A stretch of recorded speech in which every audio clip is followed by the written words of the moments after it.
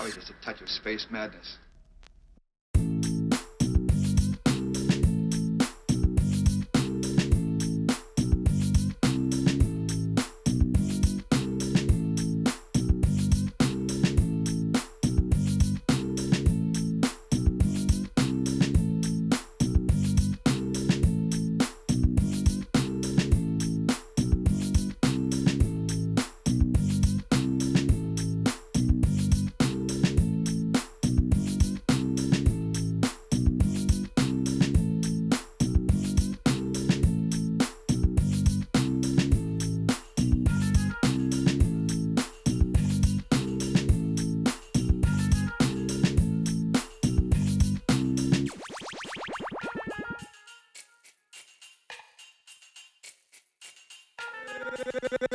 Gangsta Boogie.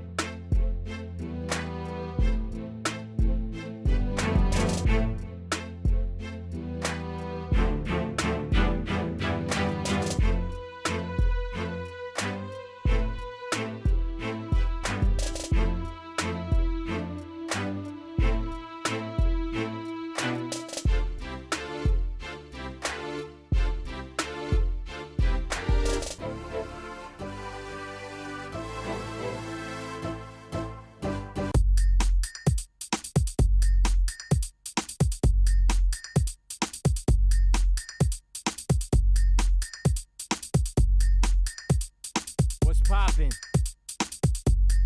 Is what it is.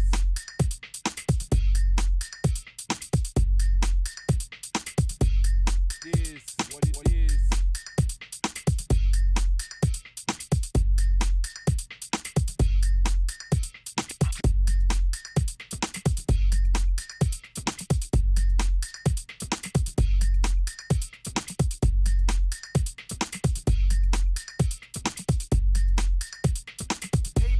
Be a damn MC.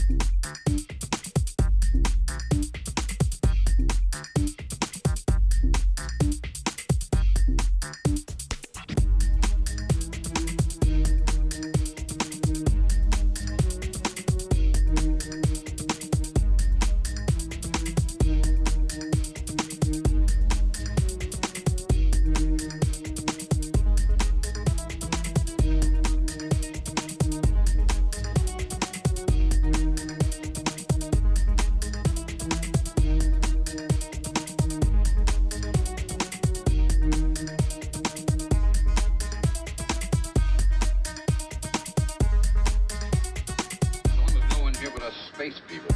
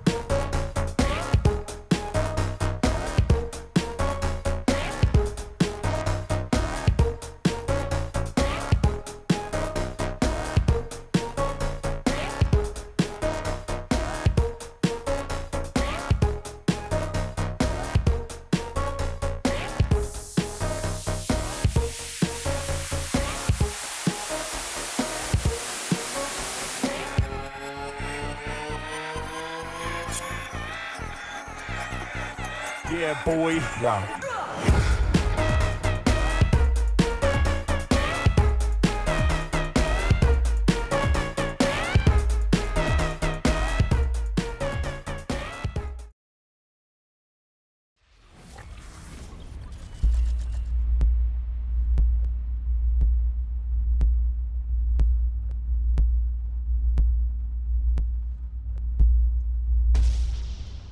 Hello there, everybody, and welcome back to the CPL Premier League. Are you ready to see goal by library? Fight off! Change of circumstance. We do have a new player over there. We've seen him last time. Trinda Air is showing up on the roster of change of circumstance. While on the other side, it looks like the players are still gonna need to join. They're asking, where is the last guy? We do have a Legenden with Elaphantguy, with Civrider showing up as a new addition to the goal by library team, and SND today playing for them. We do have on the other side the Ferno Corny, and I do see Trinda. While I do not know exactly who's the last one, I think I can check by taking a look at the channels. Oh, there is no last guy. I see. Okay, Synth will be. Okay, I see. Okay, Synth is joining. She's joining. Yeah, okay, it's fine. It's okay. That is probably just talking through Corny's microphone or something over there, so they can be heard from the same room. Anyway, by the looks of it, we also need to switch our slots over here. I do want to say hello to everybody before we actually start. R360, hello there, sir, and welcome. Who won yesterday's Civ6 game? It was that's a good question, actually. I think wait, it was a Last Day Company that managed to win. Didn't I finish the prediction from yesterday? Oh my god, I didn't finish the prediction. No, I did. It was Last Day Company that finished. Now, Monstrat, also good evening, sir, and welcome. Bună seara, domnule Marco. Ce faceți astăzi? Cum sunteți? I do see also Nemesis. Good evening, sir, and welcome. Draconin, hello there, sir. Good evening. Kebor, always a big fan of the COC club. Let's see what the boys and the girls are gonna do today. We have also Heinig Dave. Good morning, sir, and welcome. I did also notice Descra. Bună seara, domnule, și bine ai venit. The first one who picked up the promotion. Wait a second, there was no first promotion pickup over here? Or am I seeing things? Am I seeing things or am I not seeing things? I don't see anybody picking up the first promotion. Oh, okay. I mean, I guess no shout out today. It's all good. It's all good. Anyway, it looks like in the game over here, we still are gonna need to wait for the players to join, or I should say to move on their correct slots. I do need to swap up when the last player will join, so I do get one of the two top slots for the spectators. Thou shall be knighted primer. Becadeo. Becadeo, thank you so much for the sub, much appreciated, sir. We do need to see what the COC will do, and I do have to say they had a rocky start over there with one loss and one win. I don't want to put up on the screen, and I really hope I actually did my settings correctly here with the microphone and all of the other sounds. Now, I do want to put up on the screen this first of all, and second of all this, so you can actually see the standings right now. We do have on the first place Team 2 coming up with 2 wins and 0 losses, 12 plus, does have 3 games under their belt with 2 wins and 1 loss. Ulysse has 1 win over here and 0 losses. Forever Young with 1-1. Change of circumstance, 1-1. They did actually lose 2 12 plus last week.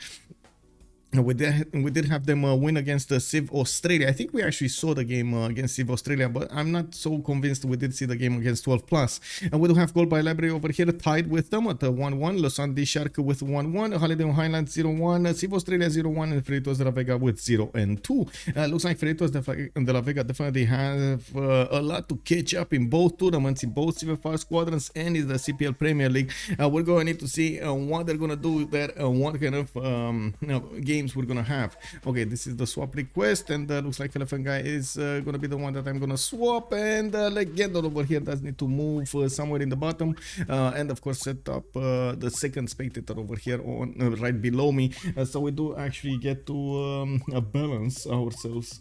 I do wanna actually switch the map here. I had it from yesterday set on 7 Seas, but I'm pretty sure what I mean, I don't know yet, but it might be another map, so TBD should be the reason.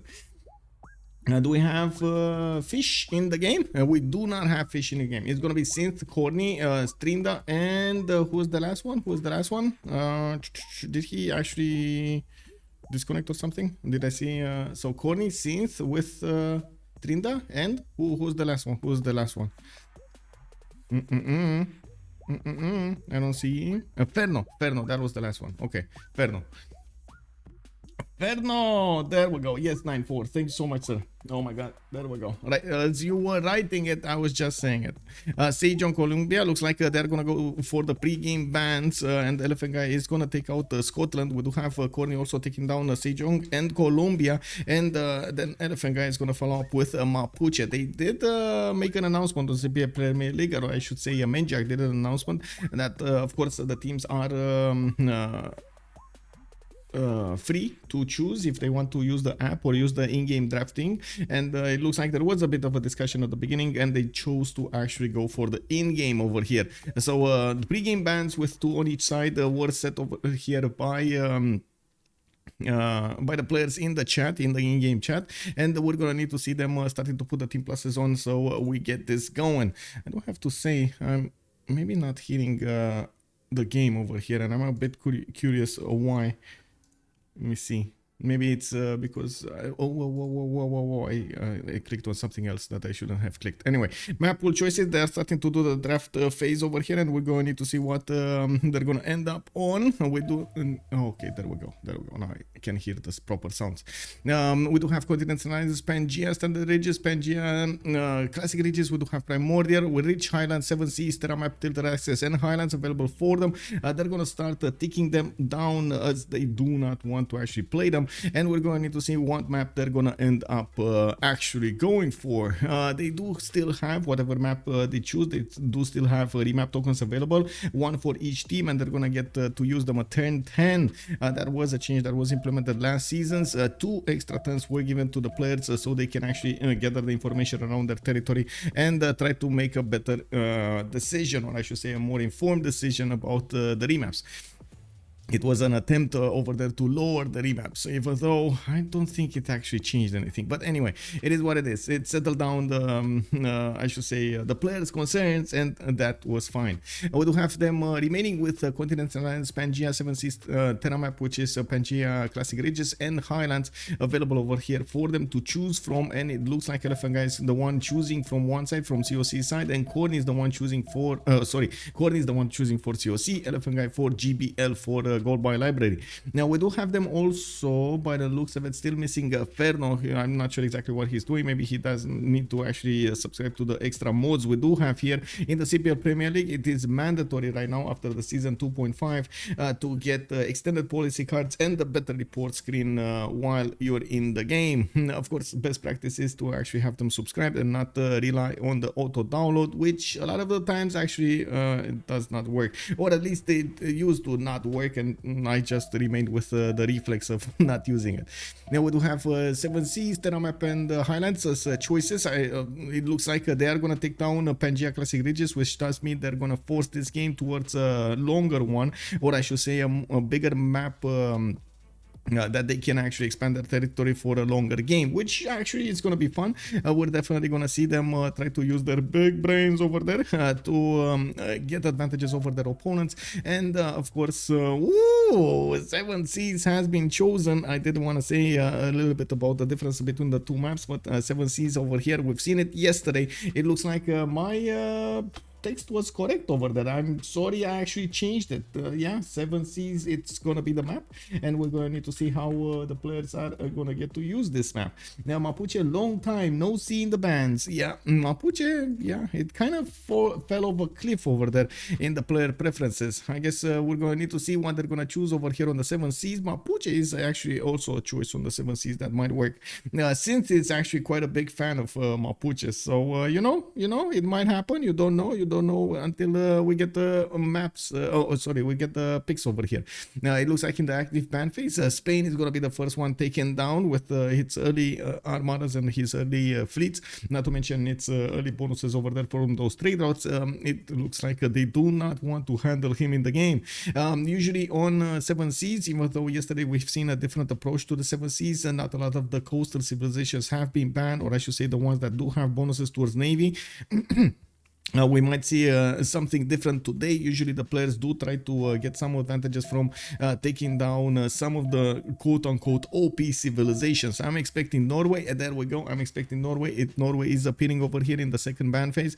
This is the original Norway, Konge, which does have the benefits of those long chips.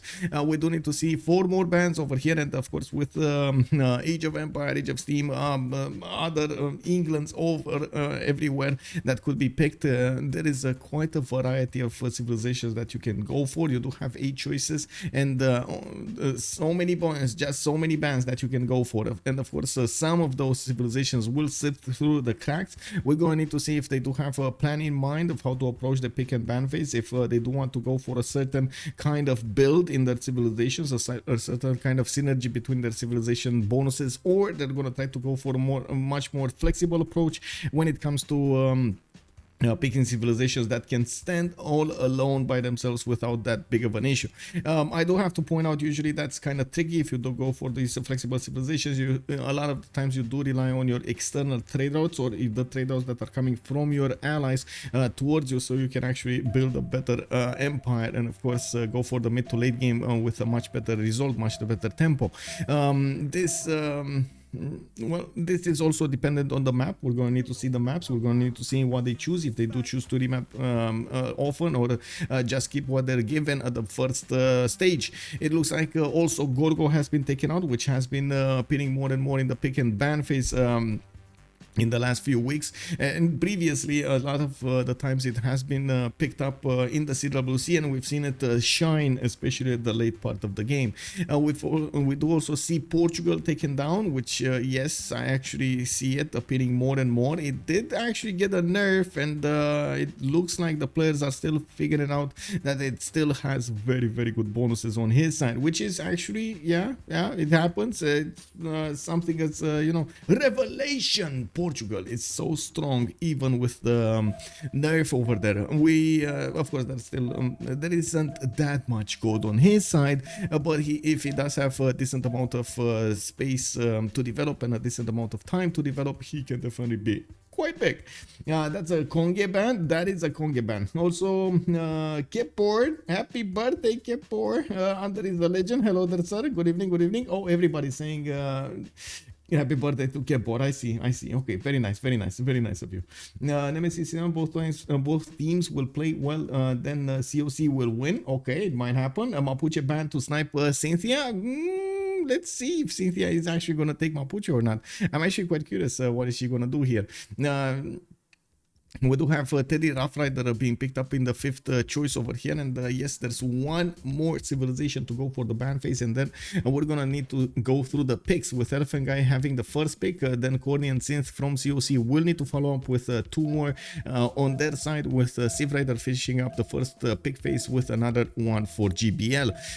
It looks like they're running down the clock on the last ban from the first phase, which will be actually Hungary being taken away from them as an option. There are so many civilizations right now that they can go for, and this is going to be quite an interesting topic over here to talk about what Elaphantguy is going to want to go for the first pick. What is he going to choose to get this tone in the game going?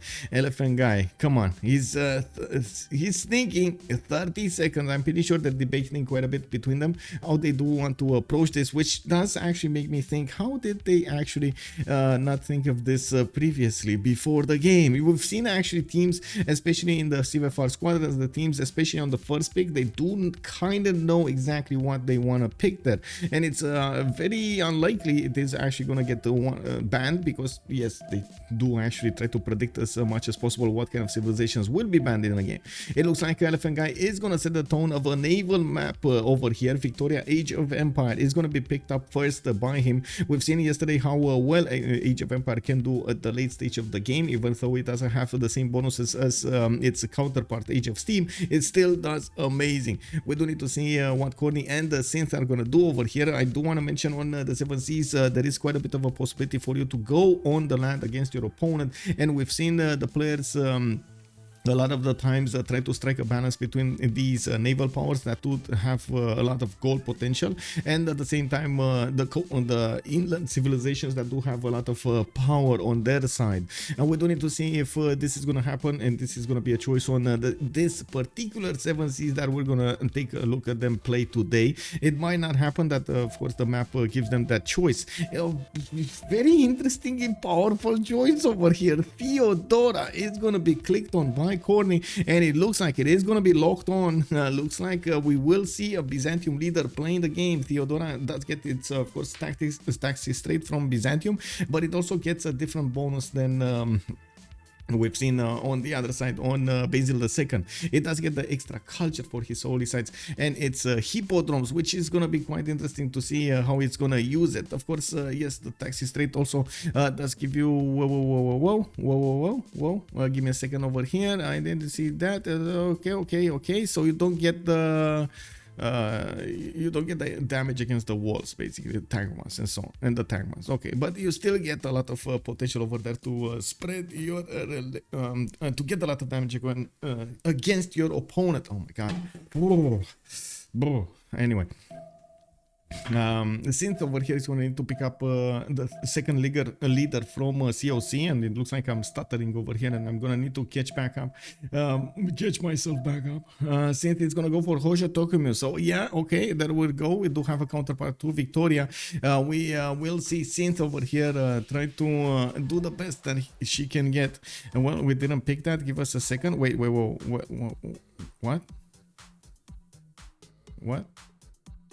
Oh, I see. They actually didn't see what the pick is? Okay. Valer__ has joined the round table. Hey Valer, thank you so much for the follow, sir, and welcome. Age of Empire is what I wanted to say. Yeah, Drummond Griefer, it is what it is. No tagmas, yes, no tagmas in the game. Looks like Elaphantguy is saying he's actually gonna pick up Basil, and now they do need to start the second ban phase. Interesting. So we're gonna have a Byzantium nation on each side, with of course one that is gonna be a much more aggressive, Basil II, and then we do have Theodora that is a bit more sim oriented, I would say, you know, later timings and so on and so forth. Of course, you do need to build up that taxi straight advantage on your side, and that actually requires quite a bit of cooperation from your allies to do so. We do have Montezuma being banned over here by COC, and by looks of it, Elaphantguy is going to need to follow up with the next ban. And I do want to point out we still don't have Ferno in the game, but I think he's actually waiting. Wait, is that going to be Ferno playing, or is that... Yeah, that is Ferno playing. They're just looking at the draft over there. Tagmas versus Dromons. Yeah, who's gonna win there? The hoofs of the Tagmas on the Dromons, or the Dromons shooting them down before they get the hoofs on?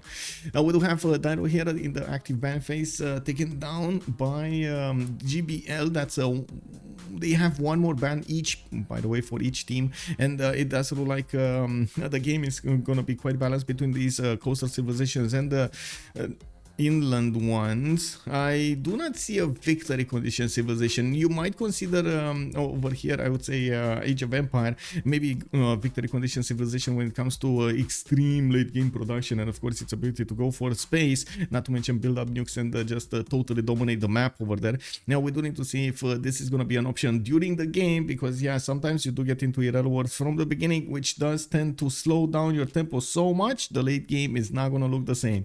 We do have to see if they're gonna go also for one of the Tundra civilizations. The last time we've seen Trinda play, he did choose to go for Canada. He's actually a Canadian enjoyer over there, and we do need to see if that's also gonna be one of his choices today.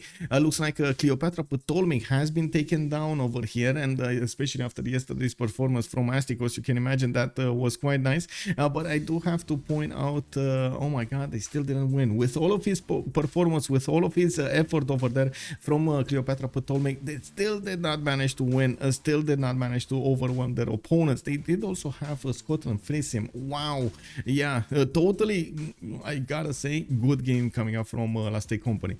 One last ban over here. It looks like Elaphantguy is definitely thinking and turning this problem on all of its sides to see what he wants to take away from his opponent's sides and what they do want to give out as an option.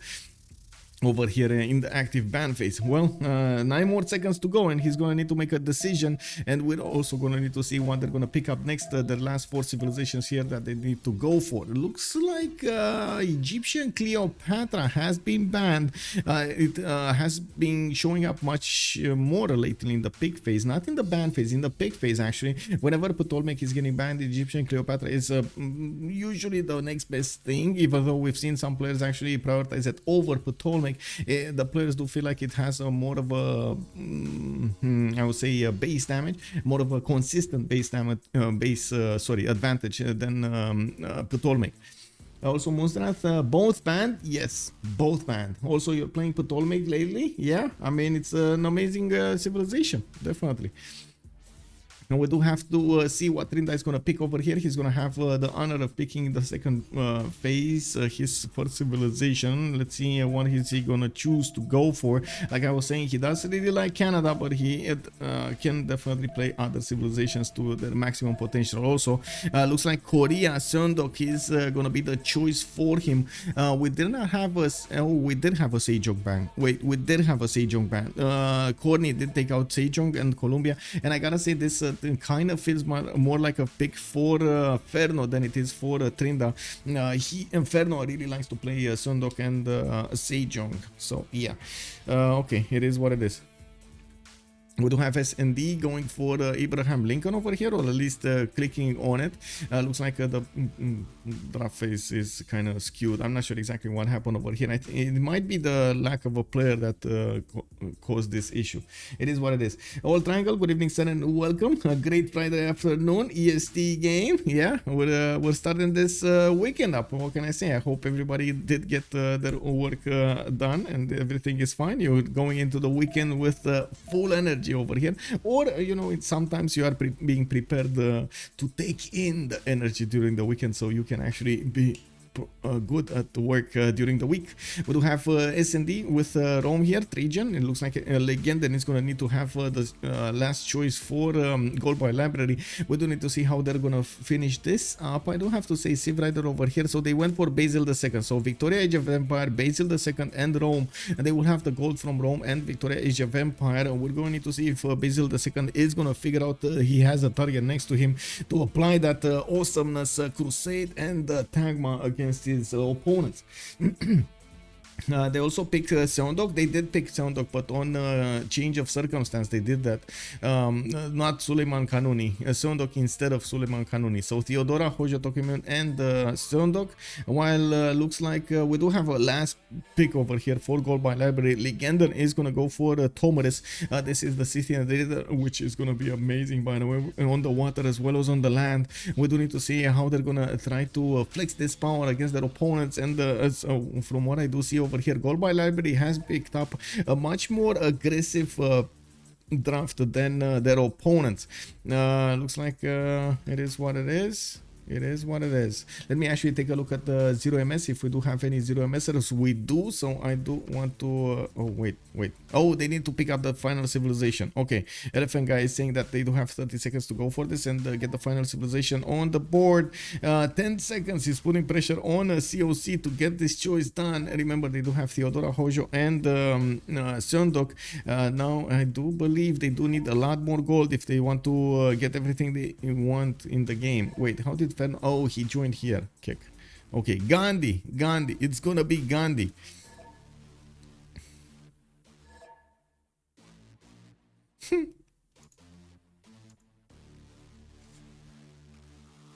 Lord. Anyway, let me back out and come back again so I get the 0MS fixed. There we go. Get this going. Kanuni is on the GBL side. Yeah, not there. Anyway. Gandhi is going to be the choice for Trinda by the looks of it. We do have Corny going for Theodora, since it's the one with Japan here. Looks like Legend is going to pick Rome. Trinda with Gandhi. Elaphantguy on Basil II. Looks like he's going to be much more aggressive than usual, which is going to be a surprise. I'm very interested to see this much more aggressive side of the Elaphantguy. We do have Civrider with Tomaris, Fernon, Sundok, and SND does need to pick up something. He's going to probably get Age of Empire. Yeah, there we go. Victoria Victoria, Age of Empire. That was the last remaining choice over here that they did not choose. Please put spectator. Please select spectator for second slot. Is he gonna do it, or do I need to actually? I think I actually need to write this, right? Oh, I don't want to write this. Can you like? Oh my god, everybody's reading up. Okay, this.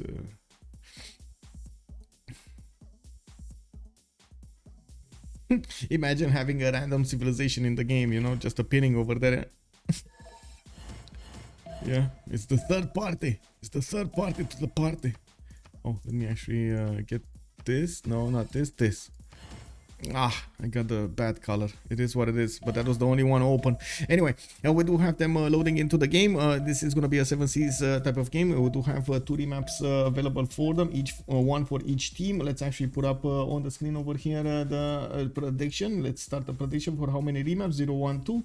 Submission period for 5 minutes, and let's go, boys. Put the points in. I don't want to say the 7 Seas map doesn't actually get remapped that often. Then we do see something like Pangea or something smaller like a Primordial. Now we do need to see if they will want to get this. A lot of the times the players do look at their position, do try to scout as much as possible until turn 10 and figure out if the land is, you know, juicy. They also want to take a look at their adjacency towards their opponents or their proximity to their allies, so they do know exactly what they have in store for them in the game. If they do have some coastal trade routes, if they do have some possibilities to defend themselves, gang up on somebody, and so on and so forth. Let's actually take a look at the first civilizations here on the map. Looks like this is quite a bulky land map over here, even if it's called the 7 Seas. It does look like there's a big ocean, but at the same time sprinkled with some tiny islands, but the majority of the land is connected over here in the middle. We do have Japan synth to the northwest of the map with a possible 2-2 base anyway, because it does benefit from the BCY bonus, the better city yields bonus, which does give you a 2-2 base everywhere, unless you settle on some resources which or your certain civilization and so on. And there are some expansion asterisks, look below, something like that. And we do have synth over here with Reef Fish Tile next to her to the west side, that she's going to need to improve. I'm pretty sure she's going to want a celestial navigation boost anyway, so that is a good start to get the boost. And we do also have her with geothermal fisher over here on the east side. Looks like there's going to be a continent split on the east next to the mountains. We do have her starting up on her scouts, and I do have to say she does have the choice of either working a 2-2 ship or a 3-1 for the more food. She's also going to need to see something like probably buy this 1-3 tile over here so she can grow a little bit faster, and of course get the benefits of having the extra food from the sheep tile and the extra production coming up from that forest. Looking at the south, she will have Byzantium Elaphantguy to take care of. Synth over here does look like it's going to be in a prime position to defend and or attack, fend off Elaphantguy's attacks over here from the south. Elaphantguy did actually move somewhere else. Looks like he wait, didn't he spawn on something like a T-tile over there? Where did he spawn that he actually moved from? Well, did he spawn on the 2-2 base here and he wants to move on the T-tile, so he wanted to get more vision? Let me actually figure this out. Yes, he did spawn on the 2-2. You can see he has vision over here on the eastern side, to the like in the 4th ring. That's because of the extra settler vision. So he did get over here on the 2-2. Wanted to get some more vision on the north so he can see if he has some freshwater something. We do see some freshwater over here to the northwest, and he doesn't see these behind the mountains to the northeast. Now let's actually come back to the game over here and see what kind of other allies and or possibilities he has next to him. Scythia to the east side over here is gonna be from Gold by Library is gonna be one of his allies, and they can actually set up coastal trade routes in the west. Dude, hello there, sir. Oh wait, did I pronounce your name correctly? And welcome to the round table. Now let's actually see. Elaphantguy will need to settle over here. Scythia, we're talking about Scythia, does have Vredefort Dome to the southwest, and we do have to the northeast quite a few mountains. There are some screams over here for a technical. Let's actually see. Mosdrat, I see you, sir. Let's actually see. Is this a technical? This is, oh my god, this is so bad. Oh my god. This is This is like in the Hunger Games. You need to put 2 fingers up and just pray. You can do it. You can do it, Ferno. You can do it. You know? It's not a technical. Yes, please, sir. No, it's not a technical. It's very bad. Not a technical. Oh my god. He could put a city here, a city here, a city here. No problems. It's just, it's Korea. You know? Executor, what about Trinta spawn? Is that technical? Let's actually see where he... Wait. Where did Trinta spawn? Trinda is Gandhi. What is Gandhi? Did he not settle? Oh, he did settle over here. No, this is not technical. No, it's 1, 2, 3. You see, 1, 2, 3, 4. Actually, if you want, you can settle 4. Actually, yeah, you can settle 4. I don't think you can get more than 4. Anyway.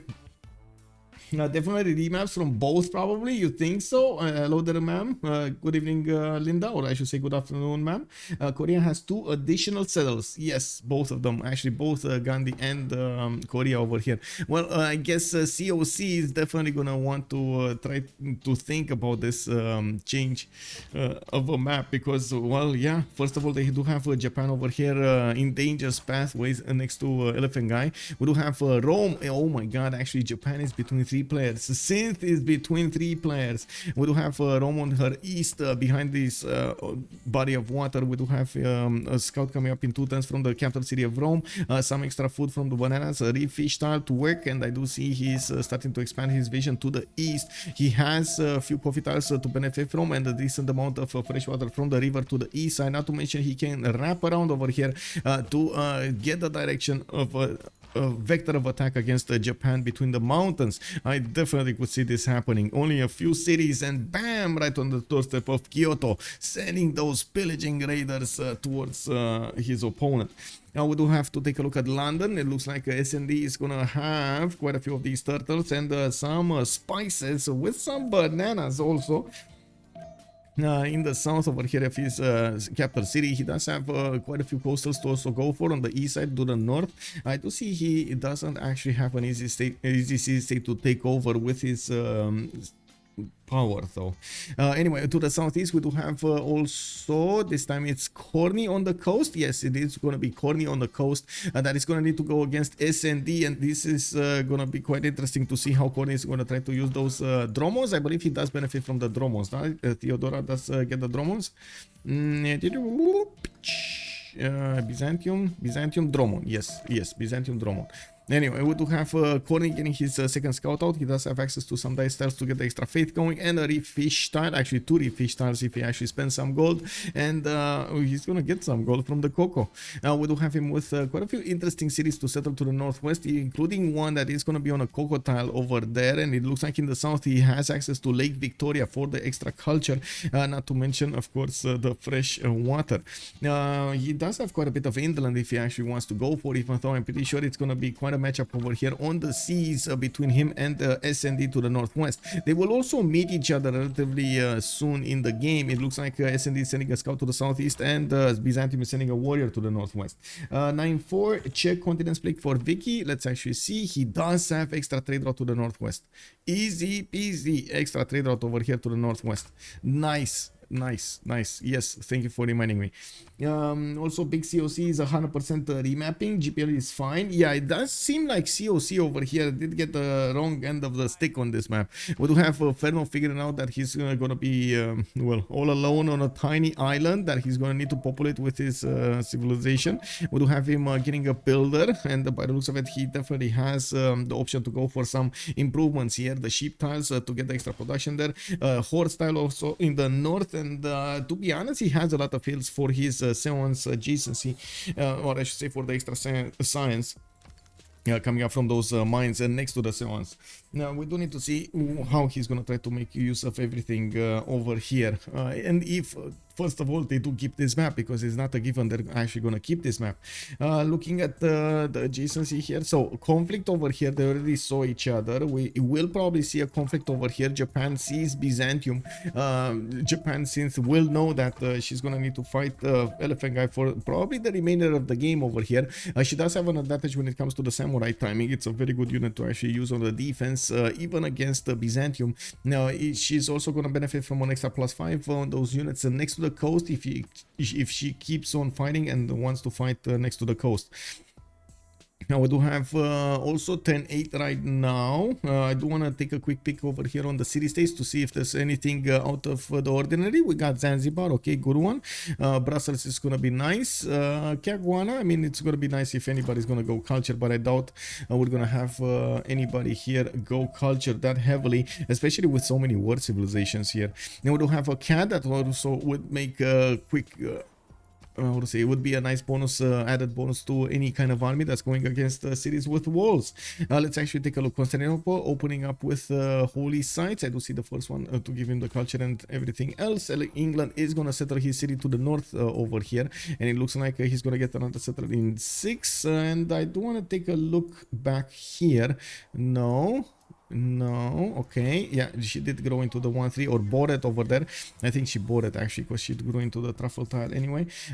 Okay, finally, we do have Ferno over here starting to get his builder in the correct spot on its sheep tile.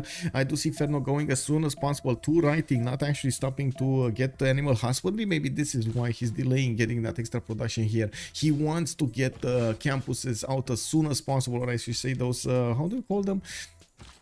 Anyway, those Sewans, right? They're called Sewans. Candy gives relics for each natural wonder discovery. That is true, but at the same time, I do have to point out we don't really have somebody like Poland to benefit from those relics. Would have been nice to have Poland or Congo with candy at the same time. Otherwise, it doesn't look like it's. I mean, it's not enough of a bonus over there. At the beginning, it does give you that nice extra tempo boost because you do get Pantheon, which sometimes it can generate a lot of bonuses for you, a lot of yields, a lot of, depending on what you're going to choose, faith, production, culture, and so on.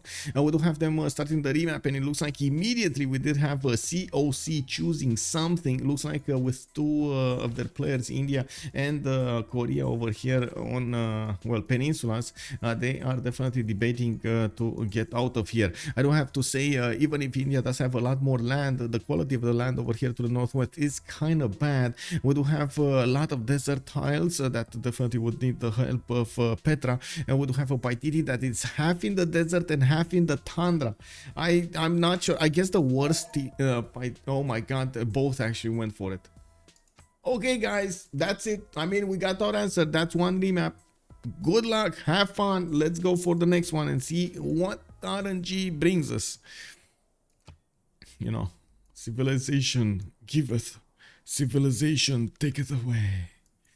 You know, that's one of the things that happens in Tarkov. Like, okay, sure, a lot of the times you do get to affect the game in some form or another, skills, knowledge, and so on and so forth. But quite a few times it does happen that you're gonna get Tarkov. You know, like, and getting Tarkov. The idea of getting Tarkov is basically one random AI on the map will just turn around and shoot you in the face. You know, it just happens. You got Tarkov. That's basically what happens, you know.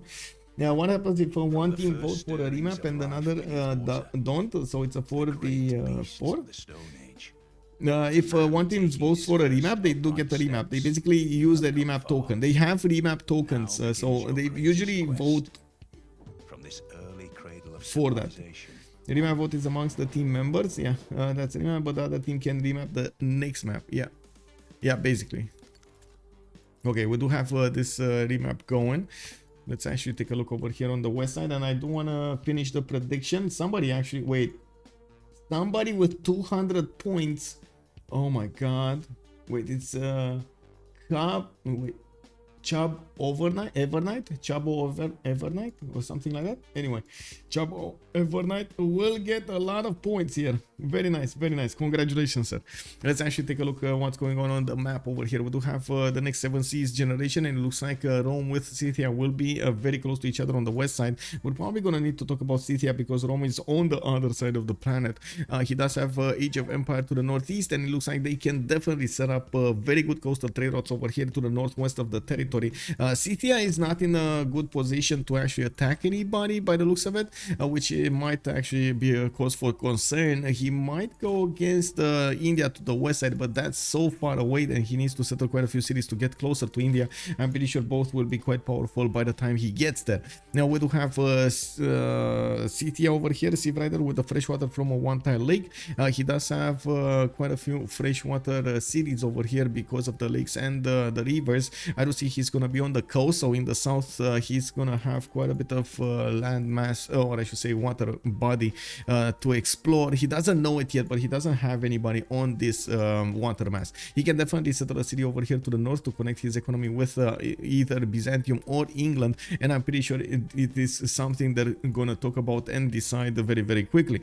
We do have Scythia also benefiting from a horse tile in the third ring to the west side. He does have an iron tile to the northeast in the third ring, and it looks like he is debating if he wants to move or stay in place. We're gonna need to see how he's gonna try to populate all of this territory over here. I do have to say he has quite a few good settles over here with some reef tiles for the extra adjacency towards campuses, a few sprinkled mountains here and there, and a lot of chops from these forest and rainforest. It would have been nice to have a bit more forest, but I guess, you know, rainforest works as well. You do want to get that extra food going anyway. To the northeast, we do have London. SND is going to get the fresh water from the lake to the east, also a reef fish over there. He does have only a +2 harbor to the northwest of London, or I should say a Royal Navy dockyard. We do have him with a possible second settle over here to the southwest on the rice tile, which is going to give him adjacency towards an amber tile, getting that extra culture. And at the same time, as you can see, he's going to have quite a few chops and other resources to improve over there with a good amount of hills. Mount Kilimanjaro is also going to be an option over here on the west side, where he does have a cattle settle and benefits from a lot of food coming up from the Mount Kilimanjaro tiles. Now we do have him getting the scouts out, and I'm pretty sure they will want to get how to say, get as much visibility over here as possible on their east. They do know what's west, they do know they are west, they do need to figure out what's west over here. So as you can see, their vision, Scythia with England, they do know they're right next to each other. They do know Byzantium is no, actually they don't know Byzantium is next to them. They do know about just England and Scythia at the moment. Let's actually take a look what's going on over here. We do have Korea, Ferno, with much more. This is a much better land for Korea. Okay, some like less hills than the last time, but much better land for Korea. Now we do have him with a lot of rivers, giving him that much necessary fresh water bonus, and I do see he's gonna have coffee tile to get the extra culture. He's gonna have also some sheep tiles to get the food and the production, and access to some dyes to the north, which I don't think he's actually gonna want to work because you do lack an extra production point on that dye tile. Now, I do see him with a possible settle on the marble on the east side, and he has quite a few horses next to that city center. I do have to point out he did probably move because he moved away from this horse tile, which is right now in the 4th ring of his capital city. He has access to another one to the west side over here. It's going to be 3rd ring, but across the mountains, which it's not going to be that easy to improve. You have to relobby on turn 1 on this map. Wait, what? Why? Oh, they have 2-1 bases. Okay, I see. Okay. Let's see. I guess a bug sneaked in. Check continent again for Vicky. Yes, I will do. Basil, the second flag is deep violet, going darker. Whoa, Amani Kumasi for Vicky. Let's see. Did he have Kumasi? I didn't see Kumasi. Let me actually take a look if we do have the game open up. I hope so. There we go.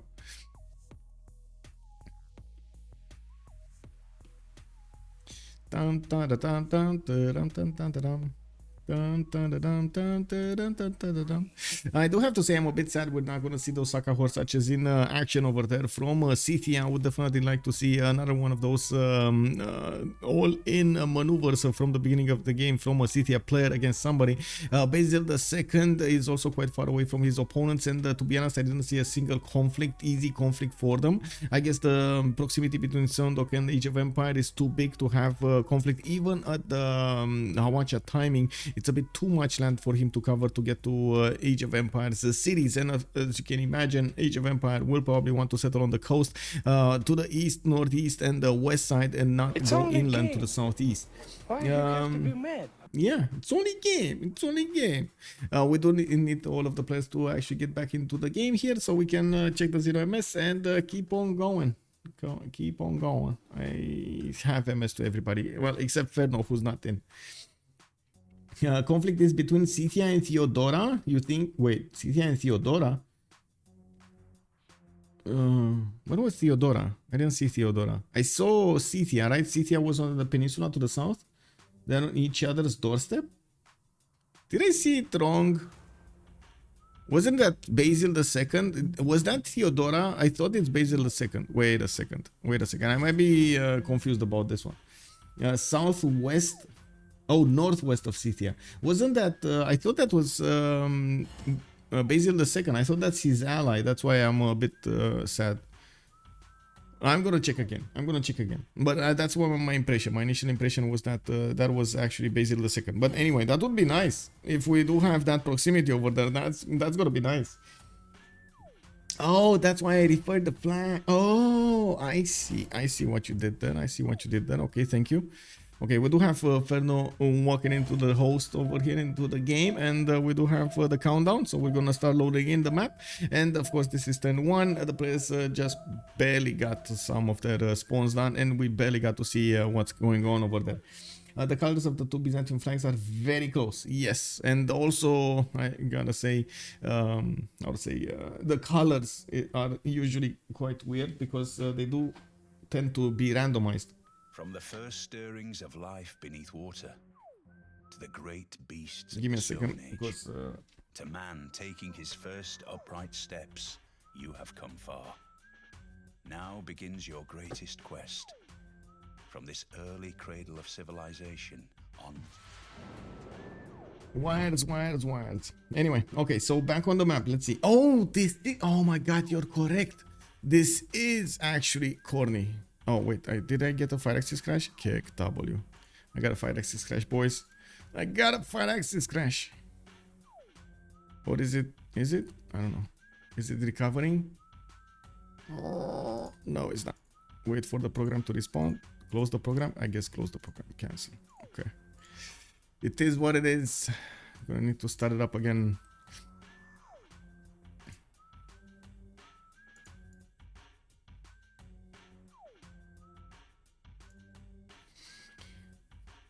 So at least we have an extra bit of information. There's going to be a conflict, which is going to be nice. Scythia might actually get to pull off that Saka attack against his opponent, which is going to be quite a spectacle for us to take a look at. Now we do need to see how Byzantium is going to try to defend against a possible attack from Scythia, and well, what kind of bonuses they're going to have on each other's side. Theodora can definitely go for something like Defend the Faith and try to get some extra taxes, straight bonuses. Let me actually get back in. Okay, there we go. Why do I have the feeling somebody doesn't have those extra 2 mods? Why do I have the feeling?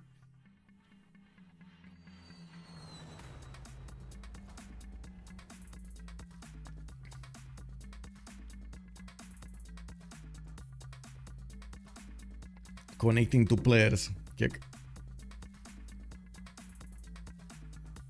Okay, I have returned. I need to 0 MS out. Fix 0 MS.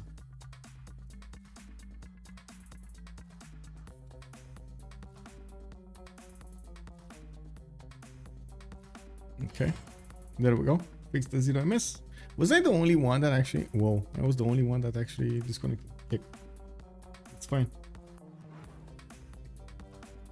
The colors, okay, I'm actually quite curious now to see what you're talking about. The colors over here, or I should say the flag. Oh, game is still paused. Check. Wait, did I load in before everybody else loaded in? Even with opening up the game and everything? Oh my god. Okay.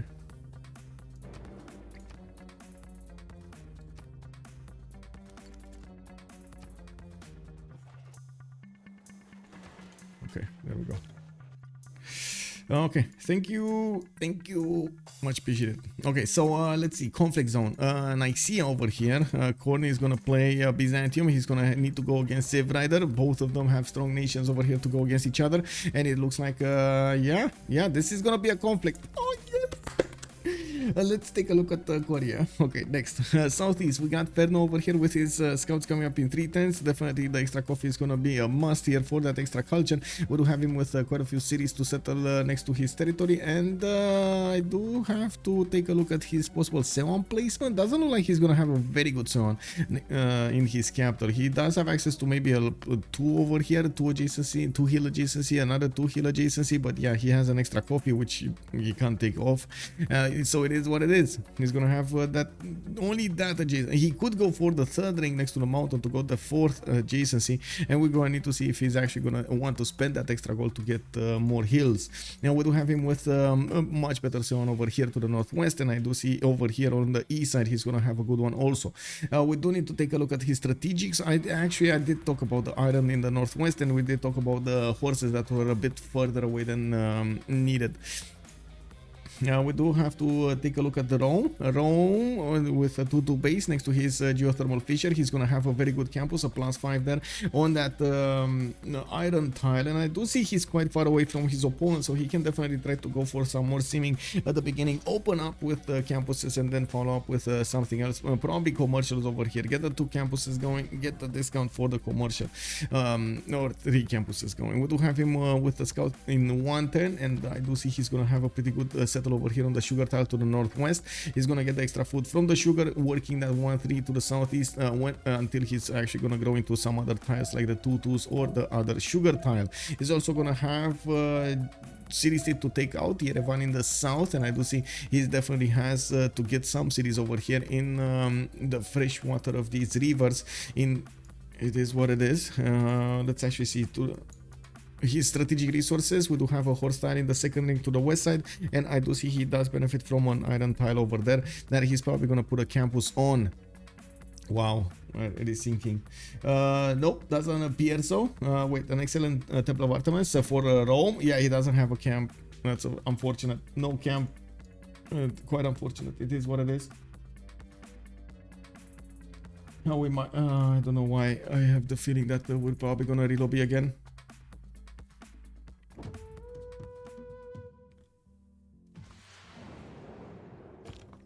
Anyway. Oh, okay. Let's see. Now we do have Japan to the east of Korea, quite far away. Synth over here doesn't look like she's gonna have an easy option to trade with Ferno, but they can set up at some point some coastal trade routes. Jeongju can send a settler to the east side on this southern eastern seas. I do see Kyoto is also gonna benefit from bananas, 3 2s, and a possible marble settler to the north. I'm pretty sure she's also gonna want to get this settled on the coffee tile, so she benefits from the adjacency towards campuses, and at the same time, as you can see, the extra culture from that extra amenity. She also has access to a beautiful toa over here. Either actually in the capital she doesn't have, but in the 2nd city she does. She does have a deer tile that she can place it next to. Actually 2 deer tiles that she can place it next to. I do also notice there's going to be a decent amount of coast for her to settle in the southwest, and in the east side she's going to creep closer to India, which might actually be another one of the trading partners for Synth. She's definitely going to be protected by her allies here. We do have Byzantium in the north, played by Elaphantguy, and we do need to see how the matchup between Byzantium and India will come out over here. Synth, I should say Japan is a bit too far away to enter the war, but she can definitely try to go into the top seas over there, the body of water, to try as much as possible to get a bit of pressure over Byzantium. That also does kind of require Byzantium to go coastal with or get close to the coast, 2 tiles out from the coast. So the pressure does come at frigates and not battleships, because battleships does seem like it's going to be a bit too late. We've seen what the Minas Gerais can do. I think Minas Gerais. Oh, right.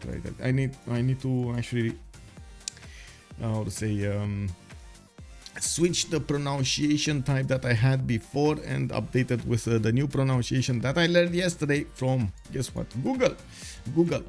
Anyway, we do have Byzantium with an iron tile here to the southeast. Looks like he's also gonna have a 2-3 deer tile to awaken a 1-4. That's a lot of production for him to benefit from the beginning. Has some fresh water from a river in the north, even though he's gonna get into the tundra, the edge of tundra. And I do see he's gonna have India to fight for his space over here in the south. You can definitely put a city, a connection city on the diamond style, and I do have to point out, by the looks of it, on this coast, you know, we do have Age of Empire GBL, so he's not gonna have a problem actually keeping the northern coast at all. He's not gonna have a problem at all over here. I don't think we will see Corny put down cities on the coast. I'm pretty sure he's not gonna do that, especially while he knows London is gonna be on the east and he has to deal with Scythia in the south as well. He might be forced to, though, like by the looks of his potential cities over here, he will need to get, yes, 1 city on the river in the south on the right style. And then look at that, only coastals, west and east, only coastals. So Corny over here might not have the luxury of actually not putting down cities on the coast. This might be a problem. A cause for concern. I don't understand the context behind the GPL using the remap token earlier. Yeah, I don't understand it either. If you're talking about the first map, I don't understand why Gold by Library did choose to remap. I'm pretty sure they didn't see their opponent spawns. I'm also pretty sure it would have been a good matchup between Byzantium and Japan, even though it was kind of a hard target for him to go against. And yeah, it happened. So yeah, we're gonna need to see what they're gonna do here. I think Korea on the previous map was significantly crippled over there by that land, unfortunately. Anyway, looking forward, we do need to take a look at Delhi. Delhi did get the extra culture from Marble Tile, and I do see he's getting a settler out in 3 turns. He does have access to a 3-2 banana to the east, and I do see some more settlers over here, north and east. I do see he actually doesn't have the option to go on this coffee tile on the east side, but he can definitely settle on the 2-2 next to it and get the adjacency, get the dice tile worked. I wouldn't see him go coastally either, even though, well, he might actually want to, because he does have an ally in the form of Corny to the northeast, which, yeah, he might actually want to get to connect his trade routes over here with him. And we do have Trinda also with a bit of a problem. He has Byzantium to take care of to the northwest, and he's going to need to get the position with his cities over here as much as possible to block Byzantium from coming too far into the south. It does seem like Byzantium won't have that many cities if he doesn't go coastally and if he doesn't go to the south. Now we do have also to take a look at the strategic resources of Delhi. He does have a horse tile in the northwest in the 2nd ring, has an iron tile to the west side in the 3rd ring, and has his 2 scouts out starting to get to discover these tiki huts, and at the same time give him the information about the land. I'm so sorry we are desyncing every turn, by the way. It's not something that I can do anything about, unfortunately. It is what it is.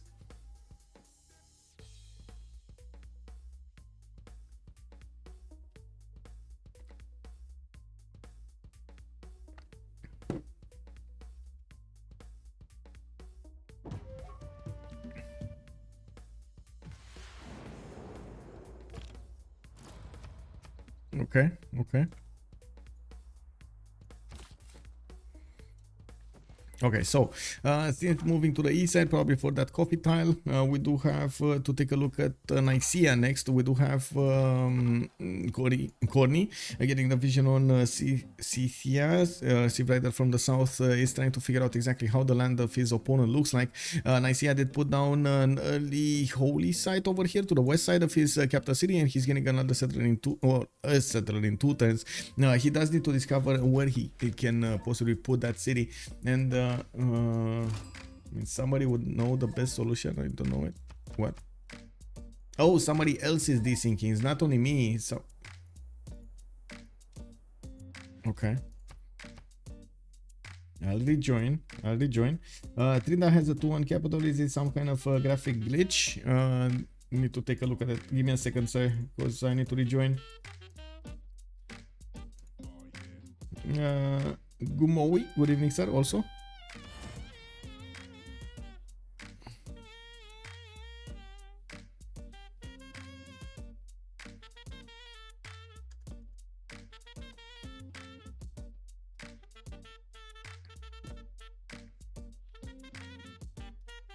From the first stirrings of life beneath water to the great beasts of the Stone Age. Oh, I know what happened over there. He settled on a luxury, Gmowi. That's why he has a 2-1-1 actually. He has a 2 food, 1 production and 1 culture spawn. He settled on a marble tile. That's why he has the less production, 1 less production. Okay, well, hope that fixes the issue with the things. Yeah, let's actually take a look over here. We do have Trinda moving to the east, and yeah, there we go. He has an extra culture point here. This is why. Nicaea. So Holy Side coming up in 3 turns, getting his settler out, and I'm actually quite curious where is he gonna go this time. Do we need to put a plus or something? I was in for some time. Maybe they... Anyway, whatever. Maybe they're waiting for somebody else to rejoin. No? No. Anyway. I don't want to spend this time to put the team labels on the map. We do have on the left side COC, and well, it should be visible right above the names over there, but I guess it is what it is. GBL on the right side. There we go. Bam, bam. There we go. There we go. Okay, so we do have to take a look at the vision here. Byzantium is moving that settler to the south. Corin is keeping an eye on this Scythian warrior, and is also bringing a scout, an extra scout, to try to help him get a position on that city. I'm actually curious if he is gonna go on this rice tile over here. It is a rice tile. Yes, a rice tile. He's probably going to go for the rice tile. We do have an iron in the second ring to the east side, another one in the fourth ring that's not going to get discovered. I do not see horses in his immediate vicinity. No, I do actually see the horses over here on the east side of Nicaea. That's going to be 3 rings out. That's going to be quite expensive for him to invest in, but he's going to need to. We do have Scythia actually trying to get in there, and the Civrider is... not getting the vision over the settler, but by the positioning of that warrior of Byzantium, you can imagine Kornio is going to want to get that settle on the right side. Now, let's take a look at Scythia another time. He does have his first Kurgan put down, and it looks like he's getting a builder to try to scout out his environment. He's getting a settler right to the north over there towards Byzantium, and I do see he's keeping the scout on that cattle tile where he probably wants to get the settler on. Now, I'm actually quite curious if Scythia over here is gonna stay away from the coast.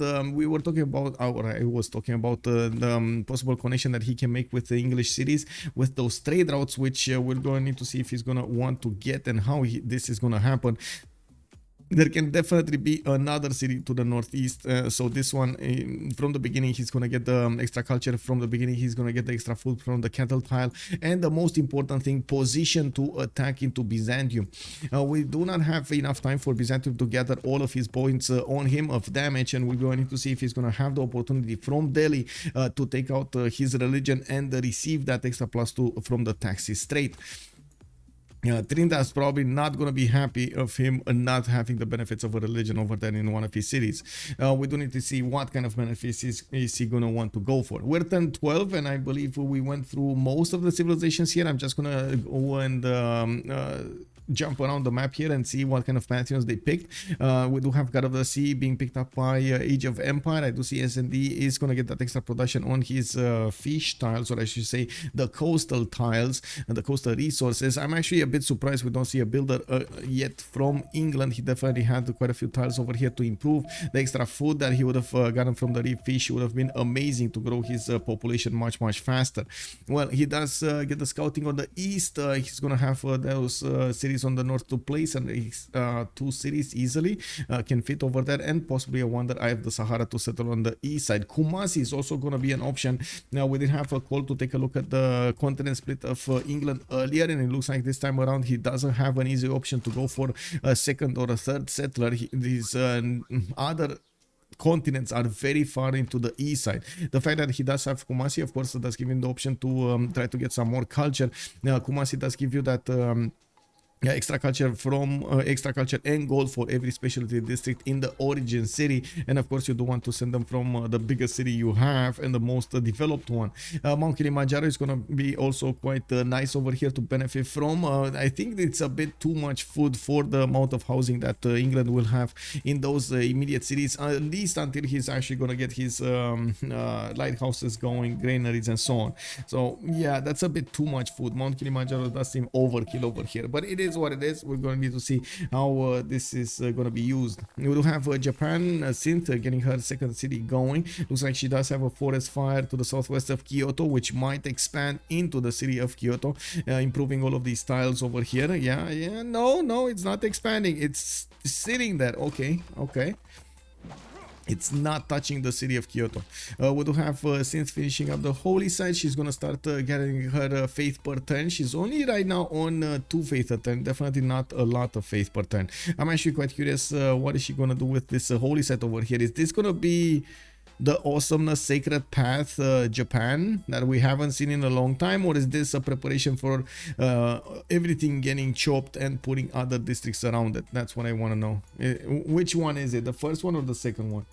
Also, no problem, Gumowi, with much pleasure, sir. I do want to ask you guys if I'm not dropping frames. It's everything fine on the stream, because sometimes it goes to the yellow, back to the green, back to the yellow. I don't know exactly what the server is doing over here, but it's flashing me.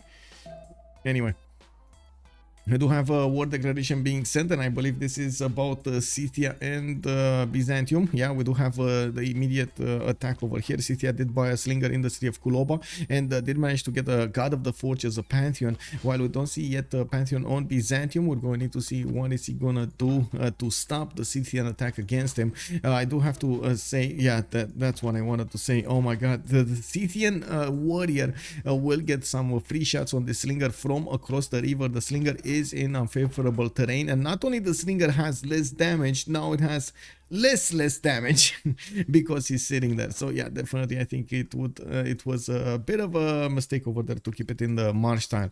You do have another setter coming up in Fortress from Nicaea, second holy set put down from Edessa, and well, I do see in the first city of Edessa, in the first tiles, he doesn't have a single 2-2 to work. He's going to need to spend some gold if he actually wants to get the city a little bit more production. I think he might be working. No, he didn't. He's not. He's growing too fast to be working the 1-3. Anyway, we do have Scythia also sending a settler to the back, and he's going to want to improve his horse tiles. Has an amazing array of kurgans over here between the pastures, and not only he did get the first one improved for the extra faith gold and production in the capital city, he got the area score. In the second one, he's going to have 3 adjacency cattle next, or I should say pastures next to them. Not to mention he's going to have another one with 2. Pretty good. Oh, and another one over here with 2. Very nice. Oh my god, this is going to be so much faith. And I do want to mention Scythia can buy those cav units with faith. It's going to be quite easy to actually get some horses, some hasakas with that faith portent that he's getting from the kurgans. Now we do need to take a look on Korea. It looks like Rome is starting to scout out his territory. We don't have a pantheon yet on Korea, and we do have a third one coming up in next turn. It looks like he did place his first Seon, and that is from Gyeongju. That's gonna be the one that I was talking about earlier, between the coffee tile, the sheep tile, and the 1-3. Looks like Seoul did not actually go for the marble settle to the east side, which will be a bit problematic when it comes to his next Seon. He does well. He does have actually a +3 or a 3 heal adjacency in the south. So I'm actually quite curious, why is he not buying? Is there a problem with gold here? They're giving Ferno everything. And what is this? They're giving him everything to buy. Is he gonna buy a slinger, or is he gonna buy a scout? That looks like they're worried that that settler coming out from Gyeongju might have some problems getting to his settler location there. Oh, Legenden. Yeah, Legenden stepping on the Seon, not letting it finish. Is he gonna take the bait with the settler? I'm actually quite curious. Okay, there we go. We got the slinger buy over here. That's what I was expecting. He definitely wants to push out this Roman scout from his territory so he can finish whatever he wants to finish.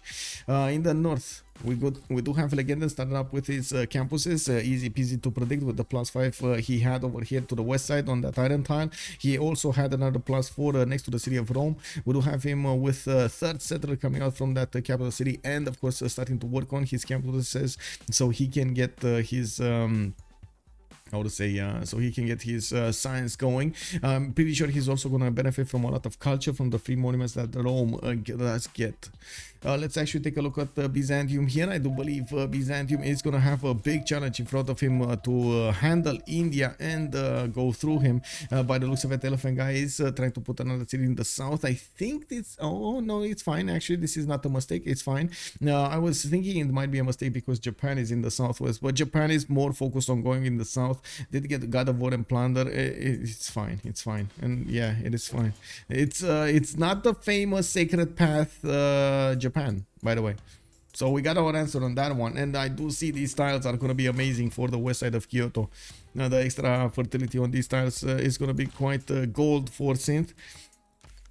Now we do have still Byzantium keeping an eye on the Indian warrior on the southeast, and I do see he's getting his holy sites built from Constantinople. No Pantheon yet. He has another holy site from Antioch where he did settle a T-tile there right next to the Tundra. He does have a trader coming out, and I'm actually quite curious if he's going to connect his forward city with his back city so he can get the pathway, or I should say at least his capital, so he can get the pathways going much faster on the front line.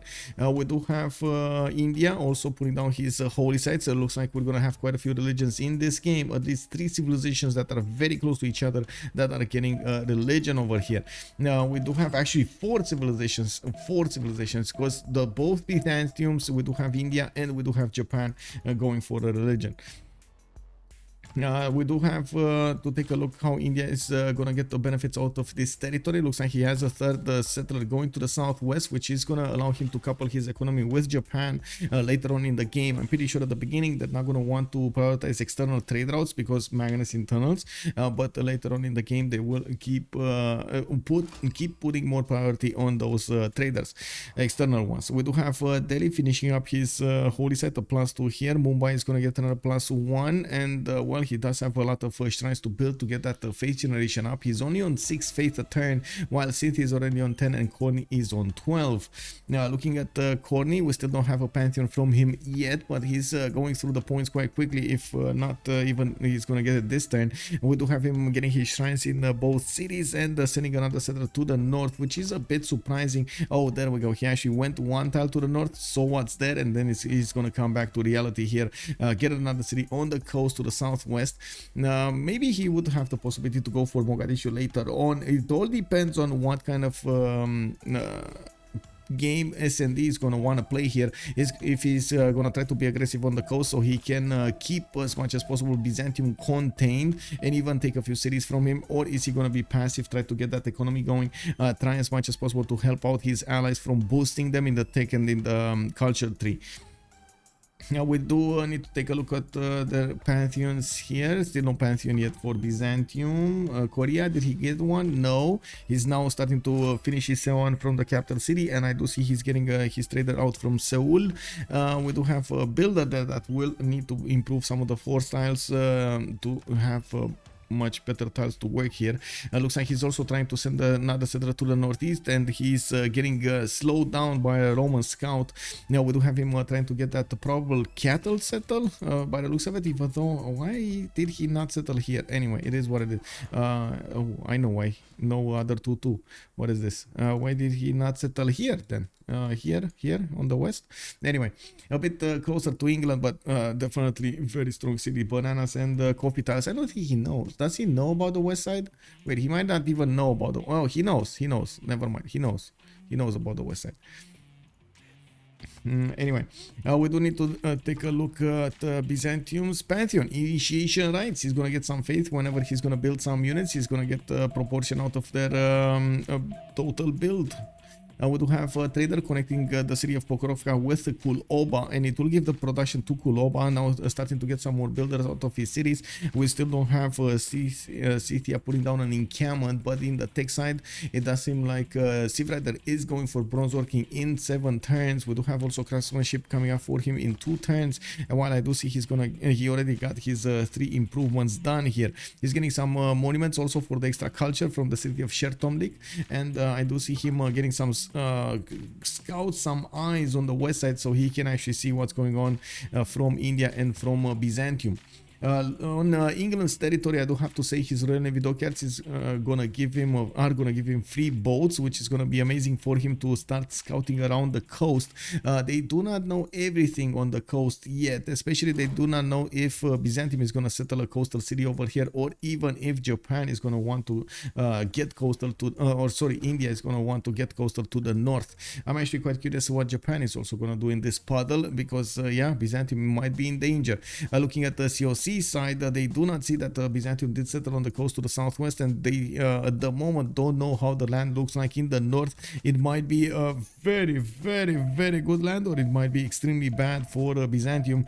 We do have Byzantium trying to figure out exactly how his land looks like to the southwest, and what is Japan's city land looking like. I do have to also say over here, if he does get the vision, it would be quite good for him to get the vision over this coast to the north, so he knows if anybody's gonna come attack him from the coast. Of course, if you see a Japanese city settled on the northern coast, on your coast, you're gonna know what's up. I mean, you know, nobody settles a city just for the sake of a city.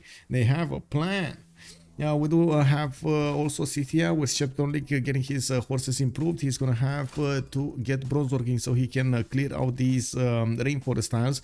He does have Moksha establishing in the city of Pokrovka in 3 turns, and at the moment I don't see a single district from him. Of course, still working on bronze working. It's gonna take him quite a bit of time. You cannot get the boost from bronze working because well, you can't really find barbarians in this game.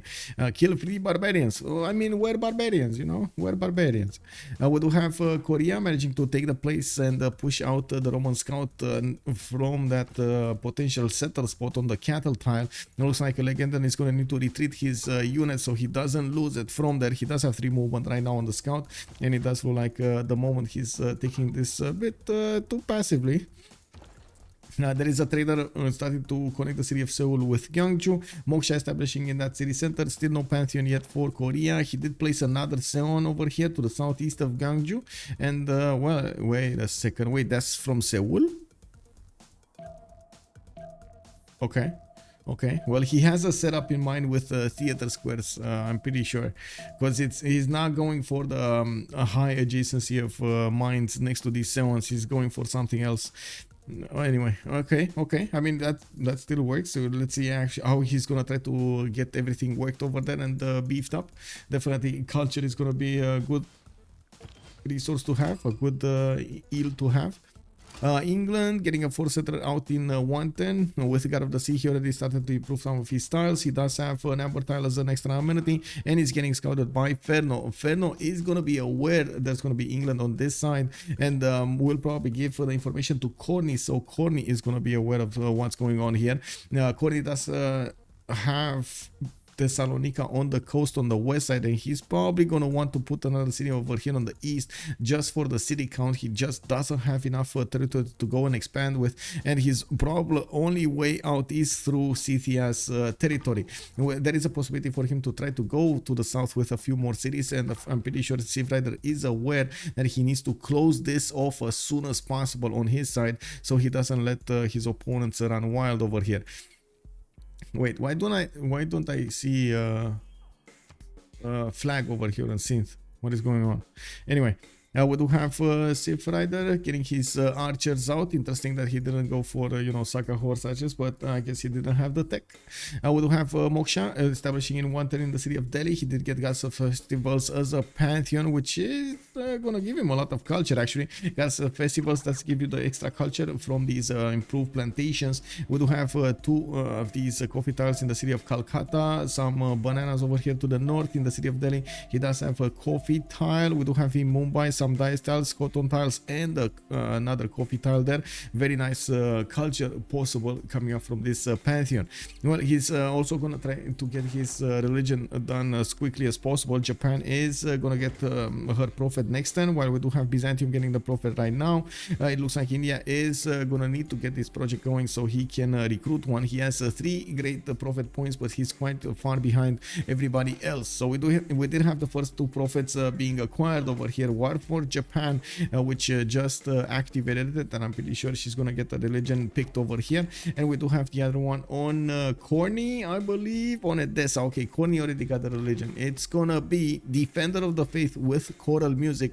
He's gonna get the extra culture from his shrines and the temples, while he's gonna get an extra +3 defense on his units that are inside of the borders of a converted city to his religion. Now we do have the first units from Scythia starting to make their way towards the forward city of Kuloba. This I'm pretty sure he's going to be helped by another city over here on the stone tile. We're going to see how fast Scythia can actually get that going. I'm pretty sure right now Scythia would benefit quite a bit from an extra 2 builders over here, or at least 1 extra builder in the city of Pokrovka and another one in Chertomlik, so he can actually get the chops going if he wants to apply the pressure on Byzantium from the beginning of the game. This is Theodora. He does need to get him before he gets his horseback riding, which doesn't look like it's gonna happen. We got horseback riding coming up in 11 turns, while Civrider is 2 turns away from bronze working. He's gonna need to go back to horseback riding to discover that one. Now we're gonna need to see also if the stats are gonna be with one of the players here. It looks like Corny is a little bit behind with 5 and 7. We do have Civrider already on 7 science and 12 culture, giving him much better access to his civic tree, and of course faster access to the technology he needs. The fact is Scythia over here will have quite a bit of an advantage over his opponent.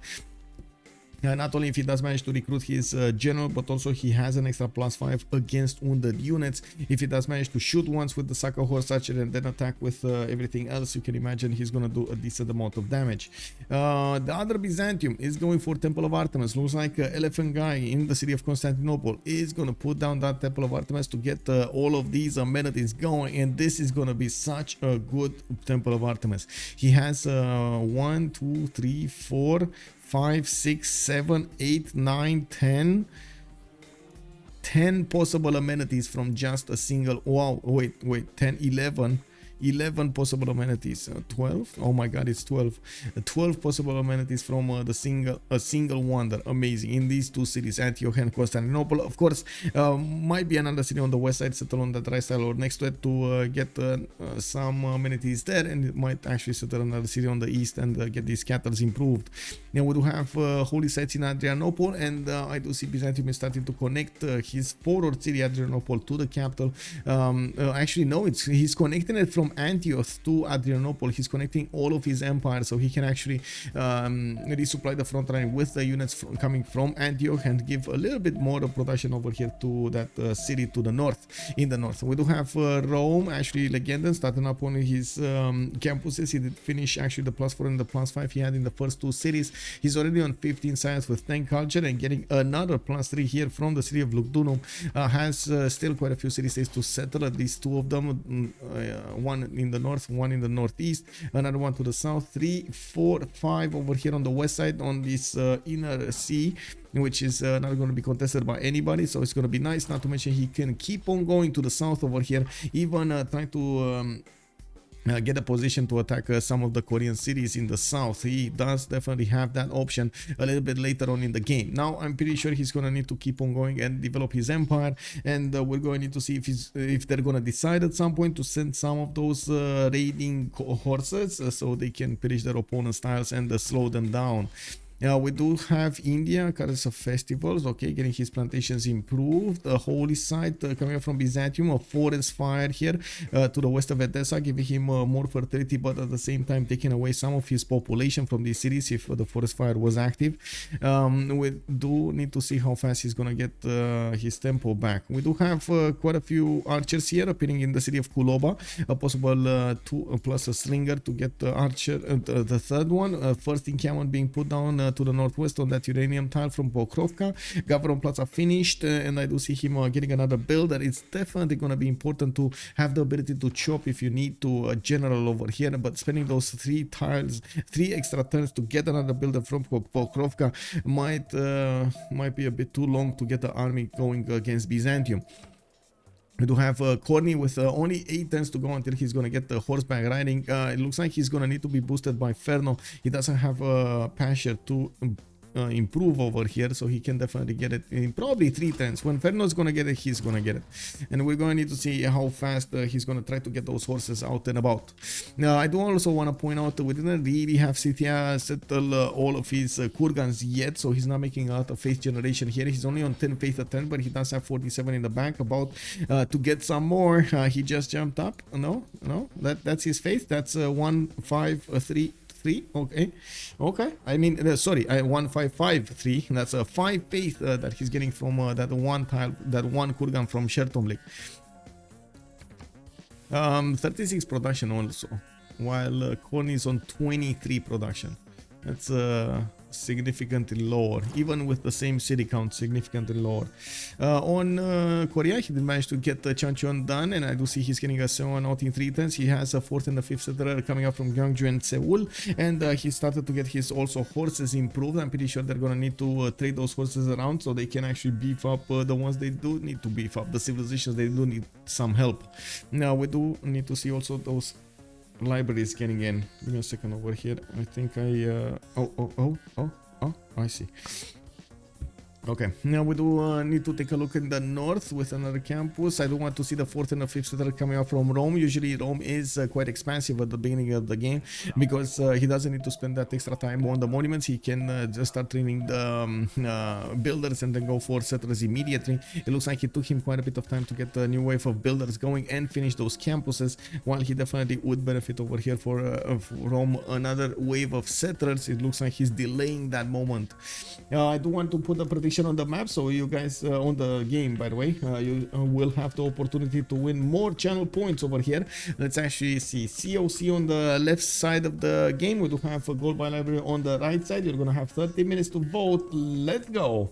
Also, I heard you can boost that if you kill Usmip's units. Oh my god, yeah, the barbarian. Okay, that's interesting. That's not good to know. Also, Raccoon, bonsoir monsieur, bienvenue. What is happening in this early game? Well, we do have conflict evolving, slowly evolving over here between Byzantium and India. We do have a possible coastal attack from England into Byzantium on Thessalonica. You can already see the conflict burning over here between Scythia and Byzantium, and well, we're going to need to see who's going to get that general, who's going to get the drop on their opponents over here. It looks like at the moment nobody's making general points, but I do see the encampment of Scythia did get built up. We do have Rome kind of in a same position. Korea is kind of in a same position, but they're going to clash at some point. We do have Japan getting her religion. Let's actually see work ethic for the extra production she's gonna get from the shrines and temples, and crusade for the extra +5 combat strength near foreign cities that follow this religion. Wait a second, did she just take that away from Byzantium? I guess Elaphantguy didn't trust in his abilities to convert the cities of India next to him. Now we do have India getting feed the world pilgrimage and holy waters for the extra food, for the extra faith, and of course the extra heal that he's gonna have in his borders against Byzantium. That might be quite a good idea. And we do have another 2 settlers coming up from Japan. Cynthia is gonna get 5th one actually, by the looks of it, to the south of Kyoto. That's gonna be her 3rd, and I do see the 4th and the 5th coming out here from Fukuoka and Kyoto. She's also trying to keep at bay Byzantium's come from the northeast, while you can see India did manage to get the vision over the city of Adrianople. That will also give the information to Japan that there is a possible coastal city that Japan might want over here, Adrianople. Adrianople does have 3 vectors of attack into that city center, which is going to be quite easy to take out if you get close up and personal with it. It looks like Temple of Artemis also has finished in the city of Constantinople. He still needs to improve quite a few of these plantations and pastures, and we do need to see when he's going to start improving everything. He doesn't even have horses improved, I do have to say. He has a sheep tile, and he doesn't have the horses. Now, those are quite expensive over here in the 3rd ring. Looks like Corny is going to be 2 turns out from getting his horseback riding, while we do have a Civrider on the same timing, even though Civrider did discover encampments and did discover bronze working in the meantime. It looks like Scythia will have an advantage in the form of a general over here for some time against Corny. We do need to see if Corny is going to try to go for his own general, and we do need to see how Civrider is going to want to push his advantage against Byzantium in the beginning of the game, where he does have the amazing Saka horse archers and some extra damage against his opponent. Byzantium, the longer the game goes on, might actually get quite a bit of damage on his side, especially from the Taxis Strait. Let's actually see if Trinda over here is gonna want to give up his holy city. What do you think? Is Trinda gonna give up his holy city? Kane, hello there, sir. Let's actually take a look at the era score. We got Ferno over here with 2 points needed. Synth is going to need 1 more point to get her golden age, and then everybody else on the gold by library did manage to get this going. Raccoon is also saying, I'm glad to see classic Japan back in the meta. It's the 2nd time in a few days, and before that it has been long since the last time I saw it picked in top level games. Yeah, I mean, Japan is kind of a in and out civilization. Like, it comes in, it does splash, it loses a few games, then goes out again. Oh, there we go. Ferno did manage to get his 19 out of 19. He got his points. Managed to recruit Euclid as a scientist, and by the looks of it, he still did not actually get access to Hypatia. We do have Zankian as the 1st grade merchant, Imhotep as the 1st grade engineer, Hannibal Barca as the 1st general, which is probably going to be taken by Scythia. Scythia does have the general points started to be acquired there. Let's actually take a quick peek at the city-states. We do have Buenos Aires and Singapore with Mexico City for the industry. Looks like Falcon City with Yerevan, Chinguetti, and Kandy will be the ones providing religious benefits. We do have Volin as the military city-state. We do have Mogadishu and Zanzibar for the trade. And it does seem like Kagwana with Kumasi will be providing the culture. Not bad. Volin only 1 for military. Well, last time we did have a cat. This time Volin, it is what it is. Doesn't seem like it's going to be that strong. It looks like also Byzantium is still trying to stay clear away from improving his horses over there to the northeast. He did manage to get his religion going, Protestantism with a Jesuit education and a lay ministry. He's gonna get his holy sites some extra faith, and his theater squares some extra culture. I also see, of course, he's getting his ability to buy the buildings in his campuses and theater squares with faith, which well, I guess we're gonna need to see if he's gonna get to use. I'm actually curious if is he gonna go Pembrush and voice over here and not a monumentality. We're 1031, so this is the time we're gonna find that answer. Usually pick Jesuit education if you have enough faith to buy, and that doesn't really happen when you have a monumentality, because you want to spend the faith on the settlers, you want to spend the faith on the builders, so the builders actually help you with more jobs, the builders help you with more improvements, improving the cities much faster, and getting to catch back up on the stats. Anyway, no big Hannibal playing. No. Marius, hello there, sir. Also Otis, hello, sir. Even if Trinda gives up his holy city, he still gets the benefit. Has joined the round table. Genshis Biuhan, thank you so much for thank you so much for the follow, sir. Much appreciated. What benefit? Wait, let's see. What is he? Yes, he gets some benefits. Yes, so he is gonna lose Feed the World to what? Wait, what is to choral music? Oh no, he's gonna get both. Actually, he's gonna get both. He's gonna lose Defender of the Faith, and he's gonna lose Pilgrimage and Holy Waters. So this one, Defender of the World should keep, right? You keep it as India. Bonsoir, Monsieur Andiro. Bienvenue. Did Scythia rush horseback riding? How is this Division 1? I mean, sometimes you gotta do what you gotta do, man. You gotta do what you gotta do in these games.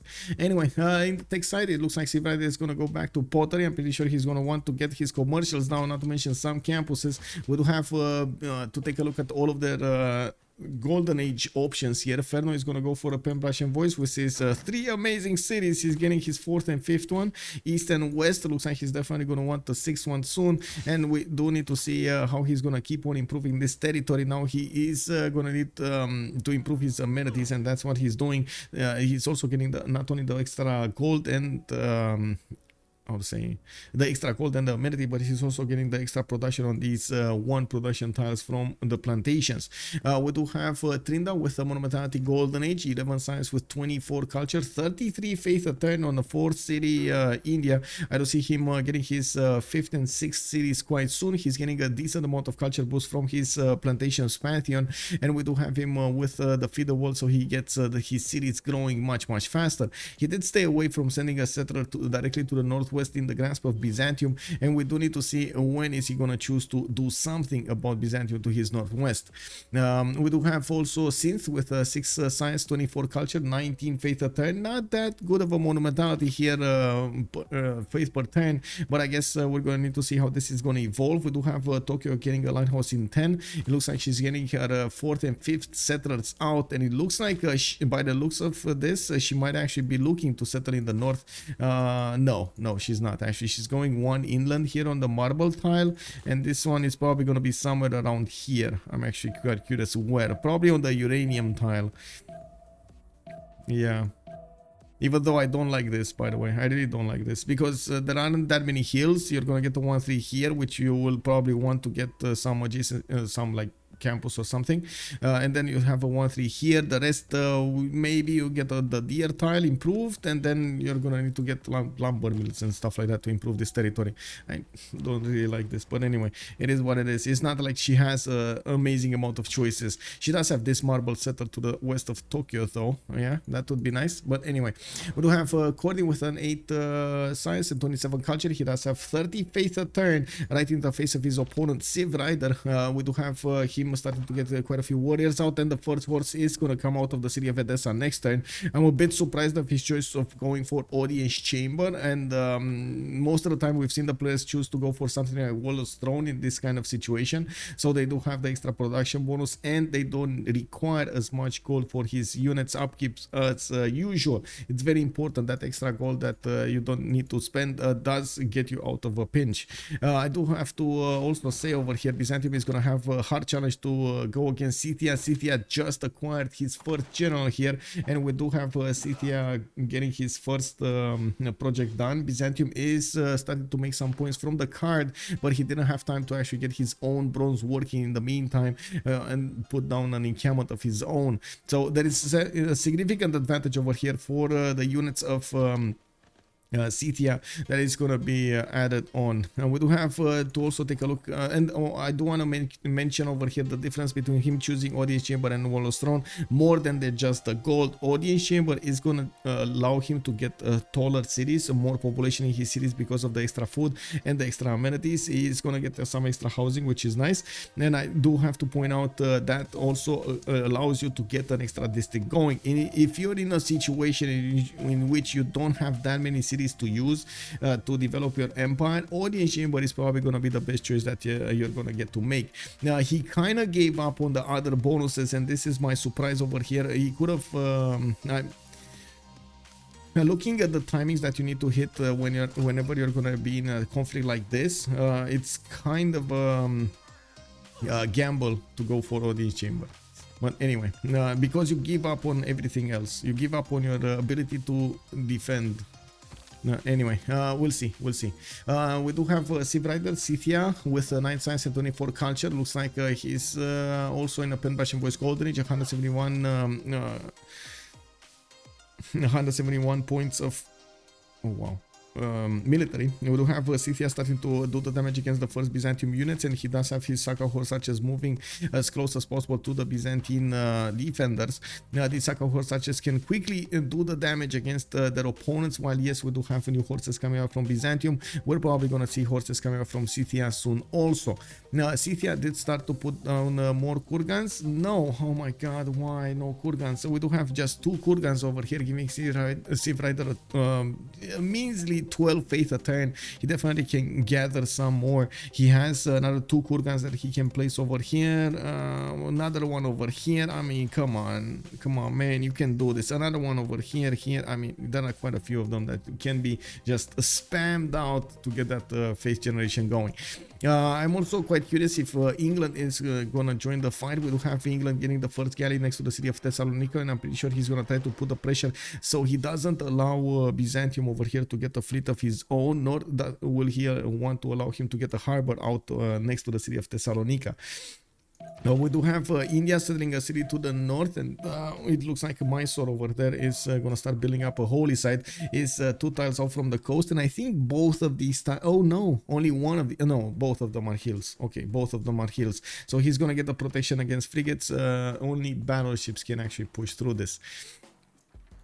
Okay, let's see. Next up, Elaphantguy, Pembroke and Voice Golden Age on 3 cities. Monsieur Elaphantguy here is getting quite a few builders. He did choose to go for the Pembroke and Voice, and I do have to mention that means his faith button is gonna be used to buy out buildings in his campuses or his theater squares from the Jesuit education. We do have Audience Chamber being selected here as the first specializing building of choice. Again, an interesting choice to go against his opponent here, India. With that, Magnus is establishing the city of Constantinople, going for that extra production from his internal trade routes. He will get the opportunity to set up some externals, but it's very, very late in the game between him and maybe England or Scythia over here on the east side. That's going to be a long time. Maybe Rome on the west might be a bit better, actually. Rome on the west, Legendon over here will probably be a much better choice. Now we do have also Legendon, 23 science and 25 culture. Legendon is getting his audience chamber as well. This makes sense. He does want to get as much sim as possible. We do have another campus coming up from the south, plus 3 between the mountains from Mediolanum. Is trying to get a builder from that city center, so he starts improving the territory around him. And by the looks of it, he's running down one of the Japanese warriors, so he takes it away from his cities. Well, I do see that the warrior might have or see the opportunity to go onto the Gavron Plaza tile. Keep going, man. Keep going. No strategics in Ulysse. Wait, Hazagi was almost dead. Yeah. Oh, it seems like Ulysse did CC turn 34 on their match today. Wait. Today they had a game today. Who did Ulysse play today? I didn't see. Oh my God, guys! I didn't see. Who did they play against? Give me the info. I was busy doing the raids in Escape from Tarkov. Oh my God. Ooh. And other stuff. Anyway. CPL game team 2. Oh, the team 2. Yeah, it's a strong team actually. Team 2 is gonna be a strong team, a strong contender to everything else.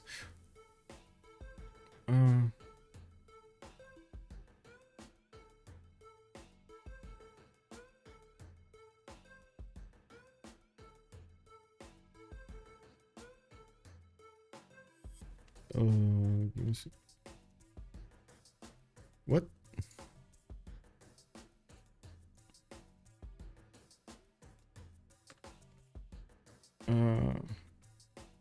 There was somebody on my server that was trying to fish information. I banned him earlier, and maybe there's a victim in my chat right here in Discord. Give me a second.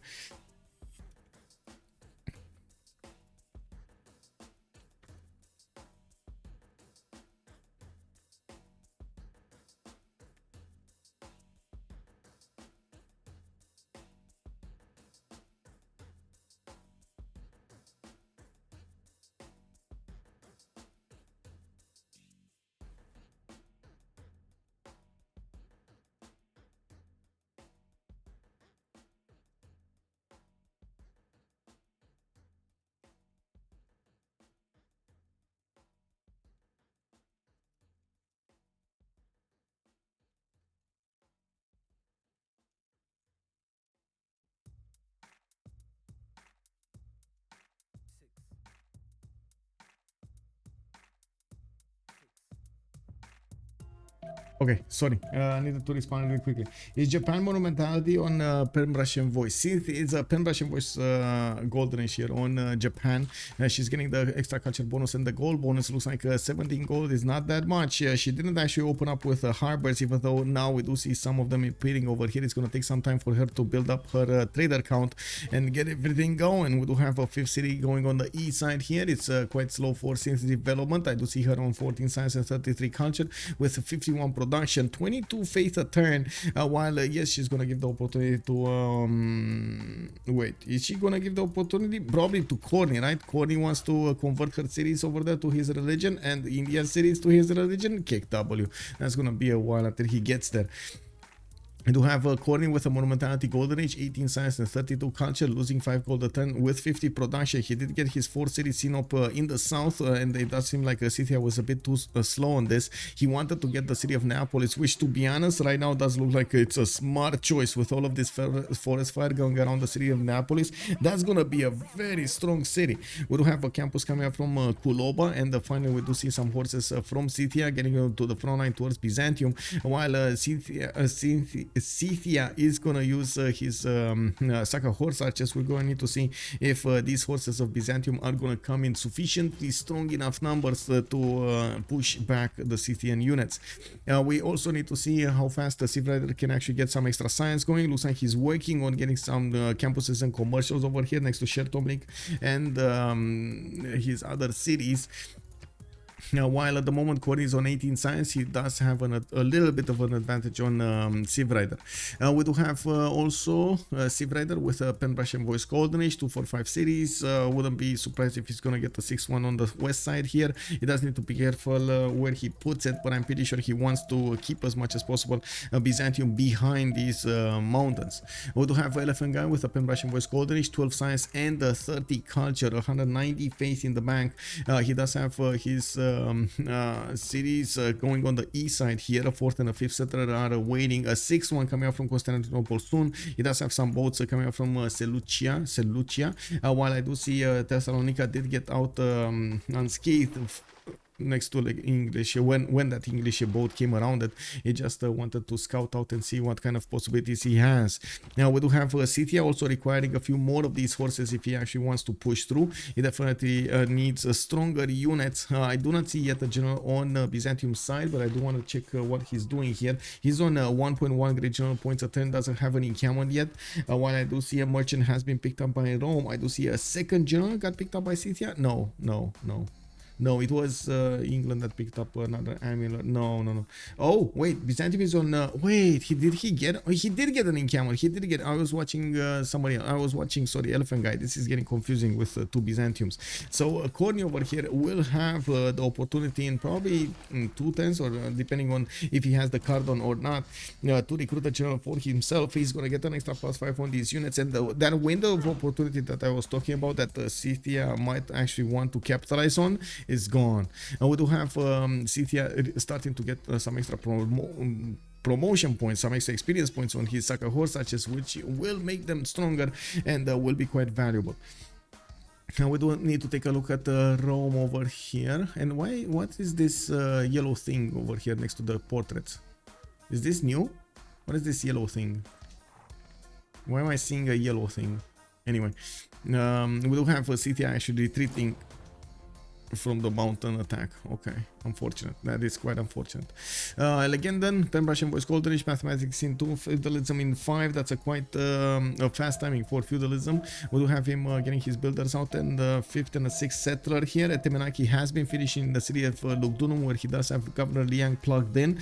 2 for 1 tiles to use, and Lady of the Reserve Marshes as a pantheon. He's gonna get extra production points on all of these floodplain tiles or floodable terrain tiles. We do have Rome also with the possibility to go with 1 city next to that horse for that extra production from the floodplain tiles. Now he has Yerevan to kill in the south. Looks like Yerevan was a bit aggressive over here, and he's pushing towards the city of Mediolandum, where there is a horse getting trained to come out next turn. Now we do have Japan getting her 6th city out, and I do see a 7th one coming up from Fukuoka, getting an encampment also from Sendai. I'm actually quite curious what is she gonna try to do. She can definitely try to get an attack going towards the northwest, towards Rome at some point in the game. Now we do have SND also with 16 science and 35 culture. On England, he has 5 cities at the moment, getting his campuses going next to the city of London, and I do see he did get Government Plaza with Audience Chamber, building up Stonehenge importance from the city of Birmingham to get that religion and get the ERA score. I do have to say he has the opportunity to give to Byzantium an extra +2 from the taxes trade if Byzantium is gonna send an apostle or something, or a missionary towards you know, so far away towards his ally over here, SND, through the water. Pingala establishing in the city of Liverpool. He's going to get extra science points from that city center, and another wave of settlers is coming out. I do see he's going to be on 7 cities by the looks of it. We will see 1 or 2 cities, probably 2 cities over here on Mount Kilimanjaro. One next to the maze tile, and another one in the corner. Unfortunately, the wine tile is keeping a +4 campus from being built.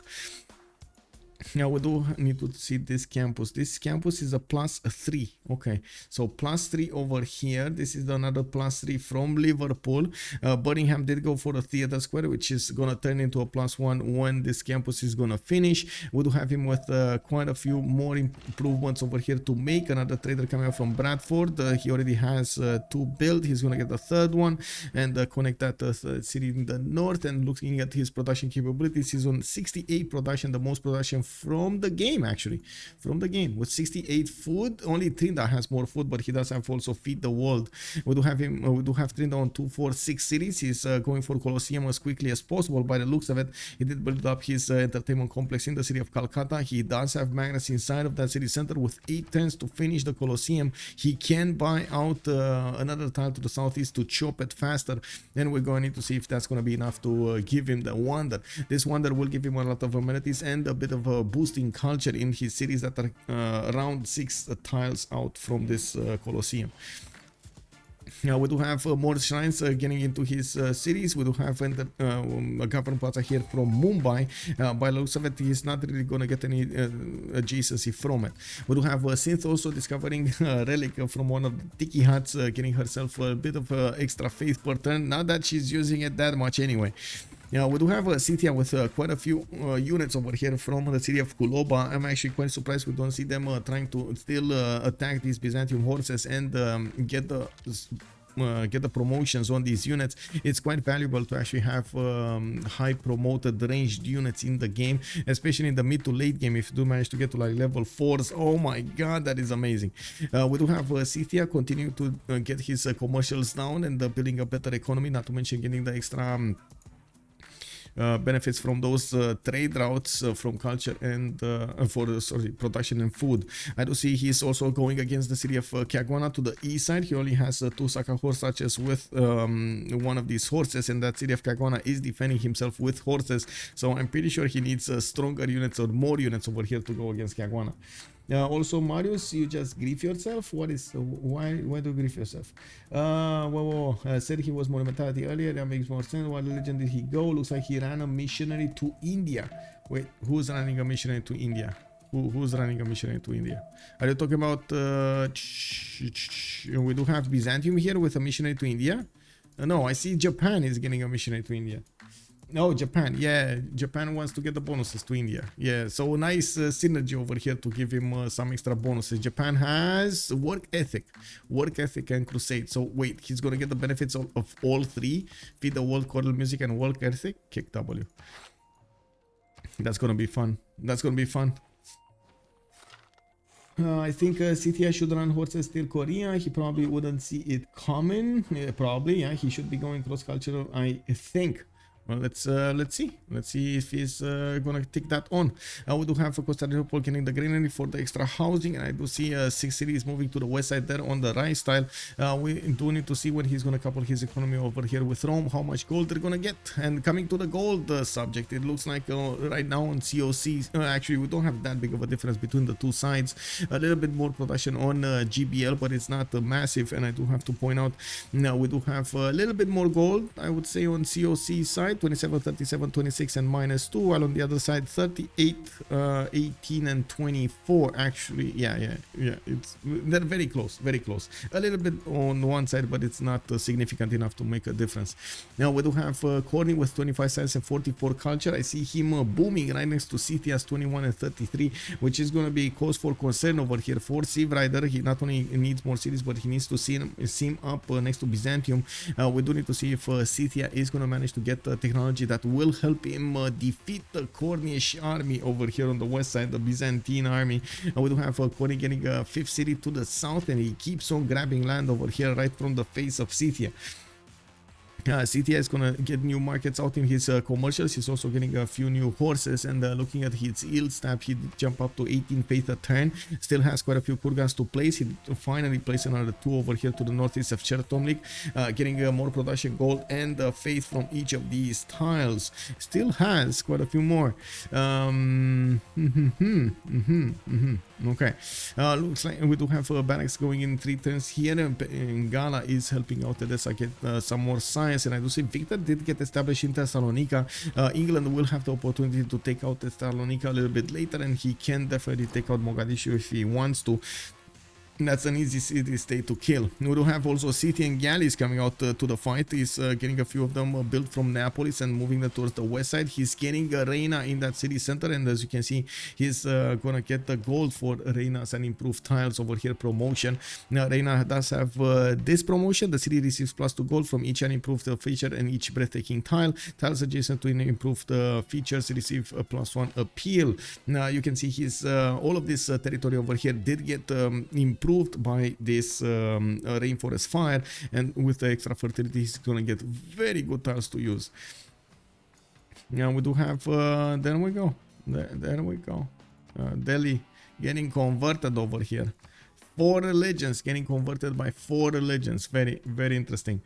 He's also gonna get the Byzantine bonus, right? Isn't he gonna get Jesuit education as well? If Byzantium's religion actually spreads in his cities. Oh my god, this is so nasty to play India, to play against India in these games. Oh my god. Oh yeah. Raccoon, I don't know how exactly religion pressure works for those case with Gandhi. With the followers from allies, religion stays are the same, or they will disappear because of the pressure of his own religion in the end. I guess it depends. It's only the shrine belief. I don't think a Jesuit or works. I hope so. I hope so. I hope you're right, Marius. Yeah, I know there was what is the follower belief, right? You do get the follower belief from India, from Gandhi. Anyway, it's Gandhi. This one. Gain an extra belief. So, India. There we go. Follower belief. Yeah, it's the follower belief. Mario's chatting. Yeah, he is. Fusion MK. Hello there, sir. Jesuit works. It's all in the first pick. And that's yeah, there we go. Mamaleto, good evening, sir.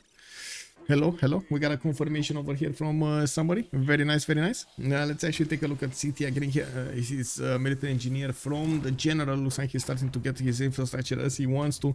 We do have him getting some trader working from Chertomlik to Pokrova, but he still didn't connect the Komstromskaya to his capital. We don't have him actually working in tunnels over here, and he did not actually choose to prioritize commercials from the beginning. He does have a few of them being built, and he's still working on taking down Caguana from the east side.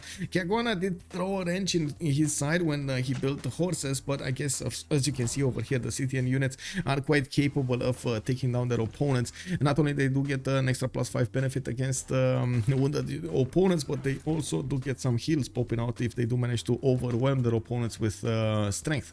And we do have quite a few English admirals here. Looks like England is starting to make 8 great admiral points at 10, while Japan is on 3.4. We did have the first wave of admirals being recruited over here in the overwhelming majority by Age of Empire. New builders coming up from the cities of England to get the feudalism bonuses going. Yerevan has been defeated. Wait a second. Yerevan was in the south of somebody. Oh, Rome. Rome, right? Yerevan is here. So Rome is actually getting some units quite close to Korea. We do have Rome also sending cities on the west and on the east. We do have him on 2, 4, 6, 8 cities right now. Then I do see him also getting another wave of builders so he can improve his territory quickly with the feudalism bonuses. Now we do need to see if anybody did get to pick Hypatia. Doesn't look like Hypatia is not appearing over here in the scientist screen. We do have them passing this out. Rome is trying to be competitive against Korea with enough points to recruit Hypatia or another one if it pops up. It looks like Age of Empire will have the honor. Yeah, he will have probably the honor to open these scientists up. Now we do see Japan also getting some commercials in the inland cities since it's started to move to the northwest, a little bit closer to the coast, still staying away from entering a war against Byzantium on the naval side. I'm pretty sure they do need to build up their economy, and they do need to feed as much as possible Corny's ability to defend himself against Scythia rather than do some weird attack against Byzantium. We do have Byzantium with another city settled on the coast. Incomedia did not actually get settled on the right style, even though he would have had a bit of adjacency to the other districts. He did choose to move it a little bit further on the west for a better harbor, and well, he's gonna have some nice mountains to get some holy sites over there next to them. Now we do have Trinda with 26 science and 54 culture next to Elaphantguy 21 and 50. It does look like Elaphantguy is not giving up on having the same stats as his opponent over here. While we're going to need to see what Byzantium is going to do about this. We do have England taking down Mogadishu right next to Byzantium's borders. This will give England a much easier time to upgrade his units right in the face of his opponent. We're going to need to see if SND is going to get very quickly to his Caravel's technology to cartography, so he can actually take that city Thessalonica down. At the moment, Byzantium is staying away from the coast with other cities. He's trying to get as many cities out in the south as possible, and you can see he's gonna get another one here. Now we do have Trebizond starting to get his hippodromes, and he's buying out builders with his faith, so he can actually improve his territory much quicker. Not a lot of faith per turn coming out from Corny's Empire. 59 faith per turn, 32 science, and 55 culture. He's definitely getting more science now than Civrider, while he's getting a lot more culture. We do have him overwhelming his opponent with this production capability and his faith coupled with the faith. 75 plus 59, while Civrider is 72 plus 20. Now we do have Civrider here getting his encampment training project from Pokrovka. Looks like they're looking to get another general. Wait, did he? No, he does have it. So he has Hannibal Barca, Trugtrak did get recruited. He got a military engineer, so he got another general there. Looks like Scythia might be looking to get Shun Tzu. Okay. I mean, sure, if you want to, why not? Caguana is also going to be taken down. England is putting a city in the southeast of his empire. Might be wanting to get a city over here in the south, even though I don't think it matters that much, because they will have coastal trade routes in the north anyway, through the city of Napoli, so yeah. Anyway, Caguana is, this is the moment that Caguana is gonna fall. We do have promotions on some of the Scythian units, and they do have farm over here to get some health back up. The Scythian Hasaka horse archer will probably do the first attacks. Anyway, quite a few builders from England. We do have 9 motors until the next era, and the Soviet England is finally getting this land improved between London and Bradford. We did have Manchester also placed down to the east side here, with builder coming up in 8. We're going to need to see what he's gonna do with that city center. He does have, as you can see, an ability to get the harbor, the Royal Navy dockyard from Manchester, in the same lake as Birmingham and London, so he can actually use that city center to pump out boats as well. We do have Caguana being taken down, and that's it for that city center. Scythia is going to get another city to the east side. He's on 246 at the moment, and would definitely benefit from another few cities over here on the west side. I would have definitely thought he's going to start improving his west rather than his east. It looks like he wanted to be a bit more careful about his adjacency to his opponent over here. Now we do have to take a look also on Legend and Sim next to Ferno. Ferno is already on 59 science, only on 5 cities, and I do see Ferno is looking at positioning a pre-built army in the borders of Chanchon. We do have Legenda sending a few horses to see what's going on over there, and we do have to say, I do have to say, Legenda is quite an aggressive player. If he sees weakness, he's gonna come against you. So probably Ferno is trying to show him that his empire is definitely not weak, and Legenda will have to work for each of these Korean tiles if he wants to get them. We do have theater squares coming from Gyeongju, and as you can see, he is placing them between his Sewons over here. Still no libraries in his Sewons. He still has a lot of time to gather the science. Now we do have an encampment coming out from Chanchon, and he's not that close but not that far away from getting his Hawachas. We do also have him with mercenaries finishing up in 110, and he just discovered stirrups. There is a possibility for him to upgrade these heavy chariots and try to go against Rome, to counterattack Rome over here with some knights. He still doesn't have a general yet, so it's not going to be that fast, but it might be quite damaging to Legendan's defenses here. Yerevan has been taken over by Rome. We do have him putting down more campuses to get that extra science going. 51 and 52 is actually quite a good result on Legendan's side. A lot of production coming up from Lugdunum, 32 over there. We do have Rome, for example, on 20 only.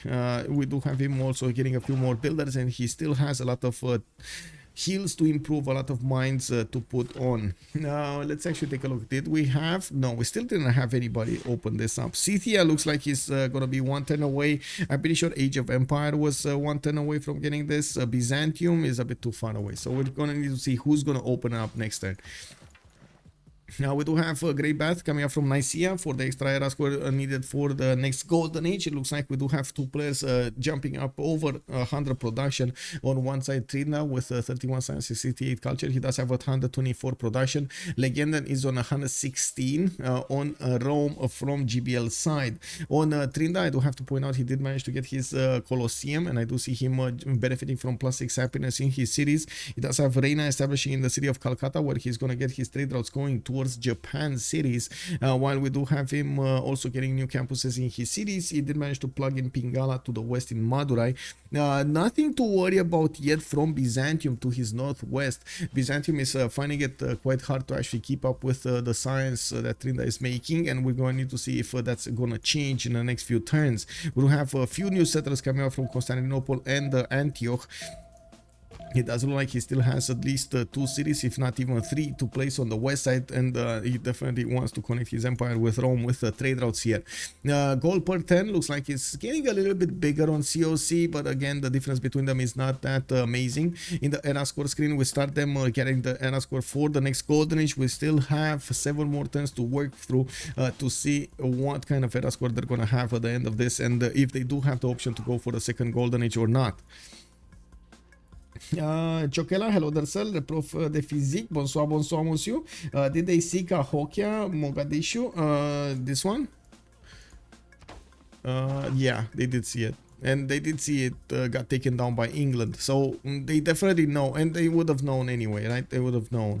They probably didn't know there's a connection to the north, but I think they could have at least figured out that is a possibility. He should be close to timer with pen, brush, and voice within the next 5 turn-ish.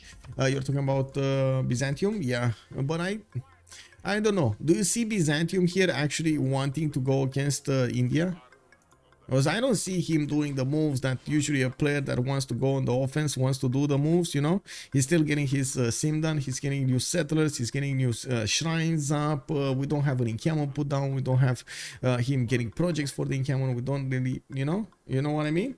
We don't have pre-builds. I mean, some hippodrome placement maybe for Byzantium. I'm pretty sure it would have been quite, I mean, why is he not punishing Trinda for not having units? I don't understand. Look, in the score screen, Trinda is on 10 military strength. 10 military strength. Wow. Wow. This is basically, you know, free sim over here. I mean, you don't really want to pre-build, but the not general is still sus. Yeah, I mean, you still need to get some pre-builds, like you get archers, catapults, and so on if you want. Now maybe he's gonna go for a sneaky faith by general. Does he even have the option? 321? No, he doesn't have the option anymore. We went through the first generals, which are, yes, 450 faith, which is okay-ish. But the next one is actually very expensive. It's what, 750 or 800 more, like 950? How much is the second wave? It's like between 700 and 1000. I'm not sure how much exactly. Anyway, more campuses coming out from India. I do see him getting his harbors down for his economy. We do have in the total tab, India did manage to get 479 science, while we do have Elaphantguy 426. Okay, it's not that big of a difference, maybe 1 or 2 techs between them. We do have Trinda is also getting another wave of settlers, and still Byzantium is not punishing Trinda for being so how to say so laid back in his gameplay. Now we do have Byzantium managing to figure out his necessary defense. He has some knights out, which, yes, will do quite a bit of damage against the Scythian horses if they do go against them. Civrider is 3 turns away from his own stirrups and 2 turns away from monarchy. We do have Civrider also scrambling to get a lot more science on his side. And by the looks of it, we do have in the Great People screen Hypatia being picked up by Rome. This is going to be quite important for Rome's ability to get the science just as big as Korea. We do have Rome with his 2, 4, 6, 8 cities starting to get the position to see what Korea has over here in the city of Chanchon, where more of these pre-builds are starting to appear. We do have quite a few heavy chariots, 4 of them, with 1, 2, 3 archers, with a 4th one coming up from Seoul, and I do see a builder coming up from Chanchon. I wouldn't be surprised if he's gonna try to chop a little bit more. He does have 1, 2, 3, 4 more chops if he wants to in the city of Chanchon, 5 more chops if he wants to over there. A wave of builders is finishing up in Rome's territory, so he will also get a lot of possibilities to get his chops out, not to mention improve his territory to get more production to benefit. I do see Kume over here did get a commercial in the place that he could have gotten a campus, and I'm pretty sure he's going to want the +3 over here to the north on the copper tile. He does have a builder in 1 turn, and he did place his city next to the forest that did get burned to the ground earlier. Now it's a 2-4 forest. Now we do have 1, 2, 3, 4, 2-4 tiles with some 2-3s sprinkled in the middle as well. Access to some pearl tiles for the extra amenity in the water. Okay, what do we have here? What is going on here? Cherson, actually. Look at Corny just wrapping around to the southwest of Chinguetti. Oh, wow. Oh, wow. Okay. Well, Ahmadabad did actually get converted by Byzantium. We do have Delhi with only Shikism actually as a follower here. It looks like Japan didn't get to spread that much in the city of Delhi. It is what it is. We don't have also Scythia starting to acquire those much needed experience points from attacking into the Byzantine defenders. It does look like SND is SND going for bronze and divine, right? Okay, interesting. Did he get this city on the east? No. Oh, what is Scythia doing here? So Scythia did manage to take over Caguana. What is he doing with his horses? Is he actually going to try to pull off an attack against Korea or something? With some coursers attacks? Civrider is going for his stirrups, so he's going to have the upgrades for knights, for the heavy chariots turn into knights, not the horses to turn into coursers. Anyway, we do have arenas coming around from Byzantium over here. Corny is going to get quite a few free units, no problems. And I do see he's getting some libraries for the extra science. He is on 58 science and 70 culture, definitely quite a bit bigger than Civrider's 39 and 52. Doesn't look like what we saw from the beginning is starting to take shape over here on the map because of the players' choices. And it does seem like we do have, I think, very low in morale Elaphantguy in the game here. It does look like he's playing a catch-up game. He's not feeling he can get an advantage from slowing down his opponent. Now we do have Elaphantguy with 41 faith at 10, 100 production. It looks like actually all of the members in the game did go over a production, over 100 production, with Elaphantguy being the one that only has 100 production. Everybody else has more. We do have him on 31 cents with 55 culture, but it looks like he's not getting so fast stats as his opponent over here. So he's definitely going to have a problem later on in the game. We do have him with quite a few of these temples also coming around from his side. He's going to start getting those extra faith points. I mean, yeah, I don't know. It just doesn't feel Jesuit is that valuable, to be honest, at all in that position. Anyway, we do have campuses from Delhi and Mysore finishing up next turn. It's not going to be big campuses, only the +2 here. Delhi is probably going to have a +2, and we do have in the south new settlers coming out from the city of Calcutta. He's going to start to put a few more cities on this coastline on the west of Calcutta and in the south. It does look like also Japan is starting to send those trade routes towards Mumbai. That's going to be a cap-to-cap trade. Actually, not cap-to-cap trade, but next to the cap trade. Yeah. We do have Japan with samurais from Kyoto. I do see also from Sendai, she might be looking to attack into the city of Volin, or even keep on going towards the Roman defenders in the city of Ostia. I do see Rome is going to get the visibility over the Japanese possible attack over here, with Synth getting a few new samurais chopped in the city of Sendai, where she does have Governor Magnus plugged in. She is gonna be the one putting a bit of pressure on Rome. The upcoming attack from Korea will also be important. Ferno is gonna get to flex those Hawachas against his opponent, against Rome, and we do have Rome over here. Give me a second. Legendan on 73 science with 65 culture. He's keeping up with Ferno's science and culture. I wouldn't be surprised if we're gonna have Legendan click on ballistics to try to get out of the situation with the Hawachas.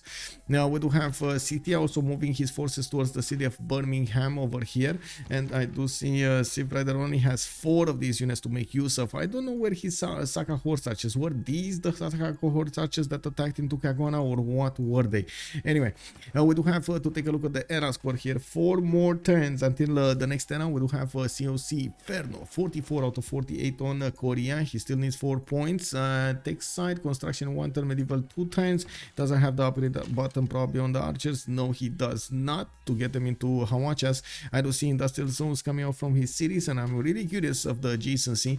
We do have a +2 here, and I do see a +5. So in 3 turns he's gonna get the splendid bonus from that, and that's gonna put him 1 point out from getting his golden age. So he's probably gonna get it anyway. Maybe a great people that he's gonna get to recruit or something that's gonna put him over the top.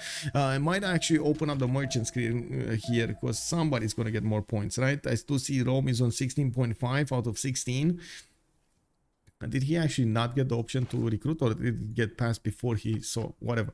We do have Trinda securing his golden age with 56 points out of 54. Synth 54 out of 48 secured her golden age. We do have Corny 57-51 secured his. Civrider is 1 point off, and it looks like he still needs to get it, but it's fine. He does have a decent amount of time to get it, no problems.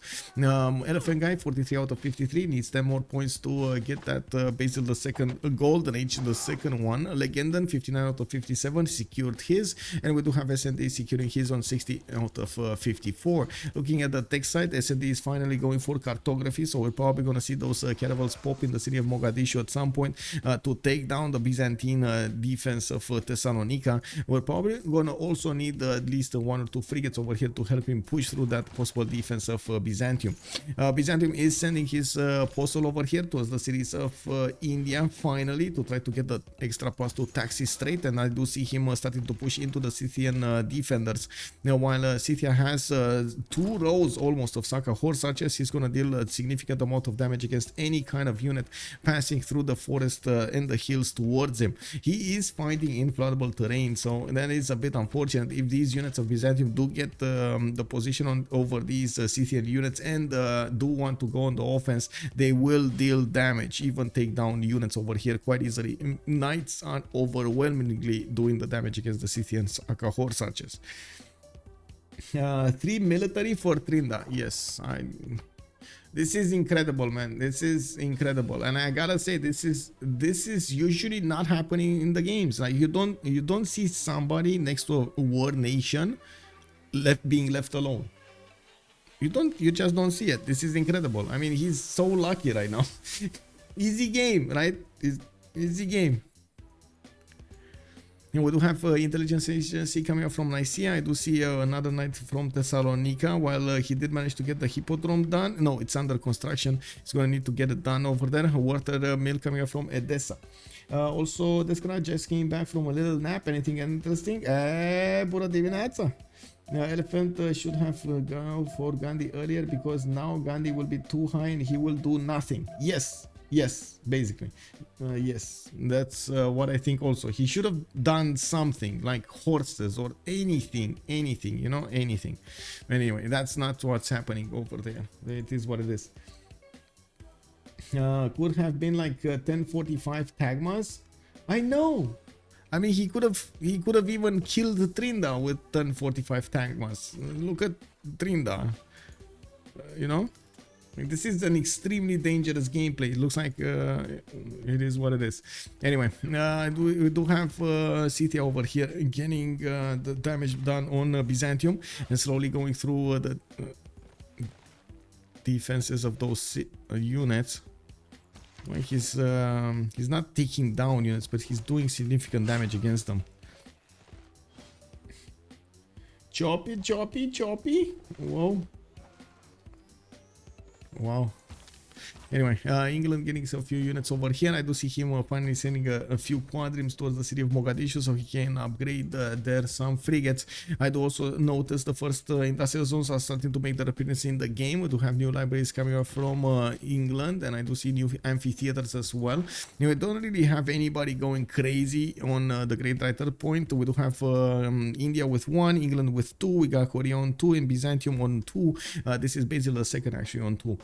In the merchant screen, we do actually have quite a few of them making the merchant points. Scythia on 8 great merchants, we got Korea on 4, Rome is on 6.9, India is on 2, and that's about it. And it looks like they did actually lock them down. India will need to get enough points so he can recruit the next merchant, so he can open up the next line.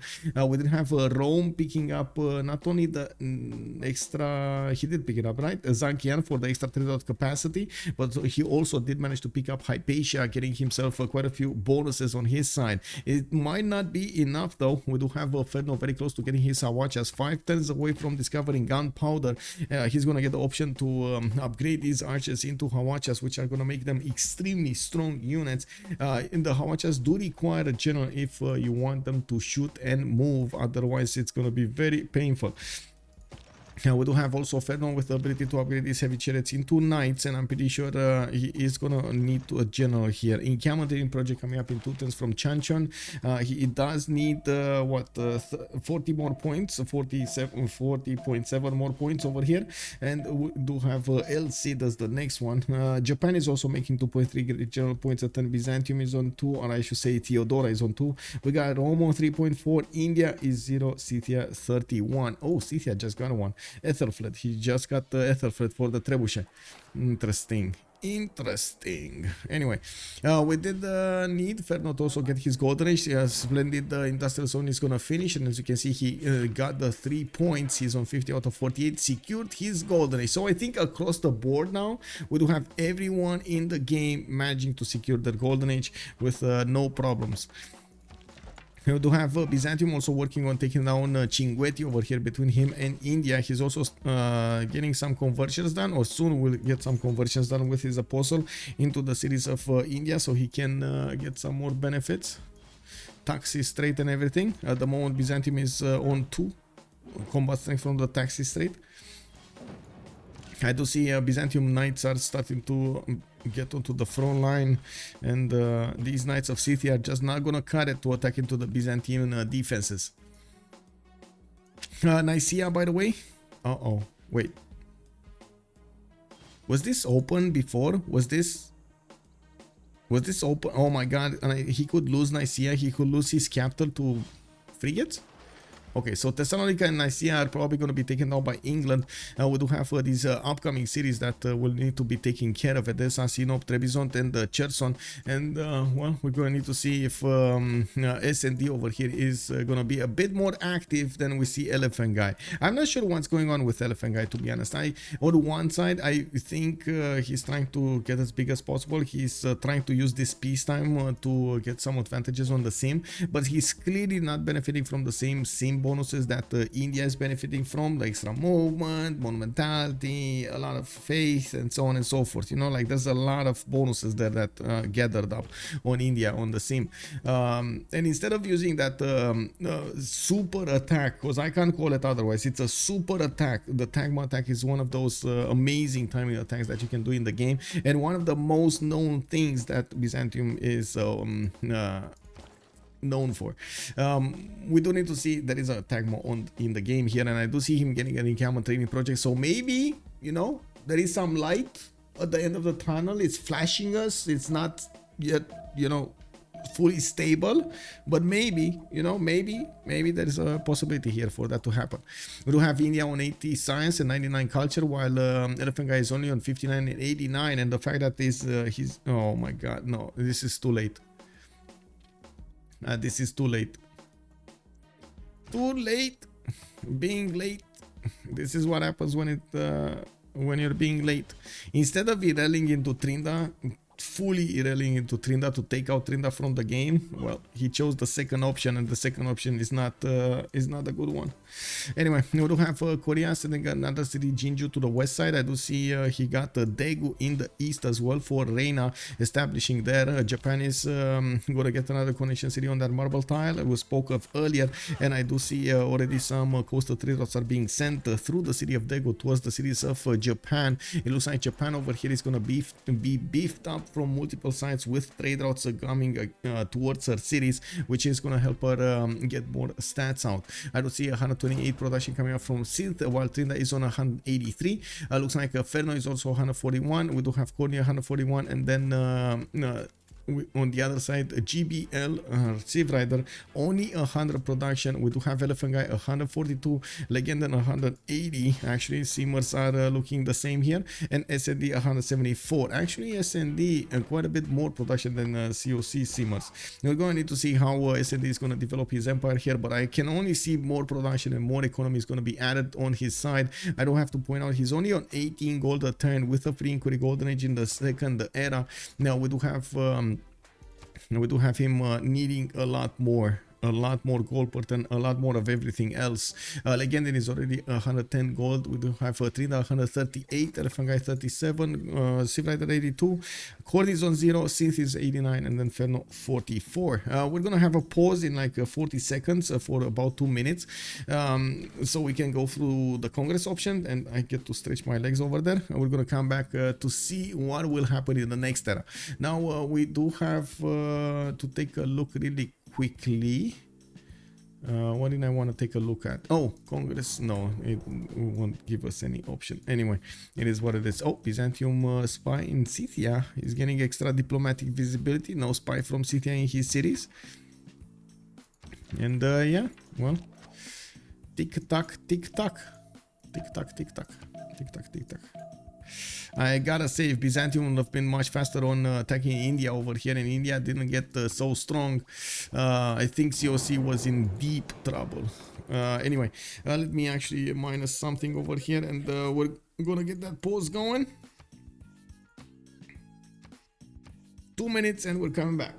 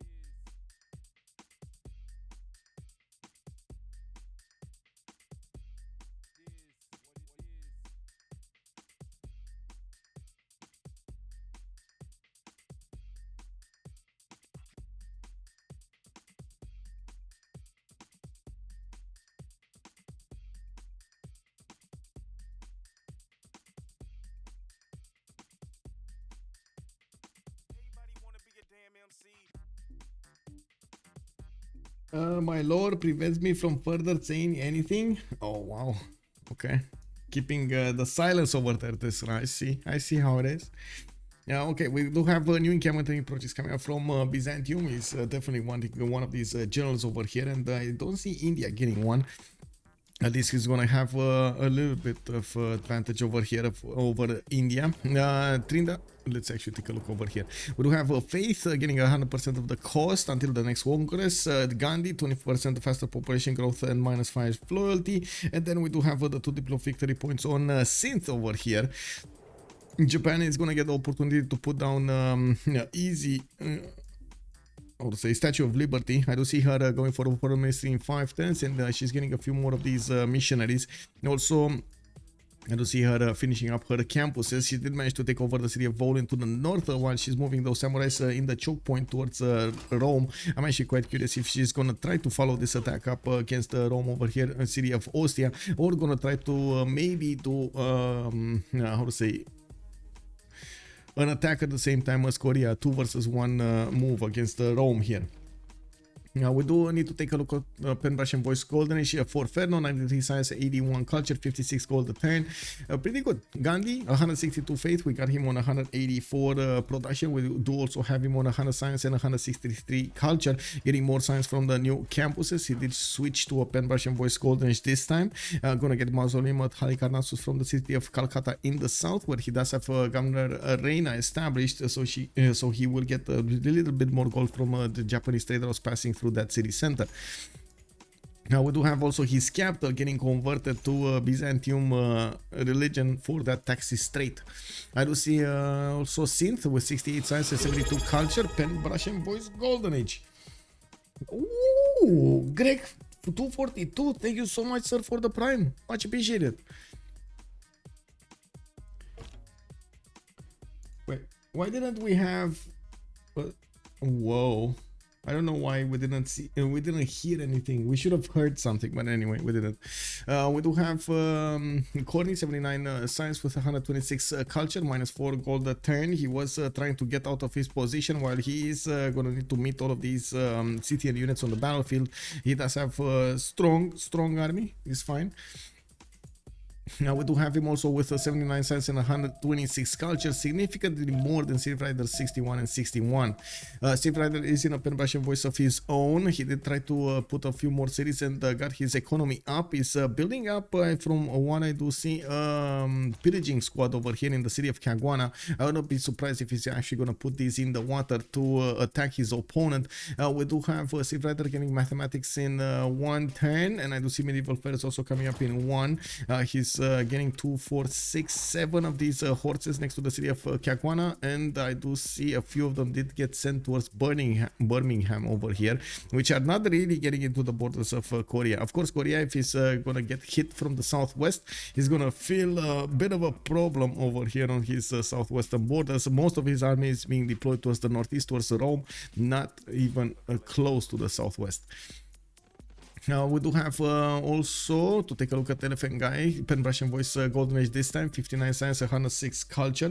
He definitely has a problem when it comes to his science acquirement, but he's starting to get a decent amount of advantage from the science. He's getting some dromos in the water, and I wouldn't be surprised if he's going to try to take back Volin over here with those dromos, dealing the damage against the walls, and then maybe a unit from his side from the water to take it back. We do have Byzantium with only 1 Tagma and a general to the southeast of Adrianople. He let India thrive over here to his south, and I think that it's one of the, I would say, worst strategic mistakes that might have happened during this game. Now we do have, I totally understand if he didn't want to IRL into Trinda, like dual all in, like a 3-4 series all in into Trinda, but I don't understand why we don't have a pillage squad. We don't have a lot of stuff that should have happened during the game to try to keep Trinda on his toes and slow his development down. We do have Legenden with Pen Brush and Voice Golden Age, and we do have Rome over here with 2, 4, 6, 8 cities. Still on 8 cities. He didn't get more, getting a few legions in the city of Lugdunum, and he is aware that he's going to need to defend against a possible Korean attack soon coming from the city of Chanchon. There are so many pre-builds over here available for Ferno to use. Ferno getting his education. Looks like the moment he's not actually going as fast as possible to upgrade everything he has. He did manage to recruit General Timur, and I do see in the score screen they do have a decent amount of gold for him to benefit from. I do see campus research projects are also coming out from his cities. He might be looking at getting Newton. It looks like Hildegard of Bingen is the next scientist, which is getting passed around quite a bit. Japan will probably have the choice of taking it or passing it next turn in the next 2 turns. England next 2 turns also. Now we do have a Legenden with 122 science and 96 culture on Rome. Is definitely going to be strong against Ferno here, and we're going to need to see if he's also going to have the necessary resources to upgrade everything he wants here. Incamentary project coming up from the city of Mediolandum. He does have 2 chops if he needs to actually chop one of his generals. So we do have Rome over here with only 1 great general point a turn, and he does need 155 to secure a general for himself. I don't see a general anywhere, so he definitely needs one, especially if he's going to have to go against those Hawachas or defend against the Hawachas of Korea. They do have also SND getting to 131 science and 57 culture, and looks like 93 gold a turn. He's starting to get, no wait, 93 gold, not gold per turn. He's 96 gold per turn over here, 234 production. SND did manage to secure a few more city slots over here to the south, and I do see he got Sunderland to the north and Hull to the west side. He did manage to get to 2, 4, 6, 8, 9 cities at the moment. Also getting a religion, Eastern Orthodoxy, for the extra amenity he's gonna get in each city, and with a specialty district and the stewardship providing him with more science on the campuses and more gold on his commercials. We do have him trying to get great library in the city of London, and I do see him getting another wave of builders over here to upgrade his territory and chop whatever he needs to be chopping. Now, there are actually a few more cities that he could settle in the north, which I'm pretty sure he's gonna get soon. New lighthouses for the extra trade routes. The moment he did start to connect some of his cities on the coast with his ally over here, but it's taking a bit of time to connect everything. He's connecting Stoke-upon-Trent with this. This is Bradford to London. Okay, internals. He's using internals, not externals at the moment. He's not connecting his economy to Scythia. Scythia is connecting his economy with him.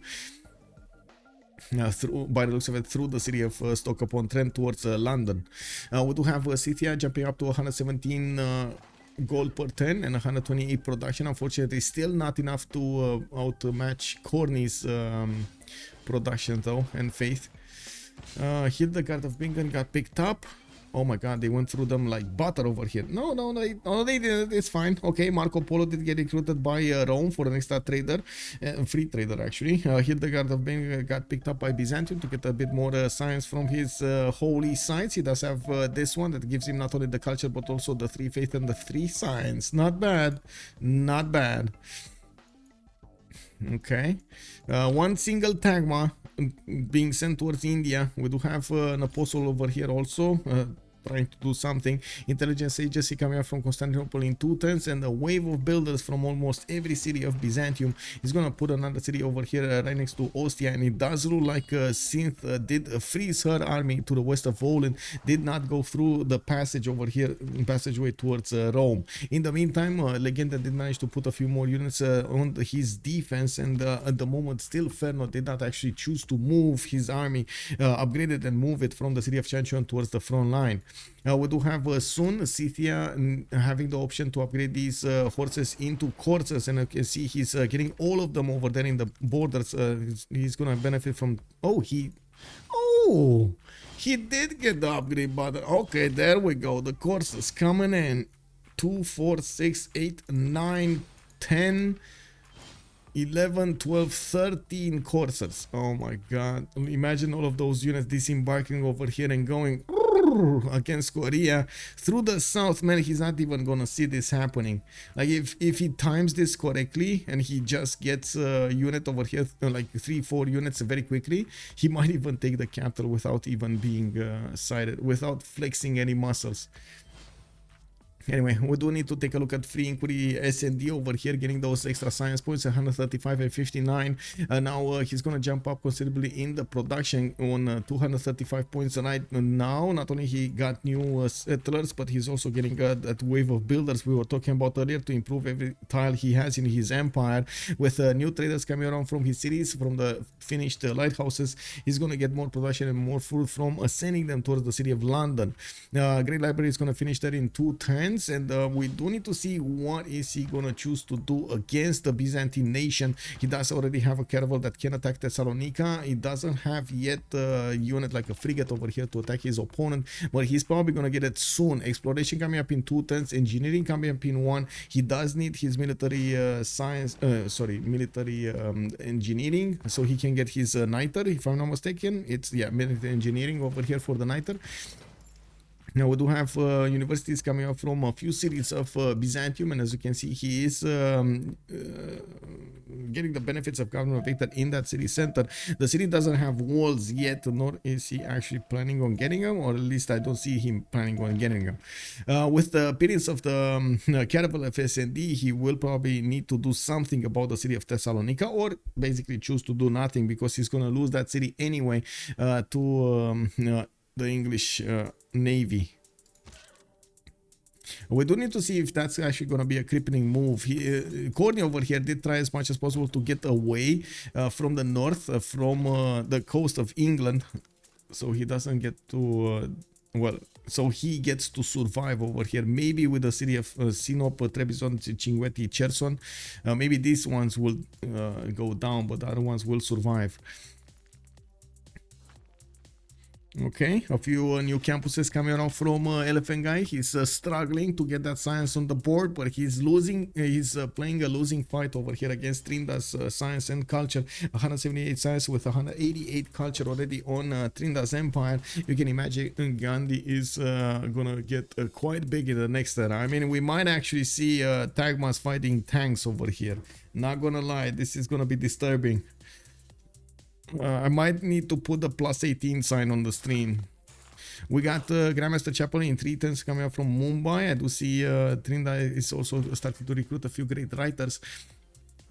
Now we do have Trinda over here also getting converted by Japan's religion, so he gets the bonuses, or at least, you know, get some followers there in his cities.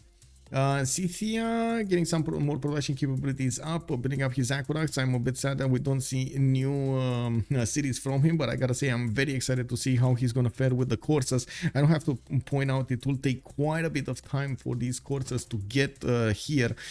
Yes, it would have taken anyway quite a bit of time to go through the north and come back towards Jinju, but they can only move two tiles at a time. So yeah, it will be tough.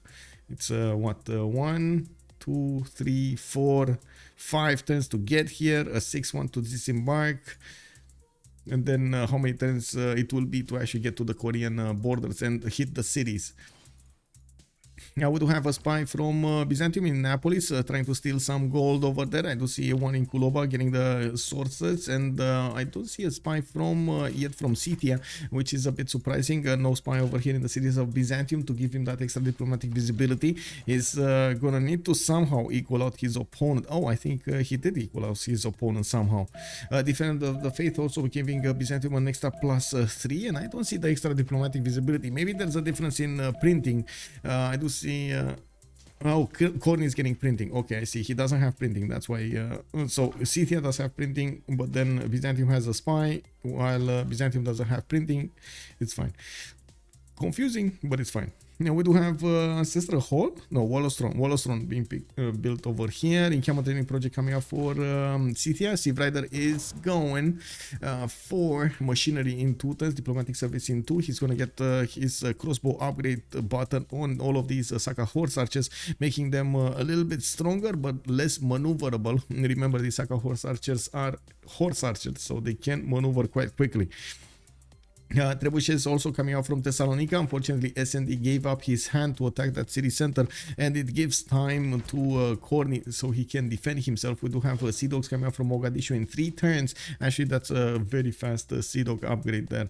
We do have also new wave of caravels, and the Sea Dog getting chopped over here in the city of Hull, which will give him the opportunity to start attacking to the city of Nicaea from the northern coast. I do have to say that England over here is going to need to get a unit, usually a horse over there or a knight, to try to take that city center away from his opponent.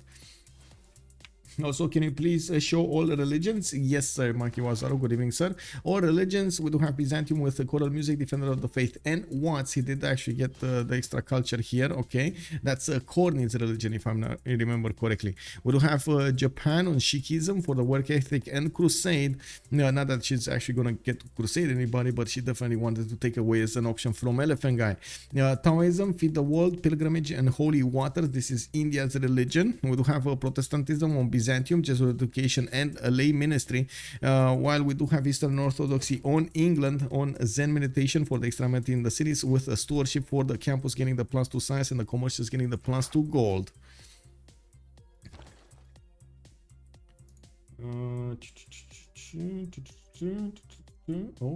Oh, wow, wait, what? Wow. My overall safety rating, it's in the moderate. Wow. Okay. Wait, I can actually verify? Whoa. Okay, you can put phone verification. Oh, whatever. Sorry, I'm getting distracted. I got a new message over there from Twitch telling me that there are some added options in the menus, and I'm like, whoa, new buttons. What does this button do? You know, like classic. Now we do have Scythia also 3 turns away from getting his own printing, so he doesn't have printing. What the what is his spy? Why? Whatever. Oh, the spies of Byzantium are not actually getting, never mind, there's no extra intelligence over here getting gathered. That's why. Siphon funds, and Byzantium is getting more sources. That's why. Okay, never mind. We do have to take a look at England. We do have him getting finally the settle from Bradford, which is gonna be I'm quite curious, where is he gonna want to settle that? Is he gonna want to finish his expansion to the northeast, even getting the Eye of the Sahara, or is he gonna want to go somewhere on one of the tiny islands to the west side? He was no, it wasn't him. That was the other Byzantium, right? It was Amasia that did get settled over here on the west side. Now we didn't actually take a look at the Byzantium pantheon, but he did choose city patron goddess. We do have Byzantium with a few archers that need their upgrades over here to the southeast of Adrianople, and it does look like India is getting way too big for the Elaphantguy to keep him. Look at this, 100 science on Elaphantguy, 100 culture, while Trinda is 200 and 200. Yeah, kick W, man. Well, there's some light at the end of the tunnel. There might be some moves being made by Legendary and SND, and we're going to need to see what Scythia is going to achieve over here going against Korea. Korea is starting to move his army towards the Roman borders, and yes, these Awachas are going to hurt these musketmen quite a bit. You know, we do need to see Rome getting a general over here, and he's scrambling to get as many of these merchants out as possible. I do see a third one did get picked up by him. We do have him also needing another project to recruit the next general, John Dark, and I do see him next turn getting that option. I do see new knights coming up from Mediolanum, and I'm pretty sure Legend clicked on the ballistics button so he can actually get his own field cannons with cuirassiers, which are going to be strong enough to stop the Korean attack, the Korean Hawacha attack.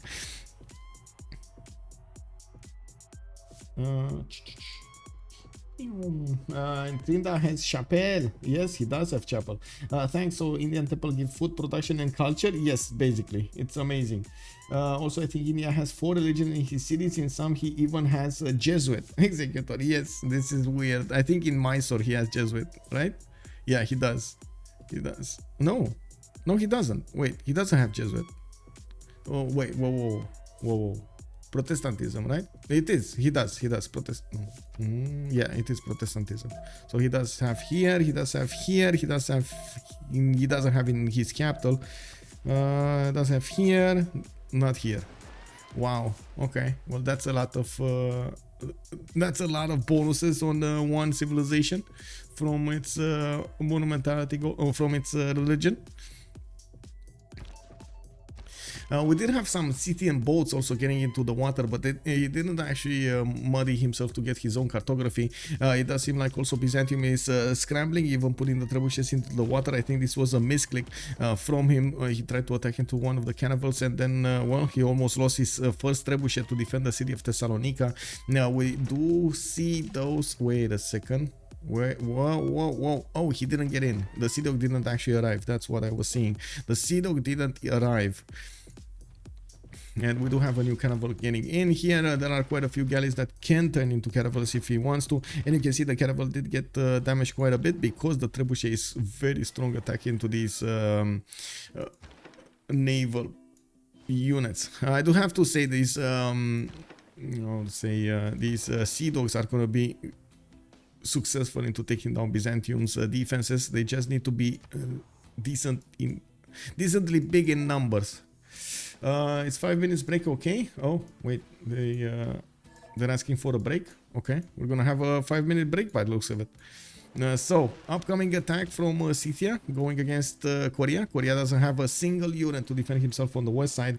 Trinda is going to need to show us that his late game is going to be on point to take down Byzantium and his other opponents. And we do need to see if we're going to have Byzantium over here. Corny survive the north. I'm going to put the timer on for 5 minutes, and by the looks of it, it's 6605. Oh, it's 10 minutes. Oh, it's 10 minutes. We're going to have 10 minutes as a pause. Okay. 10 minutes. Let me actually what are we breaking? Stuff. Also Medvev, hello there sir. Medvev the spy. Wow. Chaoson, hello sir. And that's something I didn't see often. Yeah, it's not actually, it's not. It's amazing what is going on there. I can't believe my eyes that he was allowed to do this.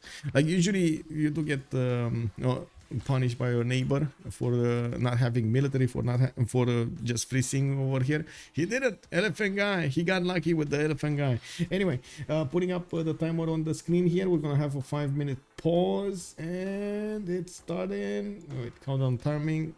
There. Now, okay. So we're gonna come back, guys, and we're gonna see what they have to show us in the next part.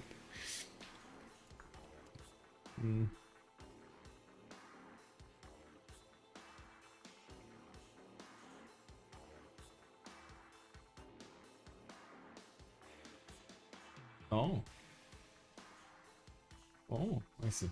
Anyway, I'm sorry, I got caught up with something.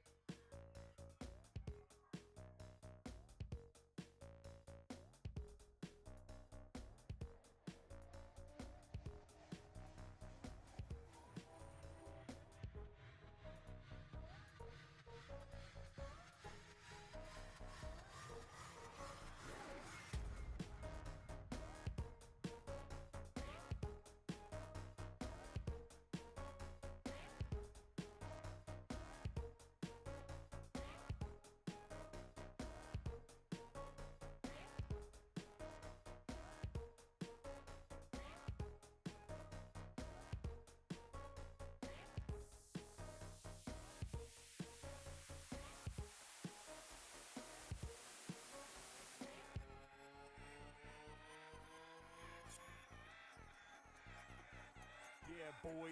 Yo.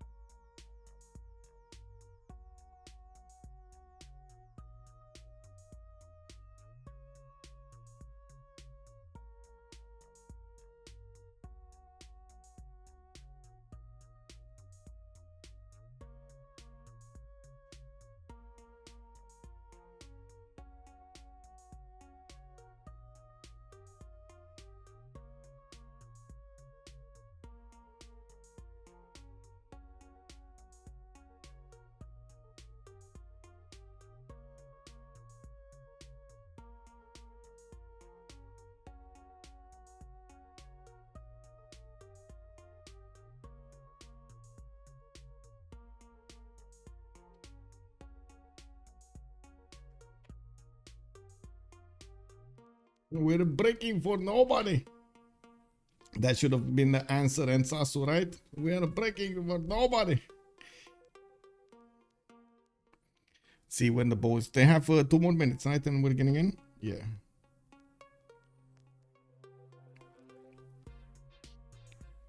Give me a second.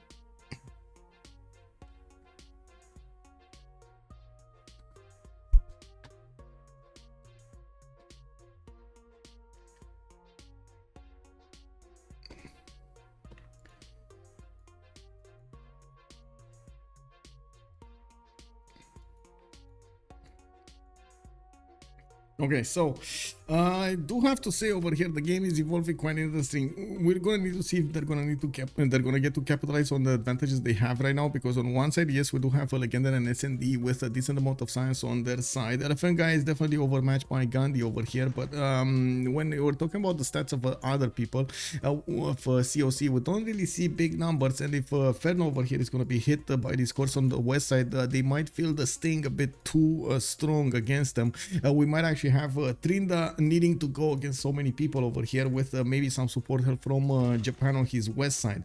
Yes, on the east side we do have Kori being stuck, and to be honest, it looks like he might actually be losing these two cities in the north. Yes, he's gonna try to slow this attack down using his trebuchets that he's getting from Nicaea and Thessalonica out, so he can attack into these boats from the north. But still, he has a very big problem with Scythia bearing down on him from the east side, and at the same time the English navy coming up from the north. England, I gotta say, he didn't spend that much time to get these units produced. Now most of the galleys that he has right here have been freely produced, as in they were gotten for free from his Royal Navy dockyards. And yes, we do have a few sea dogs that he already wanted to get out, at least the one for the +4 era score. I would imagine he definitely is happy spending that. Hey, and Spoon, thank you so much, sir. 101 Spoon 101 retained his knighthood for 15 months. Hello everyone. Thank you, sir.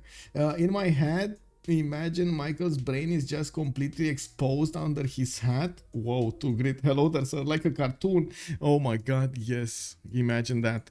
What was it? There was a guy, right, that had like a, how to say, window? Not a window, some like transparent plastic on his brain over there. And you can see the blood pumping. Ooh. Yeah, I mean, yeah, no, probably not. I would definitely would not watch myself in the mirror if I would have that. Come on, man. I can't watch myself in the mirror with that. Oh my god.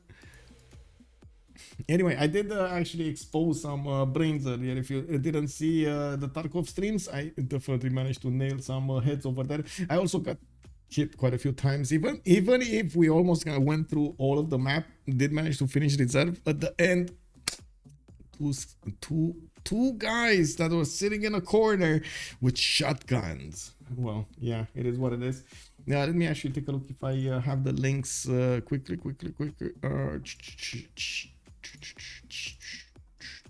Give me a second. I think I actually I did put them over here in my content. Oh yeah. There we go. Let me see. Okay, you wanna go? Yeah. Okay. Well, the game is started up. I'm just gonna give you the few seconds here, and then we're gonna go ahead. I don't know why I didn't do this during the stream, but anyway, this. yeah. He was trying to get in, man. He was trying to get in. You know, it is what it is. You see, something. No, wait, do you ever participate in these competitions? Which competitions? You mean the competitions like CWC or CPL Premier League? These competitions? Hello there, Snooze. Good evening, sir. I did actually participate a long time ago, like I think 2 years ago, but at some point I did choose to switch everything, all of my efforts towards organizing, developing the scene, and at the same time casting. So yeah, I didn't get to play that much from then on, especially during like CWC times. I do have a lot of work on the website, on the graphics on the website, and other stuff that kind of prohibits me from having the same amount of training as other players will have, and also the fact that I do have my schedule mostly tuned to casting, and I did basically make this as a product for my stream. It's kind of hard to actually do anything else. Kills like that are satisfying. Yes, Psycho. Yes, sir. Oh my god, man. Do you have Escape from Tarkov? We need to play at some point. Yeah. With much pleasure, sir. Also, Gold by Library up on production and science, COC up on culture, both sides pretty even on gold. Bartolome is making a good point over there. I gotta say, this game can go either way. It all depends on what kind of choices they're gonna make through the next part of the game. And we're going to need to see if Corny's demise over here, or at least his takeover of his capital with another city, and possibly losing his third initial city, is gonna be damaging to GBL. I'm sure it's gonna to COC. It's it's going to be damaging in some form, but I'm not sure if it's going to be that bad for the entire team, especially with Gandhi being so big and Korea having a lot of potential over here. The biggest problem for Korea is actually Scythia. Coming from the west side, we do have a lot of these coursers starting to get close to the shores of the Korean territory through the west, and you can see all of the Korean army is actually deployed to fight off the Romans to the northeast. And I do have to point out Rome, it shouldn't be that far from discovering his own ballistics, which will unlock the ability to get cuirassiers, much stronger units than the knights, and at the same time get his crossbows upgraded into field cannons, which will make quick work of the hawachas. Now we do have also him benefiting from a little bit more garrison health when garrison defense damage when his strength when he's gonna get that. Glad you are enjoying your Kharkov there. Yes, I am. We're not gonna get perished. We should let the Goldby Library upgrade their troops. Yes, that is one of the things that is happening here. They are benefiting from a decent amount of gold per turn on both sides. It looks like COC is banking on quite a bit of gold, and they're also acquiring a little bit more gold than GPL. Actually, no, they're not. Sorry, 176, 114, 64, and 137 versus 50. Corn is actually dragging a little bit down over here, but it's not that problematic. We do have him actually coring up his units on the east side, and that will make them much more stronger units for Scythia to go through. Even though he sees a big army right in front of his borders, he doesn't know exactly the extent of it to the east side, except this, of course, the visibility next to Kuloba. And I'm pretty sure he doesn't know about this. This is gold over here. What Civrider is doing is gold. I gotta say, this might actually turn the game in their favor here. We do have Japan also coming from the east side with a few samurais getting next to the borders of Mediolanum, Yerevan. She is going to get spotted by legendary coursers and knights, and she is probably going to get defended. We do need to see also if Byzantium over here is going to do anything with his Dromons. Does look like he's just fooling around, trying to do some damage against Poland, doing some damage against the archer here. That's about it. We do have Byzantium also upgrading crossbows. India is still not putting units against him. Only a few scattered knights here and there, with maybe some scattered Varus in between them. Remember, these Varus do apply a -5 penalty damage to the opposing units right next to that Varus, so they are definitely valuable when it comes to trying to push. You forgot about starting? Oh my god, thank you, sir. Yes, thank you. I totally forgot about that. Sorry. I don't actually see all of the time the screen that I'm streaming, like the stream, the actual stream. So yeah, thank you. Can you remove starting? Oh my god, yes. Daniel, thank you, sir. Thank you. Also, Bartolomeo, band of Scythians, the screaming horses. Yeah, the screaming horses. We're gonna need to see those coursers kneeing their way towards Korea. And is Korea gonna handle the knee? Scythia coursers about to be funny. Yeah, well, Scythian coursers. Yeah, well, we'll see how funny they will be over here for the Ferno. I'm pretty sure we're gonna see, if we would have a camera on him, I'm pretty sure we would see frustration developing over here, turn by turn frustration settling in on his face. Now we do have Japan that, to be honest, it kind of slipped under our radar. It did manage to get to her industrial zones going. I do see she did also finish Oracle in the city of Sendai with Pingala going in there, so she can acquire as many points as possible for whatever she wants. Probably that writer point coming up from the theater square. We do have her with an encampment from that city center as well. Yeah, that is coming from Sendai. I do also notice she did stop settling. No, she did not. Sorry. She does have some settlers moving to the south. One of them is going to get the position next to Uluru, and we do have another one moving probably to an island over here in the southwest. Zanzibar is also getting hit by the Japanese caravels. The Zanzibar's defenses are actually quite strong. We not only have the walls half HP here with 36 out of 75, but we do have a trebuchet in the city center of Zanzibar attacking these caravels of Japan every turn and doing massive damage. 100% faith. Yes, 100% faith. 100% faith. We do have Gandhi getting 20% faster population growth, and Hojo Tokyun Synth did manage to get her Diplo points. I don't have to say at the moment she's on 4 out of 20. She might have the opportunity to get the Mahabodhi Temple and try to build the Statue of Liberty, especially with so much coast that she's benefiting from, but she's probably gonna need to make another one of these holy sites because she doesn't have a forest next to one of them. Well, it's fine. She does have Tokyo, Okayama to try to take a stab at that Mahabodhi Temple. I didn't see it getting built over here in India's territory, even though he could have benefited. Anyway, now we do have Byzantium getting attacked by a bigger and bigger navy of England. We do have those sea dogs starting to get the position. You can see they have problems attacking into the trebuchets on the coast and dealing the damage. While yes, they do deal the damage against the city of Thessalonica, they do need to hit it from multiple sides to take it down fast enough. So the trebuchets of Byzantium do not get the opportunity to attack, to counterattack. We do see, of course, over here the damage. The extent of the damage that is being done against these caravels from the trebuchets. 3 of these are taking down an English caravel, and I do have to say, I think SND kind of gave up his hand over there when he sent his first caravel towards the Byzantine borders. If he wouldn't have done that, I'm pretty sure Byzantium did not get the message, wouldn't have gotten the message to build the trebuchets in time, and England could have had a surprise attack over the city of Thessalonica to take it down with enough sea dogs to not give the time for Byzantium defenders to get into position. I'm pretty sure 4 sea dogs over here with 1 caravel would have managed to do the damage in like 2 or 3 turns max, which would have been barely enough time to get a single trebuchet out. Now we do have also the economy starting to work to pump over here between the cities of SND and Scythia. We do have Scythia with 135 gold a turn, while SND did jump up to 179. 230 science also on his side.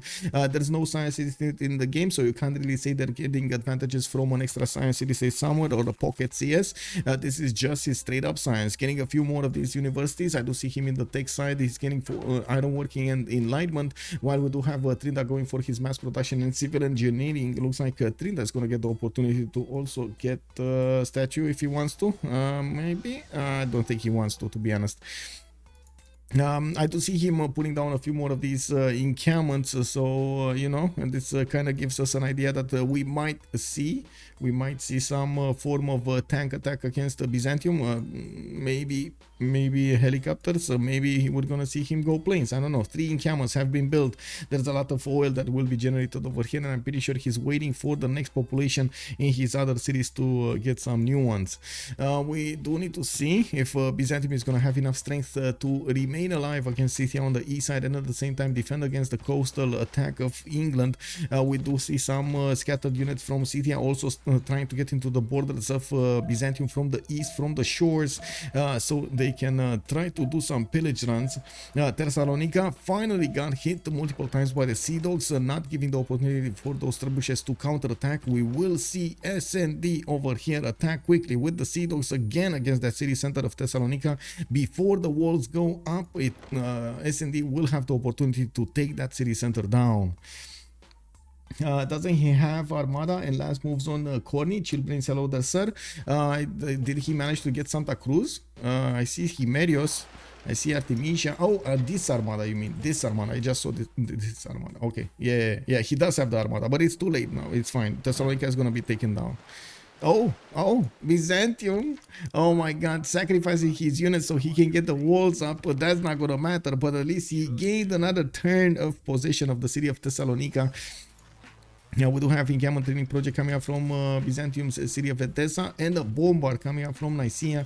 I wouldn't be surprised if we're going to see also Byzantium over here try to get the trebuchets quickly upgraded into bombards here.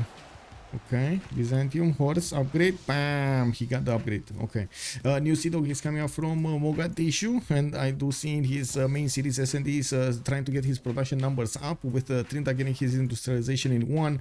I'm pretty sure SND will want his. Oh wait, he has industrialization, right? He already has it. 371 production on SND, still outmatched by Trinda's production numbers. 344, but you gotta take into account the phase generation of Trinda, which will allow him to buy buy out units. He did build his Grandmaster Chapel. If he does start to buy out units, that will allow him to convert that faith into actual production. We do have also, it looks like a push from Byzantium, clearly very late in the game, but there are a lot of these heavy chariots that are starting to come out from the Byzantine cities and move to the south over here. Quite a few of them are also getting ready in the city of Seleucia to try to go against somebody, maybe India from the north. If he does manage to get them into position to the south of Mogadishu, he can definitely disembark over here a lot of units and pillage the lands of India. The shores to the north are not really protected. We do have Japan that did manage to get Volin, but did not actually put a harbor in the northern cities. She did try to make a push against Rome at some point with just a few samurais to try to fill the lands, fill the territory. What's happening? I'm losing my voice. Anyway, I hope it's gonna get back. Yorkshire Brit, India will get to armies and fascism quicker too. That is so true. And yes, fascism is definitely gonna be quite a game changer. I mean, long team Trina is kinda effed. He will get nuked. Yeah. Koliap retained his knighthood for 2 months. Thank you so much, Koliap. Much appreciated, sir. Much appreciated. Thank you for the sub. I think it's more to block choke in case of light cav. Wait, where are the Scythian? We got Civrider getting into the shores of Korea. Korea moving a few. Wait, what? Do they have candy vision? No. Wait, what? Why is he getting? Oh, I see. He saw these horses over here and he immediately started to put some more horses in production. He has a problem. Oh my god, his units are dying to the northeast. Ferno is getting pushed back by Legender. Legender not taking any prisoners over here. It looks like the initial push of Korea has failed, attacking into these Roman units. They got their upgrades, they got their gold, and now the counter push is happening. Ferno is going to need to resupply the city of Chanchon with new units capable to fight off these Roman invaders. We're going to need to see if he's going to keep his land safe, because this is not looking like it's happening. Wide open. Yeah, wide open. Show the griefers. Yeah. I see what it is. I think it's more to block choke in case of light calf. Baraglov, bonsoir monsieur. What are you talking about? This you're talking about Japan's samurais, or did I miss the subject? We do have Scythia over here also getting her industrialization in 2 turns. Gonna get a big benefit of extra production here. Over before nukes are available, Bartolomeo is making a point over here about India. Well, I gotta say, India is still not taking this seriously. I mean, you know, he's still trying to get the factories going. He's getting attacked by multiple tagmas, and yes, these tagmas are going to get stopped by the night course to the northwest of Madurai. Oh my god, did I just say Madurai? Anyway, we do have Byzantium with some crossbows that at the moment are not doing enough damage against these Indian knights, but they do damage against the Varus. And yes, we're going to need to see if Byzantium is going to want to move around to see what's going on. He has the vision in Madurai, but he only sees so far into his opponent's territory to make a judgment over here over how much he's going to want to spend to attack into his opponent. Now, we do have military engineers also coming out from Adrianople. It looks like this is the moment that Elaphantguy has been waiting to all into his opponent over here. We have so many units coming out of his cities in multiple locations. There is a possibility for him to disembark from the north. We do have a city taken down from Corny. He lost his city to the west of Edessa and Nicaea. The crown jewel over here is his third city has been taken down. Corny is also going to get attacked in the city of Nicaea. Now, because of these frigates having the ability to attack 2 tiles out, Nicaea is going to need to get some protection. We do have Civrider coursers coming to disembark on the east side, while I'm pretty sure England is going to need to start working on taking down the Byzantine defenders next to the city borders of Nicaea. On the east side over here, it looks like Korea is sending a knight to the southwest, while we do have the first griefers almost getting to that river. Oh, they met him. And Civrider is going to meet some cuirassiers on the battlefield now. That is going to be a problem for Korea, because he's going to need to split his production numbers up and his unit from defending the northeast and the southwest. You can see the timings are the timing of this happening is one of the worst timings that could have happened for Korea, right after he lost his army from attacking into Rome's armies. And you can see right now he's getting pushed so hard from the northeast, from that Roman army. He's losing most of his defensive positions, and the last remaining Hawachas did manage to get back into the city of Chanchon, but they're struggling to survive. In the southwest, we do have the Scythian corsairs that only appeared in front of a Korean knight. He does not know the extent of the army of Scythia deployed to the southwest of Korea, and we do need to see if he's gonna stop the Scythian invasion. Doubtful though. I'm pretty sure we're gonna see quite a few pillages being done here. Korea does have the advantage when it comes to the technology in his units. The cuirassiers are stronger than the corsairs, but they're not sufficiently big in numbers to stop all of the pillages that will be done over here.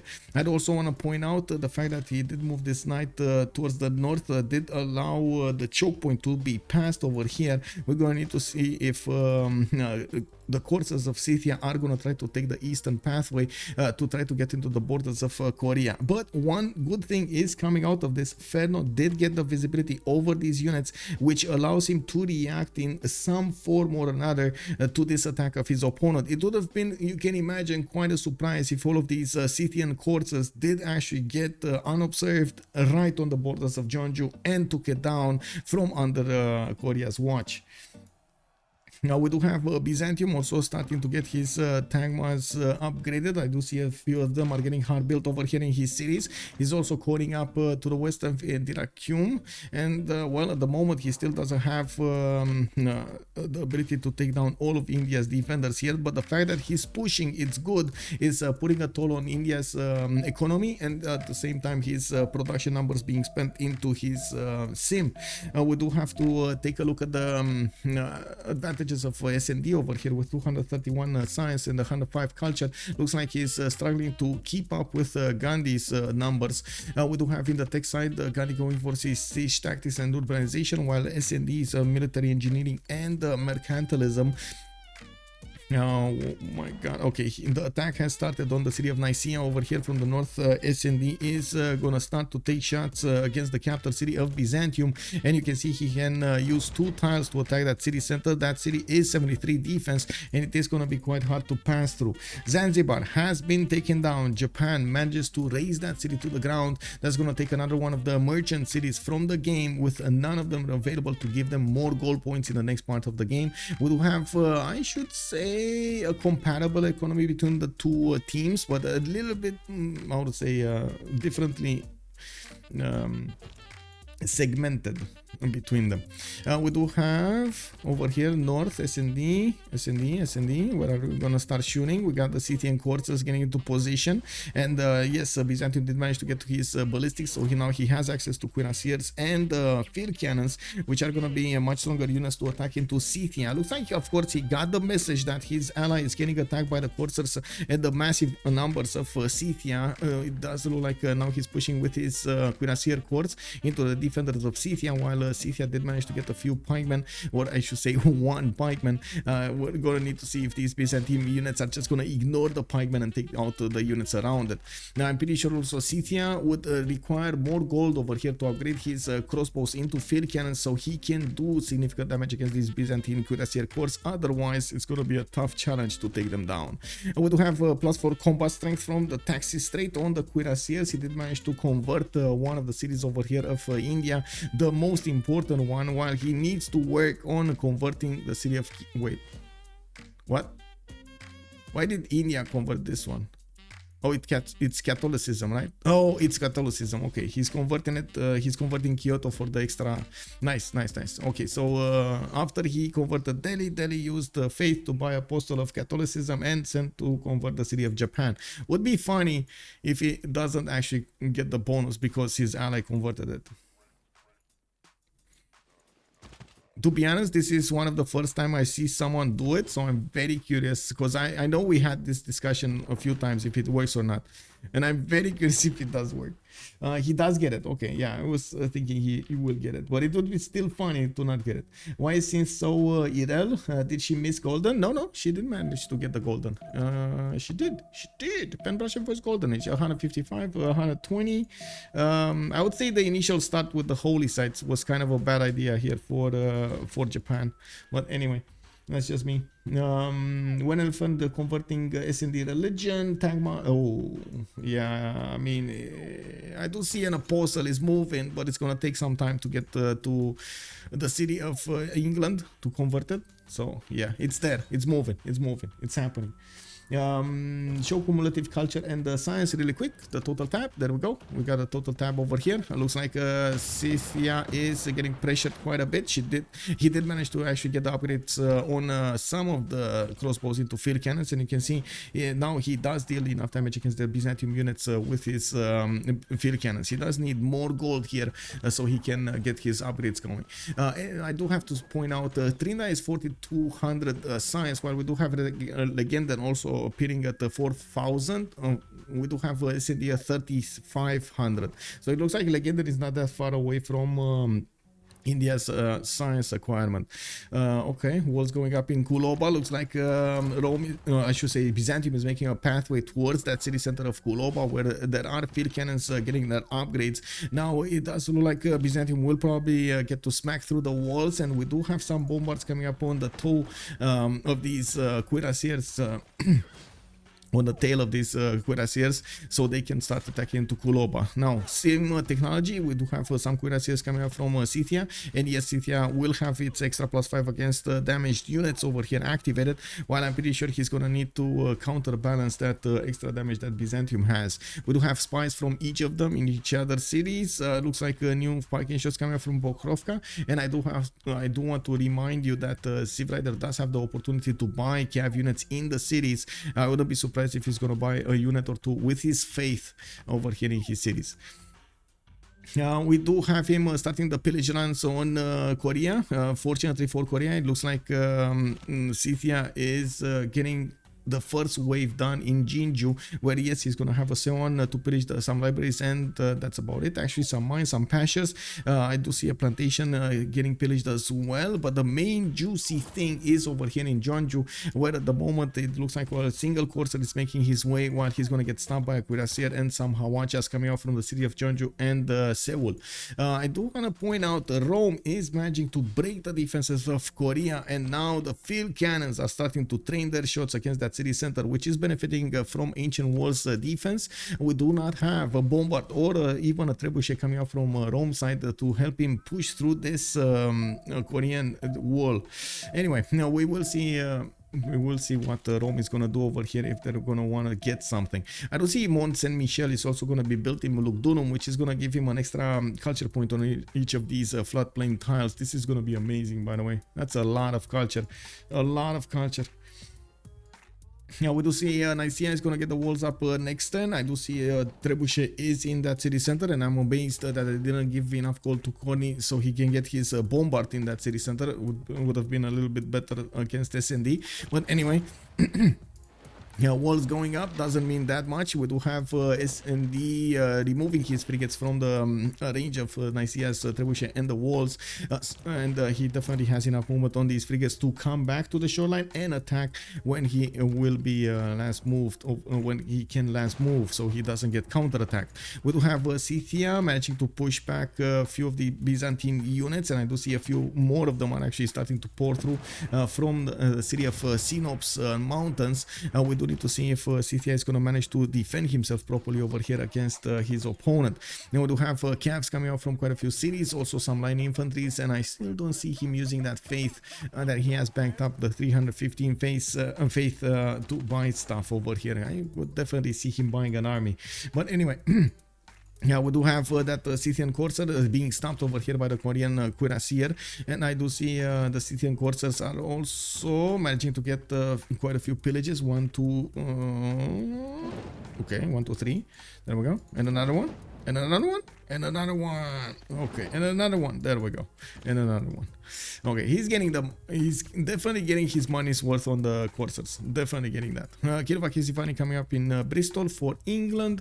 I do see him getting his Colossus in the city of London, and since we're not that far away from getting the next Congress, we're going to need to keep on watching the era score screen to see how this evolves for the next Golden Age. Trinda, 1 point out. He's probably going to get it. He's getting pushed quite hard over here by Byzantium with his Tagma cords. I do see Bombard is also coming in to help him deal with the wall damage, but to be honest, I think India is going to have combustion soon, so well, tanks against Tagmas, not going to be a good matchup. We do have also Corny managing to get his Golden Age, 102 out of 98 points acquired by him. Legendary is 8 points out with 90 out of 98 to get the next Golden Age, and SND did manage to secure his with 106 points from the 100 necessary. He's also trying to play some whack-a-mole over here against Nicaea with his frigates, trying to use the last move, first move, some mechanics to get advantages over Byzantium. Wow. Wait, we got Fusion MK hitting us with the copy pastas. Let's actually see what he wants to say over here. Give me a second so I can switch and check my settings. Settings correct. Okay, let's see what is going on. How does last move, first move work? Okay, give me a second, I'm gonna explain that. Luke Kang, good evening sir and welcome. Also Fusion MK, guys, please stop copy pasta. I have a rare menu. Oh my god. Okay, I really love watching Sim, and I'm waiting for my favorite team HOH to play, but I can't seem to find a game. Okay, well, one of those copy pastas. Okay, Draconian, to explain the last move, first move, so you can see every turn has a timer. You do have a set amount of time for each of the players to finish their moves. Sometimes there is a discrepancy in the times of each player. So some player might start at 0, some player might start at the second 2, some player might start at second 5, and so on. That actually carries over the end of the turn as well, that difference discrepancy. So the turn will still be 2 minutes, let's say, but it will start at different times and will end at different times, which does give sometimes advantages to the players benefiting from those extra 2 seconds advantage at the beginning, or benefiting from an extra 2 seconds at the end. The fact that your opponent doesn't have the opportunity, because basically his turn is over, to counter attack into you or counter your moves, does give you an advantage. The same can be said about first moves. If you do manage to attack into your opponent before he can react and take down a significant portion of his army, you can imagine that is going to give you a big advantage when it comes to how to say the war. Oh, England lost one of his boats there. He has replacements, not a lot of them though. He tried to, oh my god, he didn't actually use the last move, first moves. I'm sad. Anyway, the city are getting a few more field cannon upgrades and positioning his packages. I do have to mention these Byzantine field cannon cores are more than capable of wiping the floor with field cannons, with the packing shots. We do have a general here, Ethelfred, being deployed in the north. I don't think this works. This does not work. He needs industrial general. That is basically a useless general there. Now we do need to see if he's gonna manage to get one of those. I didn't see him get one. Scythia, he got a great merchant kick. Yeah, he didn't get a general. That's unfortunate.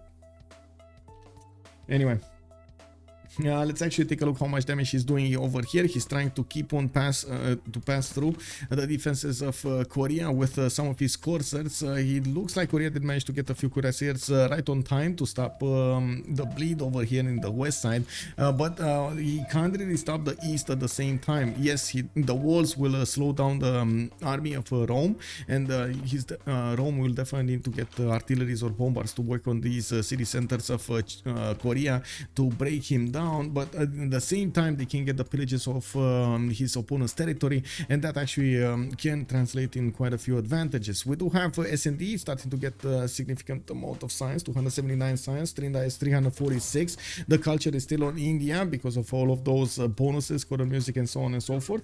And we do have quite a few theater squares also coming around from India's cities.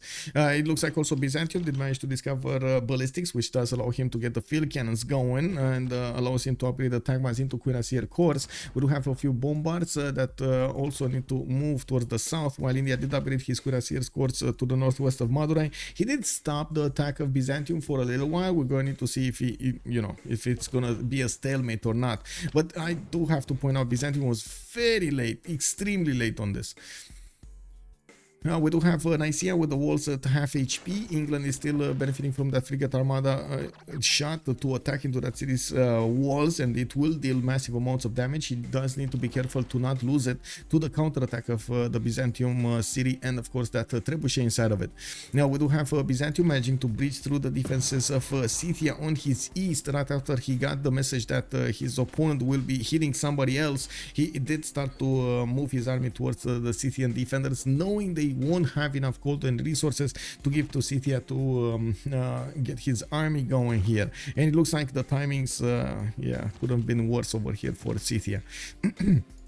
Yeah, we do have a few more units coming up from his eastern side. He's also trying to get a general desperately with the Gamma training projects being built in Annapolis. He's going to require a lot of points to actually get a general. It's 535 points, and industrial modern general. Dandara is the next one, and he's going to need 400 plus points to actually get it. That's a lot of projects.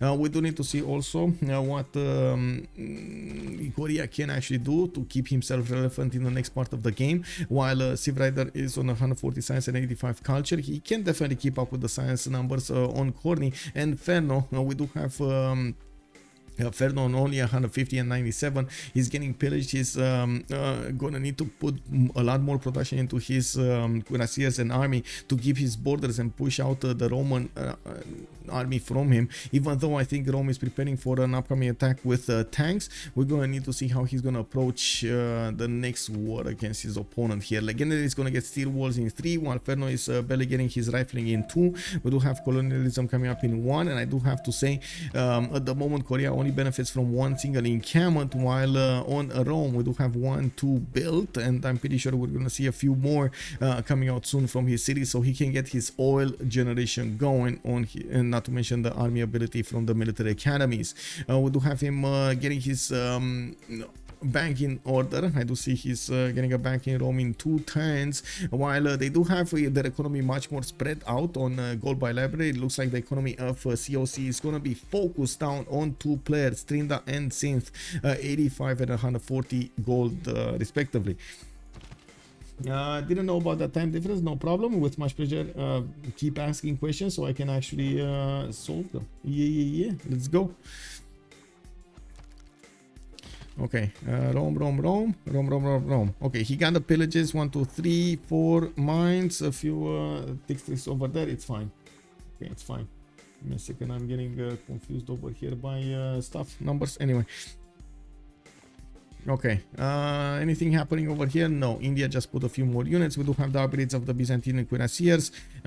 Indian cuirassiers also getting upgrades. Some units over here. We do have actually cuirassier corps that can disembark against the Indian units. I'm curious if he's gonna try to do that. Anyway, we do have Nicaea also getting hit last move, first moves from the frigate. One of the things that I do have to point out about the strategy that I was saying earlier, the last move, first move of to break down walls, if you have enough movement on your units, is basically you last move after your opponent cannot do anything, and you first move, like you shift enter your boat out of the way as the first action you do in the next turn. So basically you don't give any opportunity for your opponent to counter your army, counter your moves, which is, I gotta say, extremely toxic. Oh my god. I mean, I know it's a strategy, but oh my god, it is so annoying to play against. Anyway, we do have some more bombards coming up from Byzantium, and it looks like he kind of gave up on developing his empire further. A few scattered campuses, maybe a new lighthouse here and there, but it looks like he's gonna gear up his empire for war. He did manage to get to 171 science with 123 culture, while his opponents over here right next to him, trained is way bigger, 350. He's making double the amount of science, not to mention almost double the amount of culture. He did acquired this for a long time in the game also. I gotta say, Trinidad doesn't have that big of a science advantage on SNDL Legended, but that advantage is getting bigger. We're gonna need to see if SND is gonna manage to catch up. We do have the next World Congress starting up in just a few seconds, and we're gonna have a pause of 2 minutes. We're gonna come back to see what they will do in this what is it, Industrial Era or Renaissance Era? Renaissance Era. It is Renaissance Era. Anyway, let me vote B on everything, and then we're gonna take the break. BBB. So recon, nuclear power plant, and me. There we go. 2 minutes, and we're coming back. If you shift, you can do something else in that turn, or it will just. Let me answer the question in 2 minutes.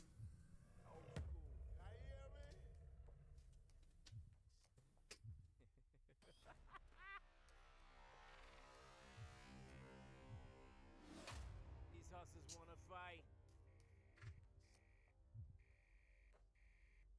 I got a feeling that something's brewing.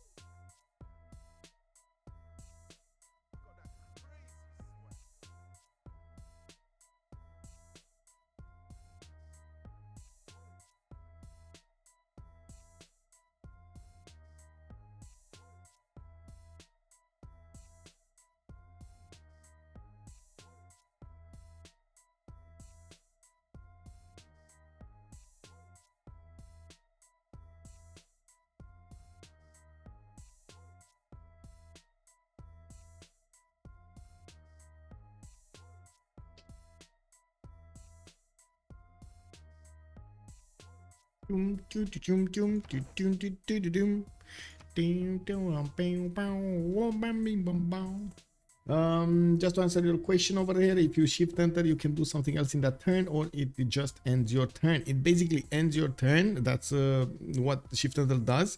But in a multiplayer environment, in I would say simultaneous turns mode, the turn that allows us to play it at the same time, basically the turn, your turn can be unended until it expires. So you can actually get the moves going. You can end your turn and then unend your turn.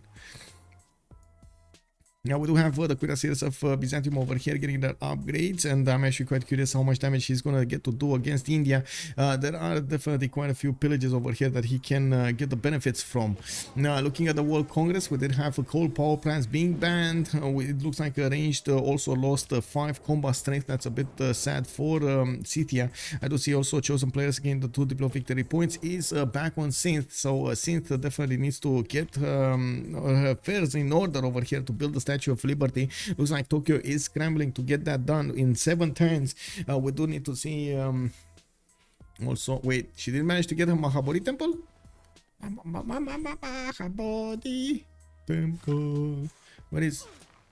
I see 2 apostles. Did she actually manage to get Mahabodhi temple? Am I not seeing it? Yes, it is. Wait, it is what it is. Where is it? I don't see the. I don't know. Maybe I'm old. My eyes are not seeing all the details.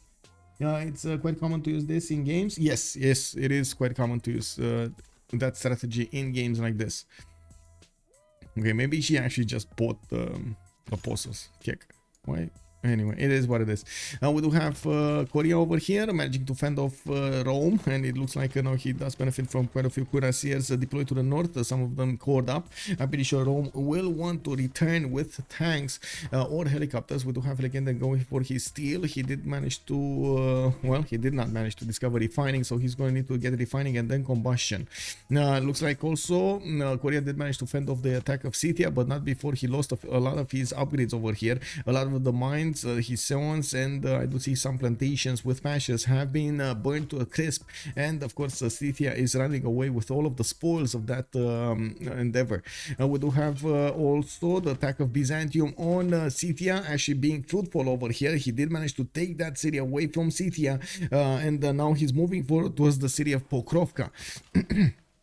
You do have Scythia scrambling to get stronger units on the front line to defend himself against this danger of Byzantium, while Byzantium's capital is being taken down slowly by England. We do have him with the victories on the land against Scythia. Okay, I do see England is trying to get Potala Palace to take away one possible victory point, Diplo victory point from Synth. We do have Synth right now on 8 out of 20 Diplo points, and with Statue of Liberty, she's gonna manage to get 11 out of 20. If she would have managed to get the Mahabodhi Temple, that would put her on 13 out of 20, making her close to 2 congresses from getting a win. That would be quite important for them if they do manage to acquire that Mahabodhi Temple bonus. I don't see her preparing in any way for it. I mean, Okayama, instead of getting a campus, should have actually placed a holy site over here, and yeah, it is what it is. You know what I mean? You know, chop it down, chop it down. I don't think actually India built it, right? I don't think he built it. I do see Rule Valley getting built in Mumbai. I do also notice Beisheng. We do have the Byzantine units. Oh my god, really, bro? All of this army, really? While he started moving, he did get a flood. Oh my god, man. It's basically, you know, Trinda's game. That's what's happening. It's basically Trinda's game. Wait, can you set moves between turns in waiting time? You cannot set moves during waiting time, and usually to actually set a move, you have to, I would say, lose all of your movement on the unit that you're trying to set a waypoint for. You can't set moves, everybody has that turn simultaneously, so it basically depends on whose computer is better when both players press shift enter in a fight. Yeah, basically. Well, you can't really attack with your units when you shift enter, but you can move them out of the way, out of harm's way. Anyway, in English territory, I do see him putting down a few encampments here. I do see only one, actually. I don't see a few. I see only one. It doesn't look like he's actually gonna get his oil generation going with encampments with his military academy. So I am expecting a different kind of approach. We're probably gonna see planes coming out from S&D, clicking labs and clicking planes. Jet bombers might actually appear towards on the skies of Korea, on the city of Jinju and Gyeongju. We're gonna need to see if Rome is gonna have that timing attack against his opponent here, because Korea is getting his own steel walls in 2 turns, and he's gonna put up quite a bit of a fight. In the Ill stab, we do have Korea dropping down to 150 science, while Legenda did jump up to 272. The fact that Legenda did manage to push back Korea and take down so many units in the trade-off that they did over here between Chanchon and Yerevan did allow Rome to have more time to get his sim up, and at the same time slow down Korea, forcing Korea to put his production into building units rather than into getting his sim up, which as you can see, it's starting to show over here on Ferno's results on his yields.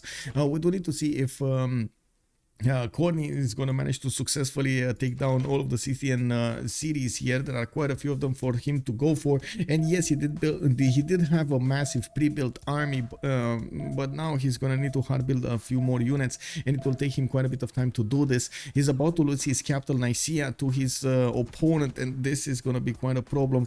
Gavron Plaza lost over here, audience chamber, intelligence agency bonuses, and yeah, it is what it is. Now, one of the things that might happen, India might take that back and liberated, which is going to give them 100 Diplo favor, putting them one step closer to getting their Diplo victory. It does look like we don't have that big of an advantage on either side, a little bit on GPL when it comes to the Diplo favor for the next era, but we're going to need to see if that sticks. Let's actually take a look at the attack of Byzantium. Oh, whoa. Did Byzantium just stopped his attack because he got flooded? Did he actually take this as a sign of God or something to stop moving?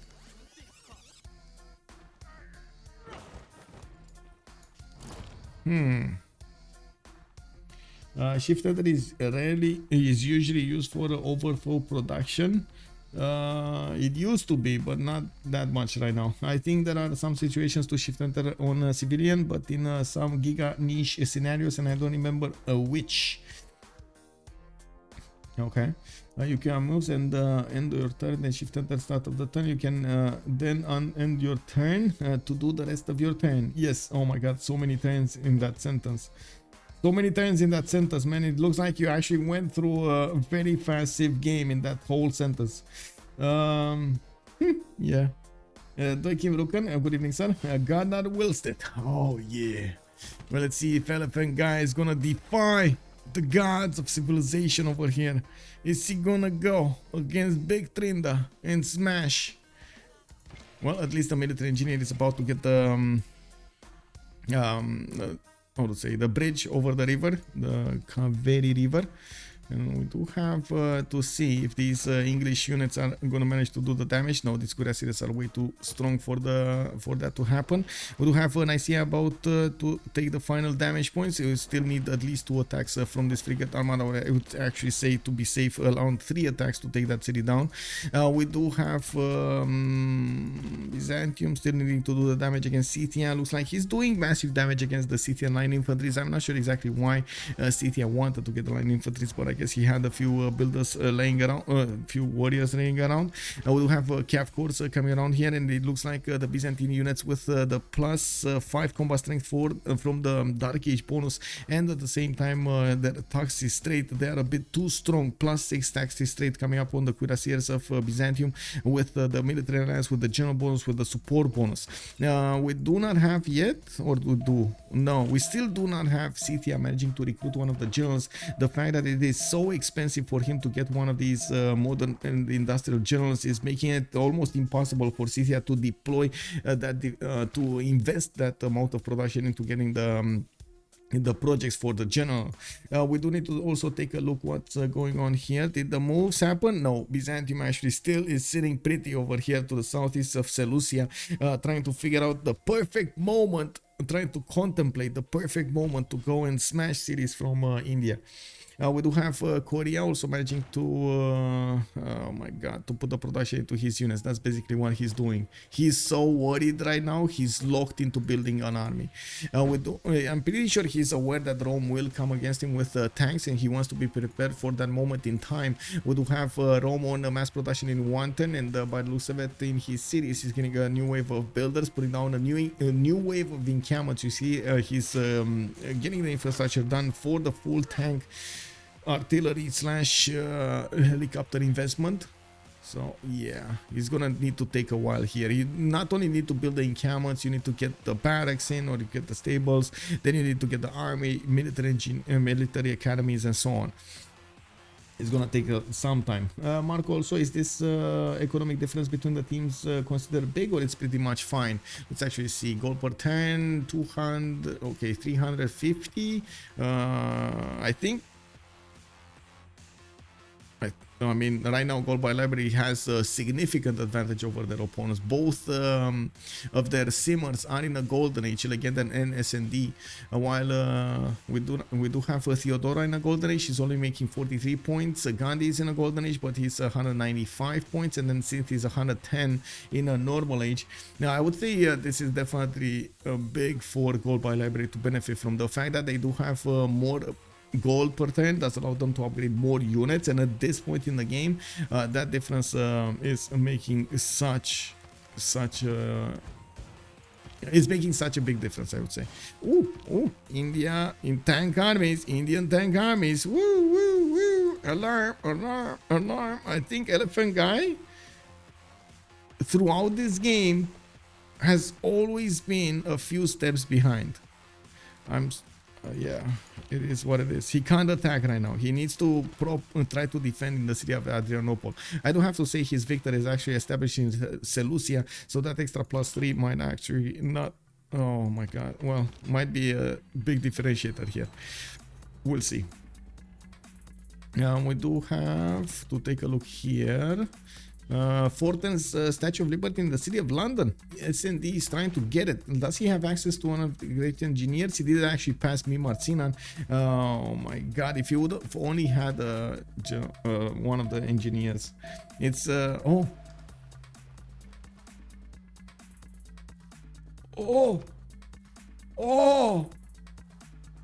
my god, SND coming in for the clutch.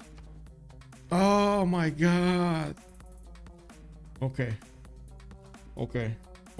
Big Paul coming in. Let's actually see. Ask the stream chat over here. What will sync reaction be? Despair.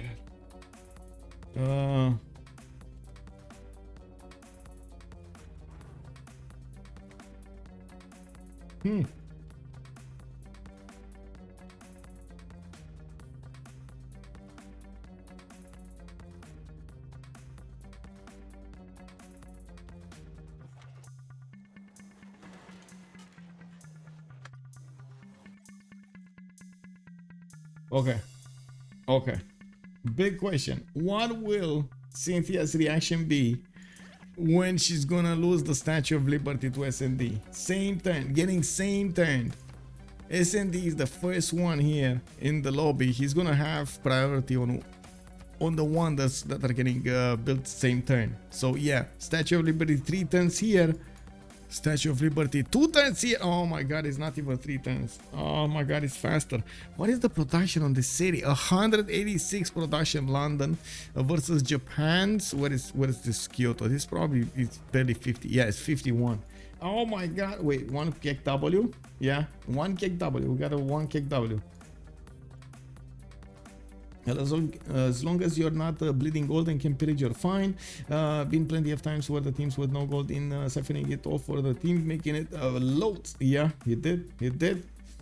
Damn, 180 production. Yeah, man. 180 production capital over there on SND, man. He's pulling this off. We got sewers coming in. We got more shipyards. He's trying to get those extra amenities for his citizens to be happy. We do have him finishing up Potala Palace, taking another one of those diplo points away from Synth. I do have to say, Synth over here was getting dangerously close to the diplo victory. 8 out of 20. She would have been on 11 out of 20. And of course, with Potala, she would have been on 12 out of 20. Not to mention, where is that Mahabodhi temple? I'm pretty sure she could have actually maxed this out a little bit better to be able to get this diplo victory going. I also want to point out there's like no defense here from Legenden to the southeast, and I do see Synth is starting to get quite a few pre-builds. We do have Byzantium Cuirassier Corps starting to get into the borders of Synth, and he will notice what's going on. I'm pretty sure actually this might be just how to say this might be a reaction to what's going on in the north. Anyway, we do have, by the looks of it, yes, India is trying to attack Byzantium here, and it looks like we got a 3 winners. Oh my god, despair, frustration, and KW at the same time. That is quite a mix of feelings, man. Draconian 825 production. What? Yeah, it's wait. Is this number correct? Because he was barely 400. What the? Bro.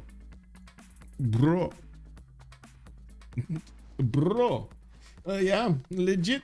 Yeah. I don't know. That's GBLC Japan building it. That number is heavily influenced by cards, probably. Yeah, probably. But come on, man.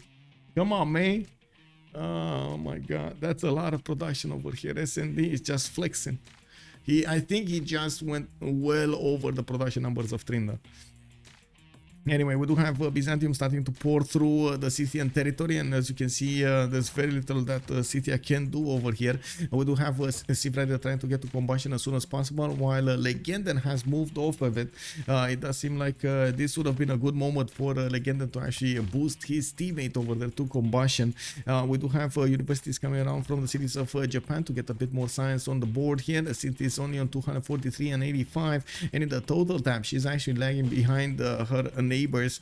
We do have more tanks being upgraded here from Trinda. Looks like Byzantium did actually retreat his units as close as possible to the city of Adrianople, so his encampment can work over here. He has deployed the field cannons over there to the north, so they can start shooting from afar, and he has a few frigates to defend himself here also. I'm pretty sure the artillery armies will make quick work of these frigates, even if they turn into battleships. It's not easy to defend the siege units with battleships and or frigates. Anyway, now it does look like Courtney is going to get also steel walls in 2, which will probably make this attack on his capital obsolete. It does seem like the moment SND has given up on the idea of taking over that capital, he doesn't have enough units to pour through Nicaea anyway, and Byzantium is having a successful run at Scythia's territory, breaking his defense in half and taking a city away from him. This is oh my god, this is so weird. Like, just thinking of what's going on over there in the team channels is probably gonna be very confusing. I gotta say, there's so many things happening all over the map. This is so chaotic.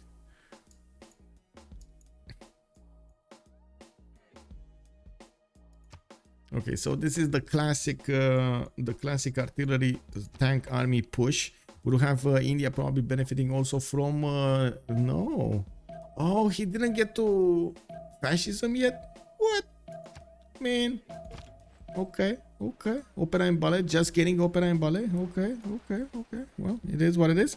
Theater score is coming out from Madurai for the extra culture, and Trinda over here doesn't need to worry about his west of Mysore anymore. We do have Byzantium managing to get quite a few of these cuirassier corps on the front line in the south, but I don't see him actually having the ability to defend against the tank armies. They're way too strong, and these tank armies are going to start acquiring promotions, which are going to make them stronger, especially against units that are trying to put how to say the defense on, the fortify on, I should say, the fortify on. Maybe Dragos should teach him a thing or two about labs. Yeah, just click labs and forget about it, right? Turn 80 in a teamer with 0 blue is as good as you can get. Yeah, it's pretty good. It's pretty good, man. It's pretty good. Guzakibo, gotta walk the dog. Yeah, I mean, you gotta get that walking. Yeah, I agree. But not only the dog, I think you gotta walk yourself also. To be honest, I like to walk myself also around the neighborhood to get some blood pumping over there in my muscles. It's pretty good for, you know, everything, you know, like your mental I would say concentration and everything. Now we do have libraries coming out, more libraries coming out from the English cities, and finally he did get the labs to produce in his empire. We do have a few knights also getting out of his cities here, and I'm actually quite curious what is he going to try to do with them. He doesn't have a lot of encampments for his mass production, nor does he have a lot of oil generation. I don't actually see oil around his territory that much. He did manage to put Brighton next to the eye of the Sahara, benefiting from the era square there, and the bonuses, while I do see he has some oil in the north. That's about the extent of his oil generation here, unless of course he has oil underneath the tiles or underneath the wonders that he already built and we don't see it. Wow, Kumasi, 2 coal tiles and an oil tile. I mean, that is luxury there. I gotta say, Kumasi is gonna be rich, more than rich is gonna be rich. Teammate doing a tech civic counts towards a quest for boosting that tech civic. That is true, yes. And how does boosting work in teams? If someone get new techs, have it boosted? Yes, basically. And that's quite an advantage when you do have somebody in the backline free simming and trying to get you the boost. You might actually get that extra time, 3, 2, 3, 4, 5 turns of advantage over your opponent, which can make the difference, all the difference in the world. We do have actually some English muskemen showing up over here, and I do see he's getting heavy chariots. I will not be surprised if he's gonna try to get some tanks to work against Byzantium over here. Trinda is gonna get flight in 1, ideology coming up in 3 turns. He's fast approaching, getting his fascism going, while I do see Corny is still getting attacked in the north. It looks like the Frigate Armada did manage to push through the borders of Nicaea and took down the fortification and the garrison health. That city is down to 20 HP. We're gonna need to see these units try to focus on taking over the city center, while we do have some defensive field cannons and quite a few units surrounding that. We do have also a unit from India, his neighbor, that can flip that city back to his side, getting themselves 100 Diplo favor. Now we should also see Statue of Liberty finishing over here in the cities of England, and now we do know that well, Japan has just received word. Yeah, unfortunate. Saint over here, nasty. A lot of production put into a wonder she's not gonna get the benefits of. Still on 8 out of 20 Diplo points, but yeah, those 3 Diplo points will hurt her. It will delay the game. Japan cap name kinda sus. Wait, she has a what? It is what it is. Teammate doing okay. Did I miss anything? No, it's fine. Anyway, it does look like India's tank armies are managing to breach through the defenses of Byzantium. We do have the artillery armies also about to get the position to start attacking into Adrianople. There are some battleships getting upgraded here in Byzantium's territory, but to be honest, they're not nearly as strong as he would want to, nor is he having enough of them. If he would have had like 6 of them or 5 of them, this would have probably been enough, taking into account possible losses against these artillery armies. I think you do need like what, 4 battleship shots? Yeah, probably 4 battleship shots to take down one of the artillery armies, and this is battleship fleet shots, so he would have needed 8 to begin with, and I would say for safety 12 to begin with, so he would have had some extra if he would have lost some. Mahabari Temple is also going to be finished over here in the city of Constantinople next turn, and we will have Elaphantguy benefiting from those Diplo victory points, again taking away that ability of his opponent to acquire them.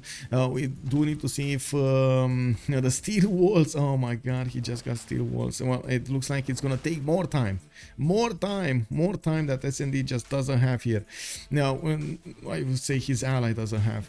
We do have SND finishing up his labs, and I do see he's actually using these heavy chariots for the extremities throughout his cities from the retainers, I believe, card. We do have him jumping up to 315 science. He is not really up there with Trinda at 382, but with all of the labs and the new universities that are pouring out, he might actually get there. I'm actually quite curious who did manage to get Newton. We didn't actually check that, and oh my god, I did something amazing. Newton has been picked up by Rome earlier. We did have the happy scientist on Ibn Khaldun, and of course the fact that he has Colosseum beefing up his happiness level is amazing. I do want to point out, I did also notice England managed to get Leonardo da Vinci for the extra +3 culture he's going to get on each workshop in his empire. I did not see him actually getting a mausoleum of Halicarnassus. If I remember correctly, it got built by somebody else. It was here. Yes, it is here in Calcutta. Okay, aerodromes being put down from the cities of India. He's still pushing through the defenders of Byzantium. Byzantium has quite a few bombers, but these are probably one shot to the tank armies. And you can see how they're pouring through, taking down the Byzantine defenders like they're nothing, moving them aside from the defense of Adrianople. We do have that city center that is getting knocked down by these artillery armies. There isn't much that these battleship fleets can do against the artillery armies. And well, as you can see over here, it does seem like there's a limited time for Byzantium's game here. Well, we do have Amesia that can actually get a city center out on the west side. The fact that they were using this puddle for the economy is going to be quite costly in their total gold. But I do have to say, Legenda and SND are making the most gold here. We do have to take a look if SND is gonna get something as a technology, getting flight next turn, mobilization in 4, getting his swords going for the extra amenities here, and I do see his 854 production. SND in the card screen, he's using his Republican legacy for the extra amenity with a specialty district. Liberalism, again an extra amenity. Retainers, extra amenities. He does have the 3 confederate the region for the extra culture and science on the international trade routes. While he's using rationalism, I'm actually a bit surprised he's using rationalism and not the other one around. Does he have so high pop cities? Oh, he does. 1, 2, 3, 4. Okay, he has 4 high pop cities over here, the big ones. So he can definitely get a lot more science than this. Just plug in a card and get more science. Looking at his happiness count, we do have him at a happy level, +3, not +6, not ecstatic.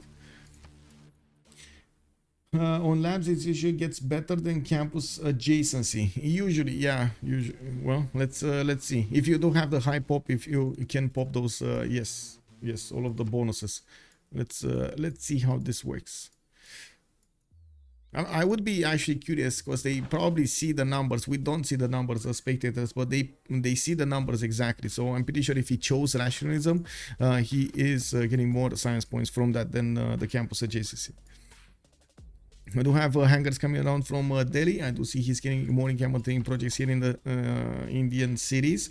He did finish up getting his railroads towards his opponent, so now it is very easy for him to actually deploy an army towards Elaphantguy. We do have some defenders over here trying to do the shots against India, but to be honest, it kind of looks like Byzantium is just keeping his units standing still. Oh, upgrading artillery. I mean, this is a waste of gold, guys.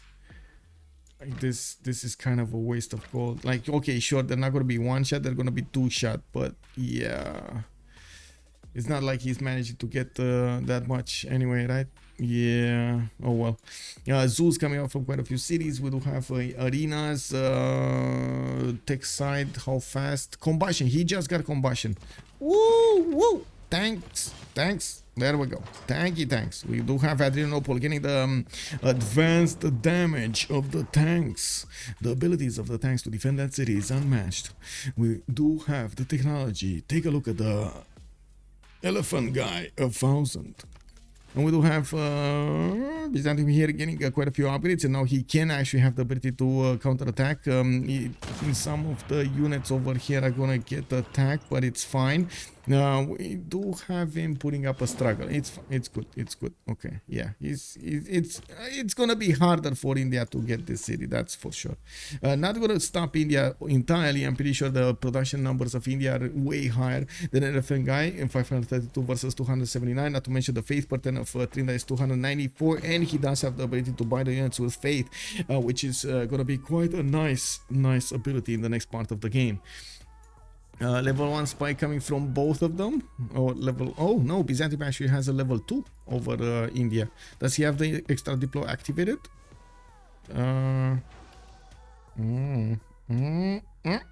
Wars of religion, okay, from both. +5 combat strength, that's from the other stuff. No, he doesn't have extra diplo over his opponent, so that means, wait, India does have a level 2 here also somewhere?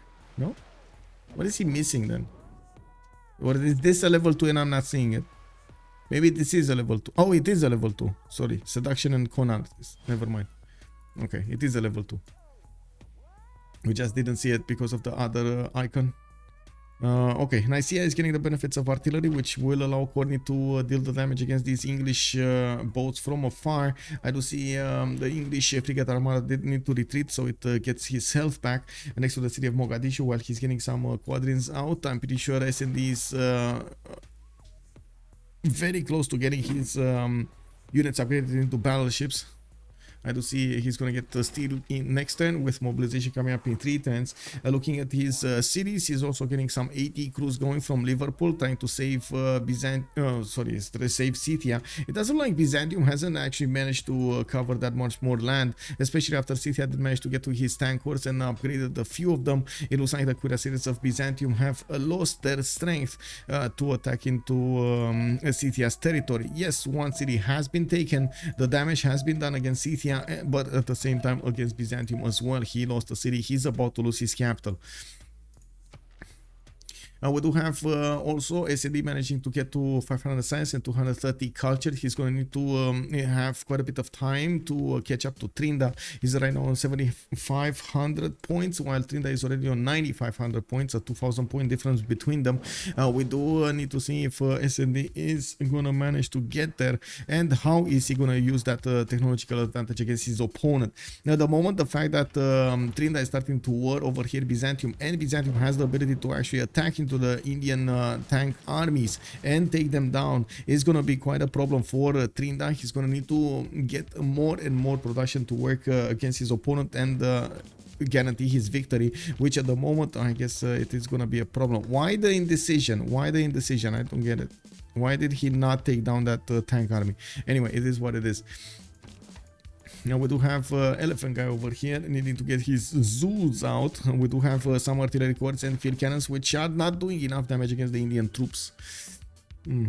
Also, wait, this is the coal one? Yeah, coal. So they cannot build coal, which is a bit of a problem, especially for heavily industrialized nations like, for example, Japan over here, who did not manage to get her coal power plants working, barely the workshops in her industrial zones. There is an army in Volen, and I think the big question is, will she deploy this army against Rome? Because Rome is left exposed. His whole right flank is exposed to Japan's pillaging. I'm extremely curious why we don't have a scout over here towards the Japanese choke point. I'm very curious why this is happening. But anyway, we do have Rome getting his factories up, and I do see Legenden is on 512 production, significantly more, no, not significantly, but a bit more than Synth 449. We do have him banking on a lot of science advantage on Synth, and he does have also the culture advantage. So overall, his empire is a little bit better. We do need to see if that it will actually turn into an advantage here against Japan in the upcoming turns. We do have Japan still trying to make the moves, building up her encampment count for the oil generation. We do have her also killing up her empire for total warfare over here, and probably Rome will be on the wrong end of the stick of Japan. Take or pass general. Whoa, they got to the 535 general. Whoa, India got here. Okay, and then we got Scythia getting one. What the? Okay, it's passing. Okay.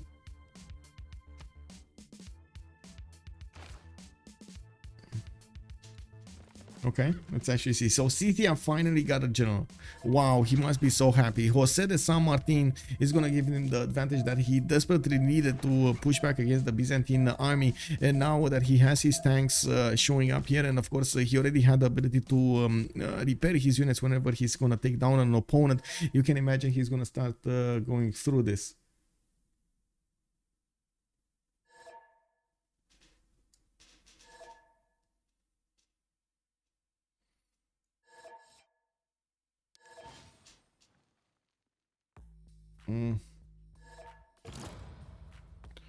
Some waste of a discussion over here. Anyway, waste of breath. It is what it is. We do have Scythia with the tanks actually not moving forward. Oh my god.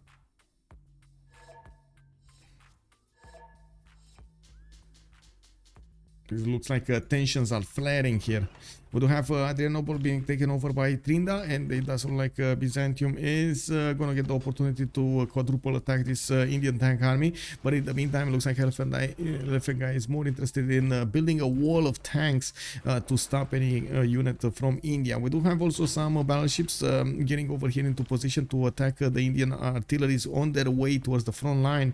Now, we do need to see if Byzantium is going to manage to get a few more boats in the water, and of course how he is going to try to army up everything. His armies are definitely stronger than his opponent, especially in this World Congress when there is how to say, a Dark Age for Byzantium with the Dark Age, the extra +5 Dark Age card.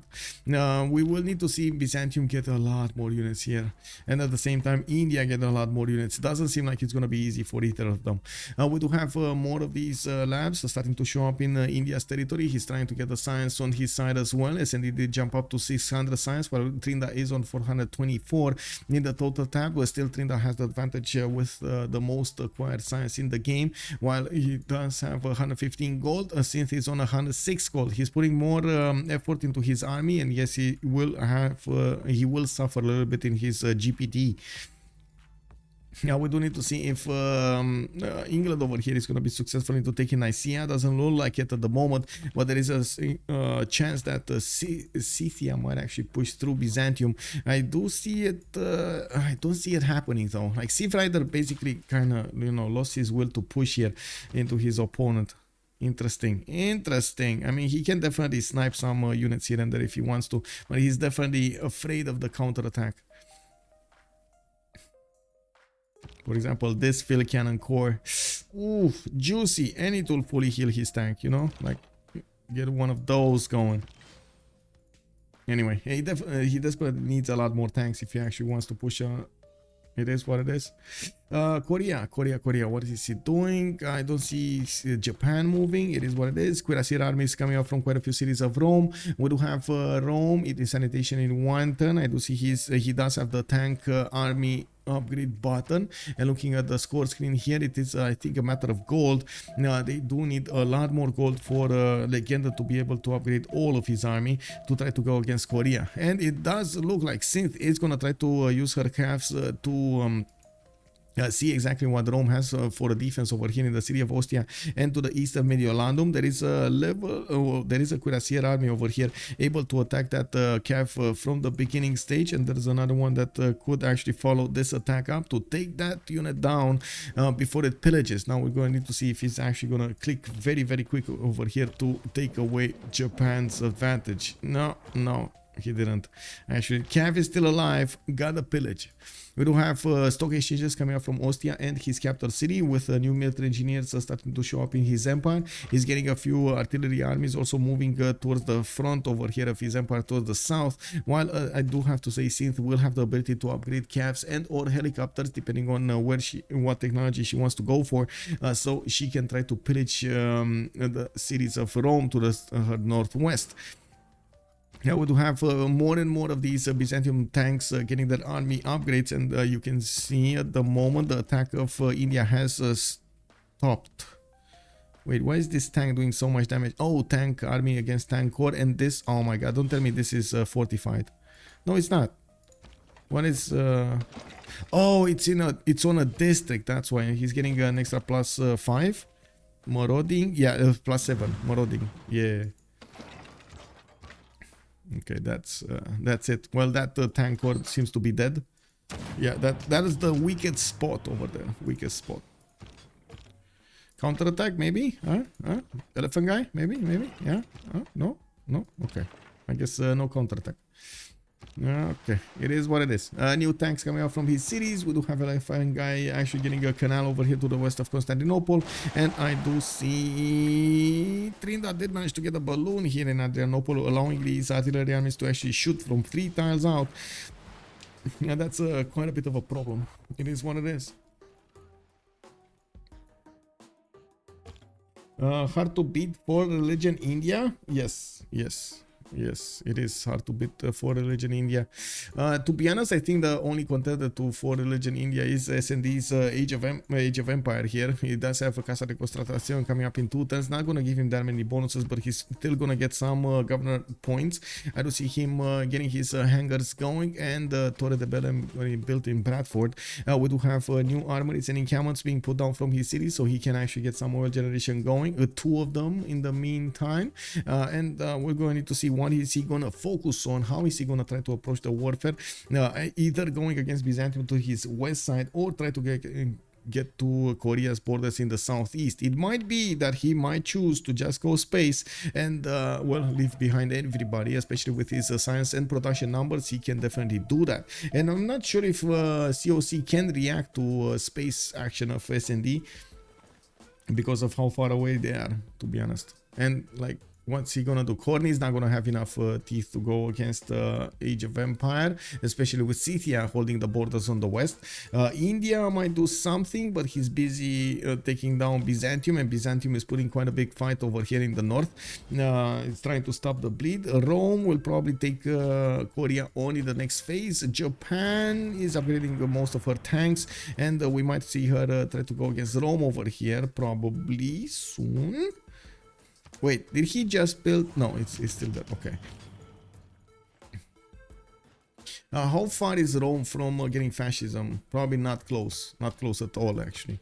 Mass media in 4, replaceable parts in 1.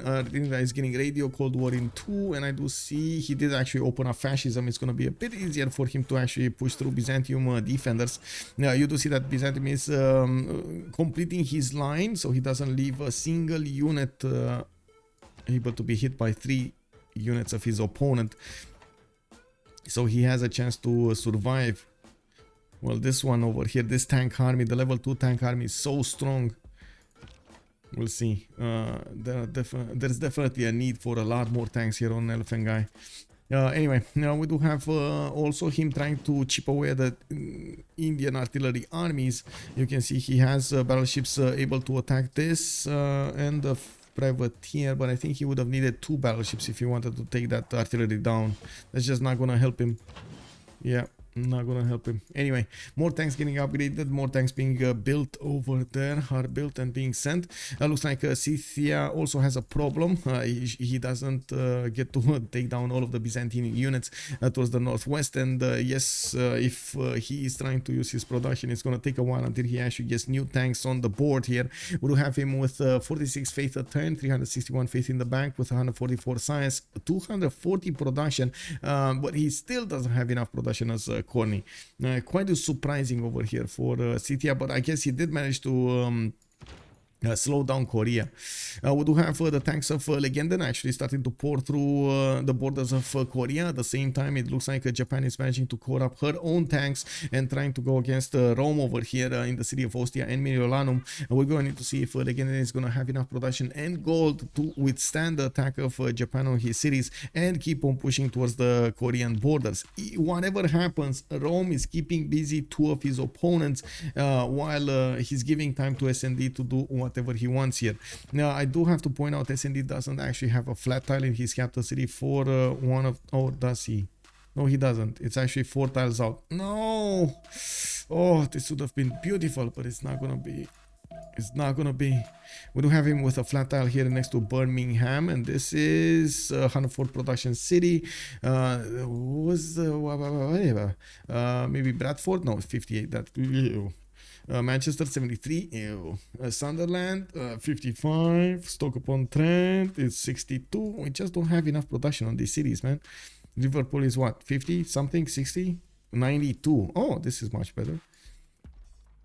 Yeah, well, not an insane amount of production other than his capital. His capital is 160 right now. It was 180 plus earlier.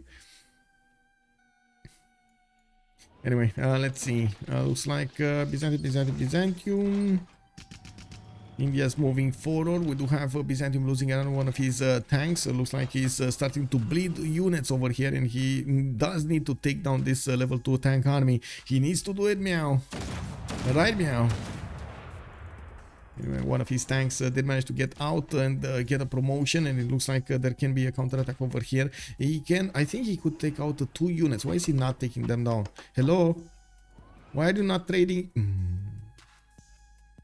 No.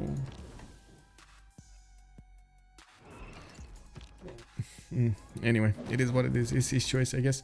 We do have anti-air guns coming up from Antioch, and I do see Seleucia. While he's starting to run out of units to defend himself, he's gonna have a problem. Oh yes, I do see a supply convoy coming up from Nicomedia. That's not really gonna help with the unit count. I'm pretty sure Byzantium does require over here at least 3-4 more tank armies, and that's gonna be quite expensive for him to get. One SND nuke would clean up Trinda's army. Yeah, it would. And we do have quite a few of these, I would say, Sea Dog fleets. Oh, that could turn into submarines later on.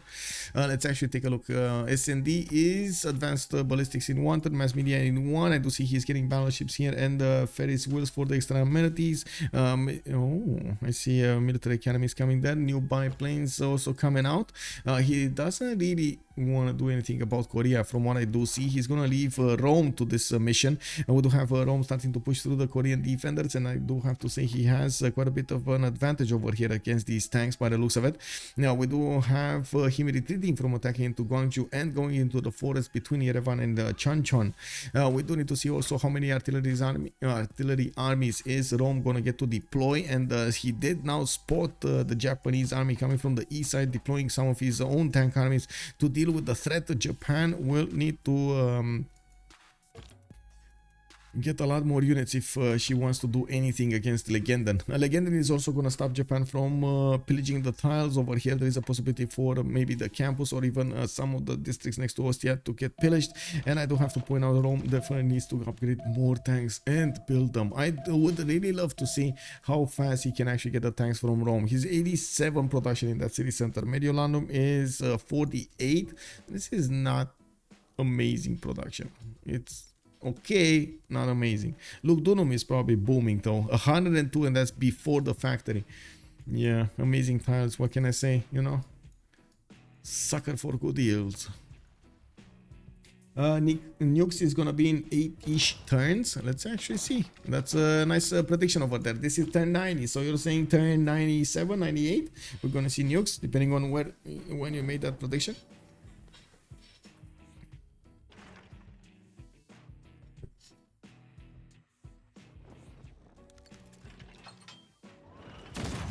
Okay, Celestia, oh my god, well, that's one artillery down. India's gonna need to buy a new one, and looks like another artillery is gonna get to attack into the city of Seleucia.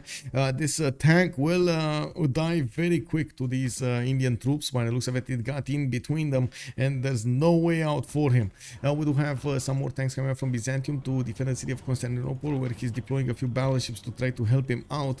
We do have that battleship... oh, there we go, dealing the damage. Oh, almost got it, but he didn't. Yeah, it was Trinda that moved that out of harm's way and got it back in the city of Adrianople. Now we do have also a statue of Zeus being built over here in the India's territory. He did manage to get a terracotta army, and he does have quite a bit of production. He's also going for nukes, 2 turns to finish nuclear fission, while SND just 1-turned it. Oh my god, he just 1-turned it. Okay. I mean, that's quite a bit of science. 572. Trina's catching up. 541. We do have new research labs coming up from SND, and I'm quite curious if they're going to manage to get Einstein here for the extra +4. They're going to get into research labs. No. India getting a musician. We got Donatello here for more culture. But yeah, now it does look like also Gustav Eiffel is going to be the next great engineer. We do have England with 21 points. Rome is 7, India on 10. I'm pretty sure England is probably going to get this one if nobody makes the projects. Does COC even have a win condition? It's basically, I think Trinda is their win condition at this point. Trinda running over the map and nuking everybody with synth support and coordinate support. Basically, that's their win condition. Now on the other side, SND might go to space, but he's a decent ways away from actually India, even though he's not. Oh, wait, what am I talking about?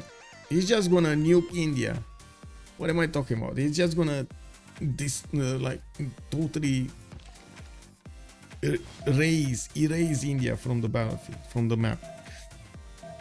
I do have anti-air guns coming out from Mysore and Delhi, and I do have to point out nuclear submarine armadas are not going to be phased by these anti-air guns. And yes, England will have quite a few of them. We do have a level 4 Sea Dog fleet that can turn into submarine Sea Dog submarine fleet, and of course get into an armada with another one. Oh, there we go. We got another Sea Dog fleet here. Sea Dog here. That's gonna be the armada. Kick. Oh, we do have who did keep Kumasi, by the way. It's Synth kept Kumasi, and Kumasi is gonna die here. England is gonna take it out. slowly. That city is 150 fortification health, and it does have 94 garrison defense. A lot more artillery will need to show up, and I'm pretty sure even bombers will probably need to be deployed to attack into Kumasi to take it down. We do have Japan actually forcing Legenden to retreat his units. He didn't want to lose that many of them, fighting off the Korean army in the south, and then having to deal with the Japanese attack from the east side. But this basically locked both armies for Rome. That I think it's a problem. One that Korea might have actually used sometime to get some British squads against his opponent. Korea is getting his combined arms in 4 turns. We do have Trinda finishing up nuclear fission, and I think he's going to put Manhattan soon in his capital. Same can be said about SND. The fact is Manhattan is going to finish in 3 turns. 3 turns. Oh my god, he's going to 3 turns. I 3-turn Manhattan project. I don't think I've seen... Oh, wait, let me think. The last time I've seen this was 4 turns, not 3 turns. Yeah. Getting records after records over here. SND, how much production do you have? 167 production in the capital. Very nice. Anyway, we do need to see what's happening in the city state. Legenden Ferno, SND. So SND has 2, 3, 4. They have 4 cities on Gold by Library, with 2 being kept by COC, Buenos Aires and Kumasi. If they do manage to take down Kumasi, they're taking down an extra Diplo favor generation over here on COC, and they definitely want to take out Kumasi's ability to give them the culture. Even though I don't think Synth is actually how to say getting that much of it. I'm pretty sure she's not trading with city states. She's trading with her allies.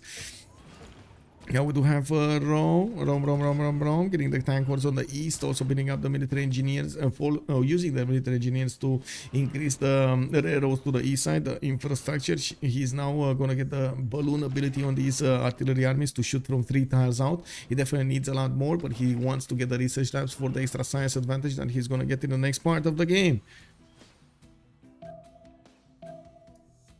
Oh, wow. Looks like people are racing on the street. Kick. Vroom vroom. Vroom vroom. Anyway, tank coming up from Byzantium. Looks like Byzantium did retreat from the borders of Scythia, so he can upgrade his tank armies. Now he has strong enough units to attack into the Scythian tank corps, and maybe even finish the job on 1 or 2 more cities. He does have artillery armies to use that are quite promoted over here, and it doesn't look like Scythia is putting more units into production, which I think it's a bit of a mistake over here. He still can use his faith to actually buy out some units, but it's totally ignoring that option. We do have 2 turns for Manhattan project to finish in the city of London. It looks like Delhi yet did not choose to produce it. Oh, Mumbai did get it in the next 3 turns. He's gonna get it. Okay, and Mumbai is 158 production. Okay, that's actually comparable to the production capabilities of Age of Empires capital. Looks like another city has fallen. Byzantium did give up on the defense of Seleucia, and it does look like he's gonna keep Adrianople also. I do see Byzantium still has a few battleship fleets that can help him try to play some defense here. But I think this is one of those moments when Elaphantguy realized, well, he needs to GTFO out of there, and we're going to need to see how India is gonna use, first of all, his time to take out the cities in the north, and second of all, try to fend off his attacker. We do have SND with a level 2 spy being deployed in the city of Madurai, and yes, we do have some anti-air guns been deployed over here in the cities of India. But what is going on is England is going to get his nuclear submarines pumping out of his cities, and he is going to get the option to nuclearly take out all of the cities of SND of Trinda. I do have to point out one bit of a problem over here, the fact that he doesn't have enough of those submarines to shoot enough nukes. One submarine can shoot 1 nuke a turn. The only thing that can actually shoot multiple nukes a turn is the nuclear silo, is the missile silo, and he's gonna need to get one. I was actually thinking maybe he should get one on this island over here, to be honest, like more an issue unsinkable aircraft carrier island, and he can attack what, 3 cities, Mumbai, Mysore, and Ahmedabad. That's gonna be enough. That's more than enough to start the war going, right? That's 3 amazing cities of India that will be wiped off clean Not to mention, oh no, he might be a bit too far from attacking India. Anyway, we're talking about multiple nukes being attacked at the same time. A lot of the times, actually, there's more. You don't really see more than one nuke per turn.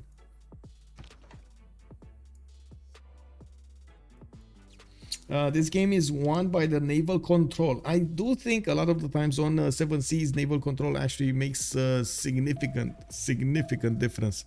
We're gonna need to see if this is gonna happen today. For example, this is a game where COC does not have naval control and GPL has, so we're gonna need to see if that actually will guarantee I would say GPL the victory. Mobile SAM spam can stop nukes. Not the nuclear submarine armada ones. Yeah, only GDRs can stop those. We do have a few more battleships coming up from the cities of England and moving battleship armadas moving towards the front line. Mysore is probably going to be a prime target. He also has to deal with liberating the cities that his ally lost here. Seleucia and Adrianople. We do have also India starting to move towards the Constantinople capital. He's going to need to work with his artilleries on that capital's borders and then follow up with the attacks of the tanks when the walls are low enough. We do have Byzantium also needing to repair some more of his tanks and get new units on the board here because he's just lacking numbers. We do need to see how England is going to try to use his advantages against his opponent. They're going to probably have nukes about the same time, and it's going to be very important how they're going to get used against each other. Mahar project is going to finish in London next turn, while we do have 2 turns to finish in the city of Mumbai on India's side. It does look like also Byzantium is starting to get a few artilleries of his own, and I do see he's going for another wave of attacks against Scythia. He's not giving up on his attack on his opponent here. Civrider is going to take another wave of punches from these Byzantium tanks. We got some English AD crews getting into the water, and they do want to move towards the front line in the south. I do see English infantry is also making its way towards Nicaea, while yes, we do have 2 battleships here that will slowly chew through the defenses of Nicaea. It will take quite a bit of time. Oh, never mind. That's a level 4 battleship armada. Never mind. He's actually going to shoot from 4 tiles out. He does have the coincidence range finding promotion for the extra range. I didn't see it's level 4. Wow, is this the frigate from the beginning? It actually got to level 4. I like this. And why do we have a level 4? I'm pretty sure this is not a level 4 spy. This is another something level 4 behind there. But anyway, it is what it is. We do need to see England also managing to deal damage against the Indian troops. Wait, did India just...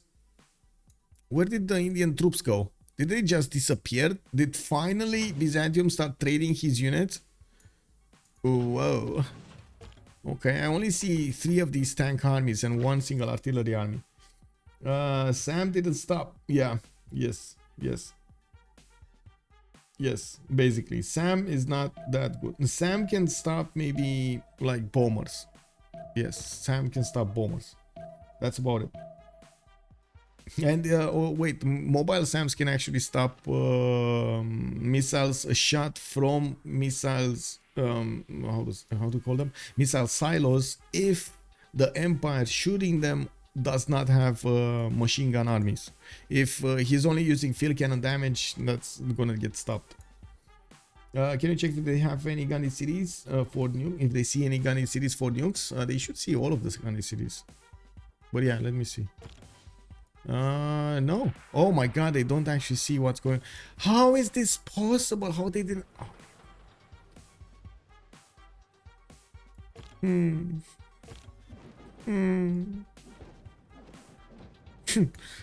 Oh.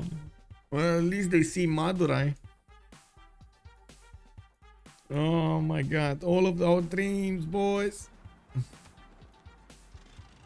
He should be able to do Earth satellite in time before GDR. 60% it works every time. Yeah, I mean, yeah. We'll see. I was thinking of him putting down a spaceport, but unfortunately he can't get it from his capital city. He's gonna need to get it from somewhere else.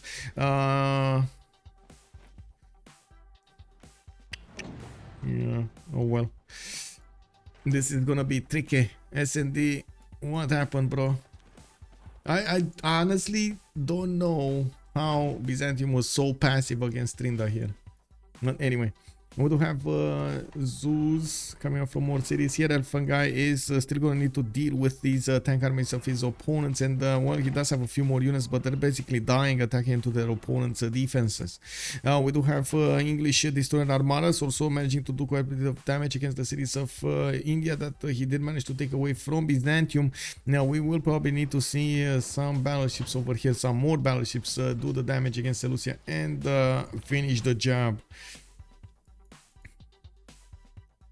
What is this? Level 4 Sea Dog fleet. Still, okay. Like, and then combined arms in 1 turn. He's going his ideology in 2, and I do see him managing to do the job against Gwangju. We do have Japan counterattacking with helicopter corps actually from the east side, trying to tear apart the artillery armies of Rome. We're going to need to see if Rome over here is going to manage to counterattack. He definitely has more damage against these helicopter corps with his tank armies, but he does need a lot more of them. I do see he is also having a bit of trouble with Japan using his its coastal advantage here for the extra +5. We do have him not doing enough damage against these tank corps of Japan. Definitely needs a lot. Okay, cav armies, artillery armies coming out from his cities. He's getting Big Ben in the city of Ravenna. In the total tab, we do have a decent amount of gold banked up on gold buy library. And well, looking at the science tab, we still have S&D leading the pack with 600 science, and Trinda coming up behind with 539. Trinda did manage to get his fascism, while S&D is in Merchant Republic still. We do have suffrage coming up next turn for S&D, and we're gonna have also a quick pause over here for 2 minutes because we just entered the new era. Let's actually go for a prophet. Where is prophet? Oh, I can't put prophet anymore. No! What do you mean? Take that option away from me. Anyway, let's go merchants, because why not? This and 2 minutes, and we're gonna come back. There's something wrong when it comes to nuking with naval units and SAMs. It might be. It might be.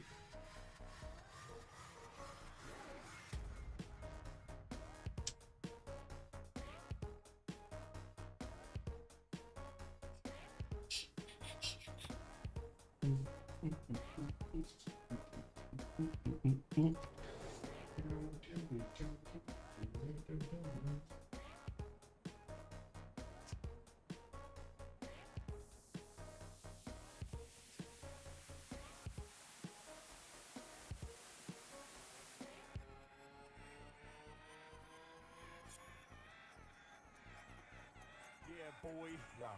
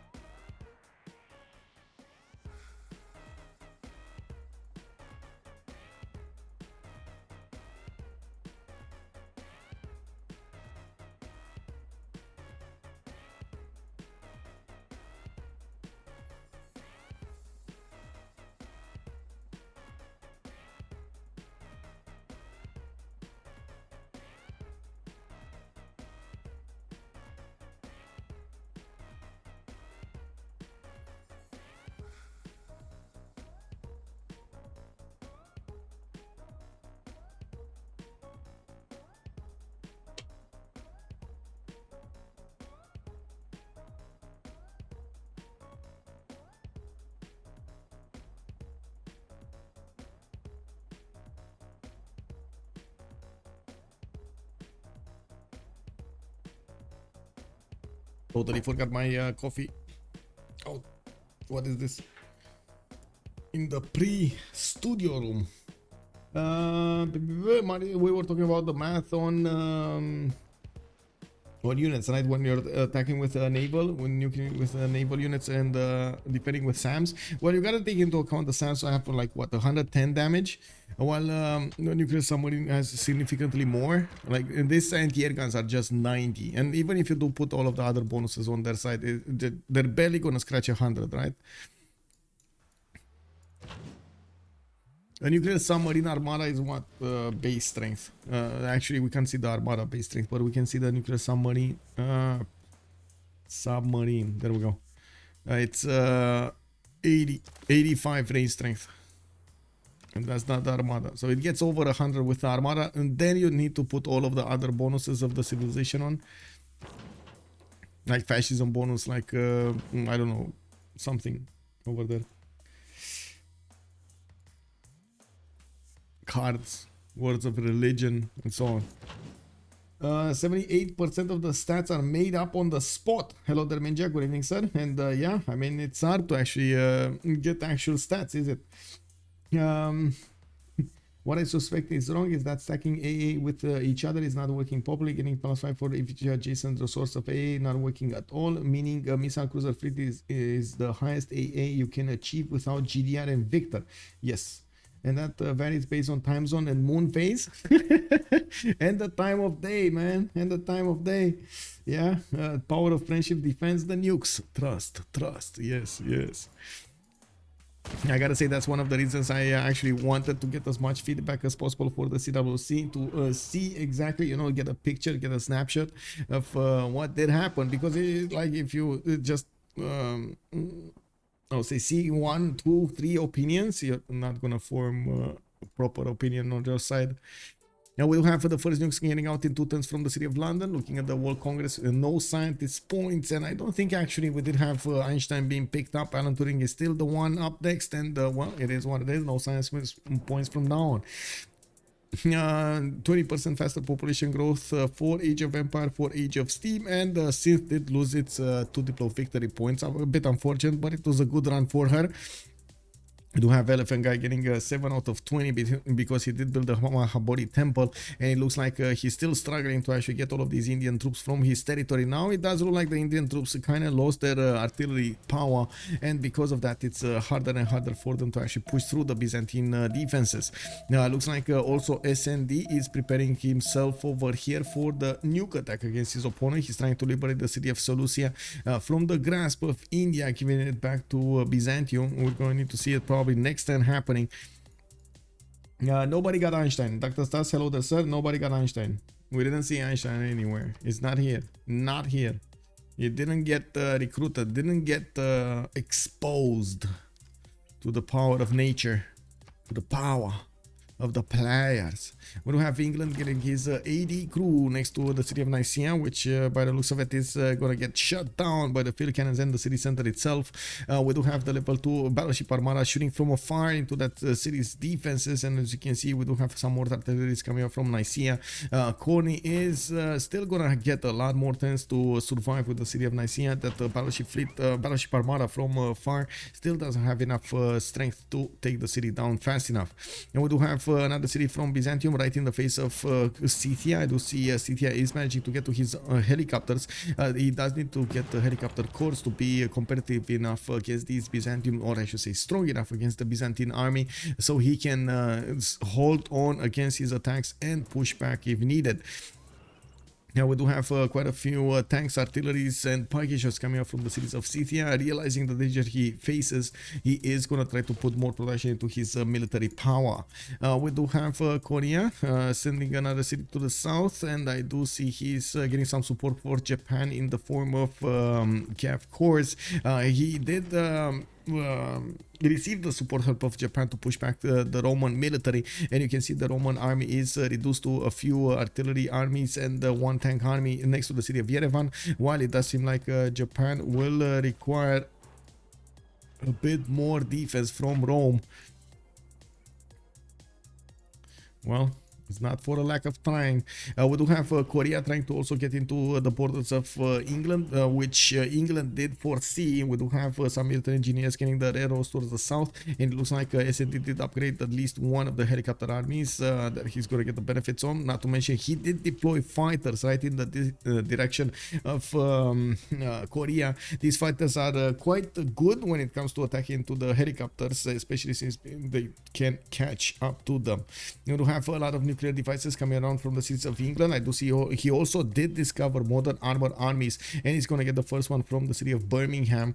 I do see he did manage to get the bomber here in the city of Hull, and it is probably the first bombing attack will be on the city of Nicaea. The bomber is much better suited to attack into a city center than the battleship armada is to attack into a city center. It is what it is. A lot more damage. Wait, bro, did he lose the level 4, or is it back here somewhere? Is he inside of the city center? Is that the level 4? Oh my god, I can't see it. Is that a level 4 privateer in the city of Mogadishu, privateer fleet that we were talking about earlier? Did he actually put it in the city center so he doesn't die? Kick. Can you show continent split on Vicky? He doesn't have a continent split, unfortunately. He does have possible 2 continents over here on the east side, but yeah, he never actually got them. Now we do have Korea getting pushed over here. Getting pushed back, I should say, because he was the one getting the pushes on England. Privateers get bugged for spectators. It doesn't show often. Yeah, sometimes. Yeah, sometimes. Anyway, I'm pretty sure that is it. That is inside of the city center there. Maybe that's just me. Anyway, wait. Did he lose this level 3 as well? The armada over here? Oh my god, he lost the armada next to Seleucia. It is what it is. Anyway, with that, we do have anti-air guns coming up from Constantinople, and Byzantium over here is trying to build as many tanks as possible. I don't see a replacement army from India. He's building his own nukes, and by the looks of it, he's 2 turns away from getting the first one. I do also notice he's getting quite a few anti-air guns, and looking at the tech side, Trinda is going for guidance systems, which should actually open up mobile SAMs. Yeah, there we go, mobile SAMs, guidance systems. Gonna be a much better units to defend against nuke attacks, but to be honest, it kind of depends what you're attacking with. Usually it is a go-to strategy to attack with nuclear submarine armadas, but we've seen, of course, bomber attacks and other types of attacks at the same time. Oh no, the floods, the unsinkable carrier is sinking. Oh my god, this is like the Titanic. The unsinkable boat is actually taking on water and going down. Oh, yeah, that's a bit unfortunate. Oh, by the way, I do have a question to ask. If you already built these flood barriers, if you buy a tile that is getting flooded like this, do you need to build new flood barriers, as in you get a new project in, or does it instantly get built? The carrier is unsinkable unless it's next to Johannesburg. Yes, basically. Also, no, it just gives it barriers. Wait, really? You... Woo, nice here! The bomber strikes. We do have SND taking down the capital city of Byzantium, and with a bang over here, he just announced to Trinda he's ready to fight. He has nukes, and the nukes just keep on ticking.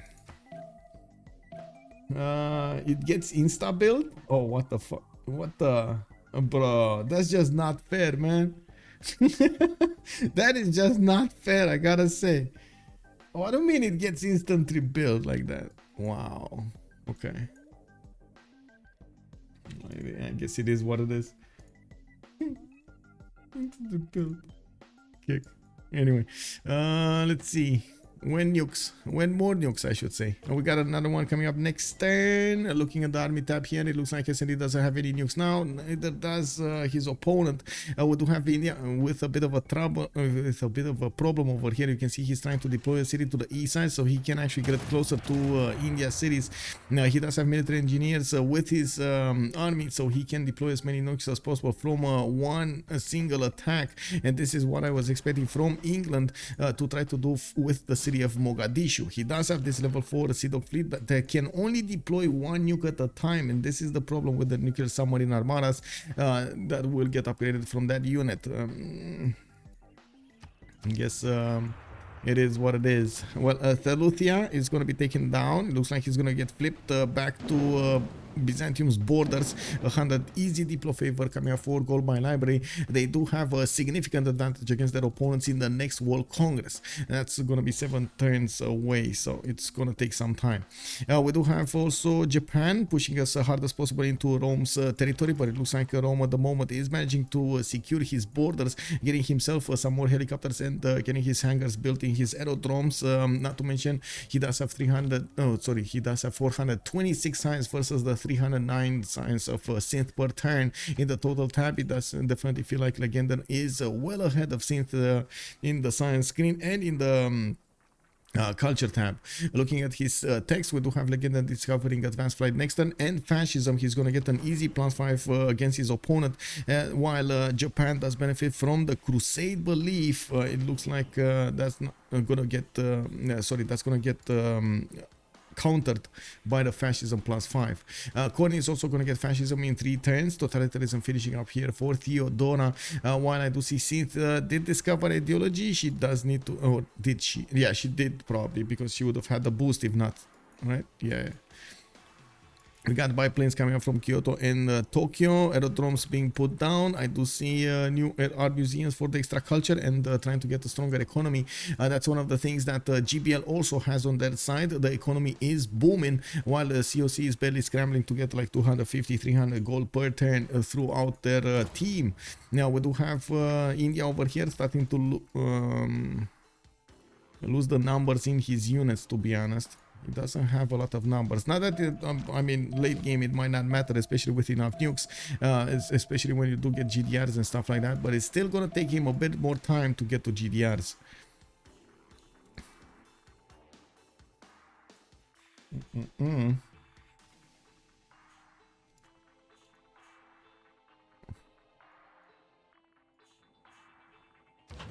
Okay. England deploying the battleship armadas to help Byzantium. It's gonna be a hard cry for help here. Even the battleship armadas cannot really handle the tanks. They can do the damage against the field cannon cores though, and then to shut them. Maybe some cavs if they catch them close enough. But it looks like Scythia is in deep trouble here. We do have another attack. Where is the nuke? Where nuke? Hello? Oh, Mogadishu. Oh my god, man.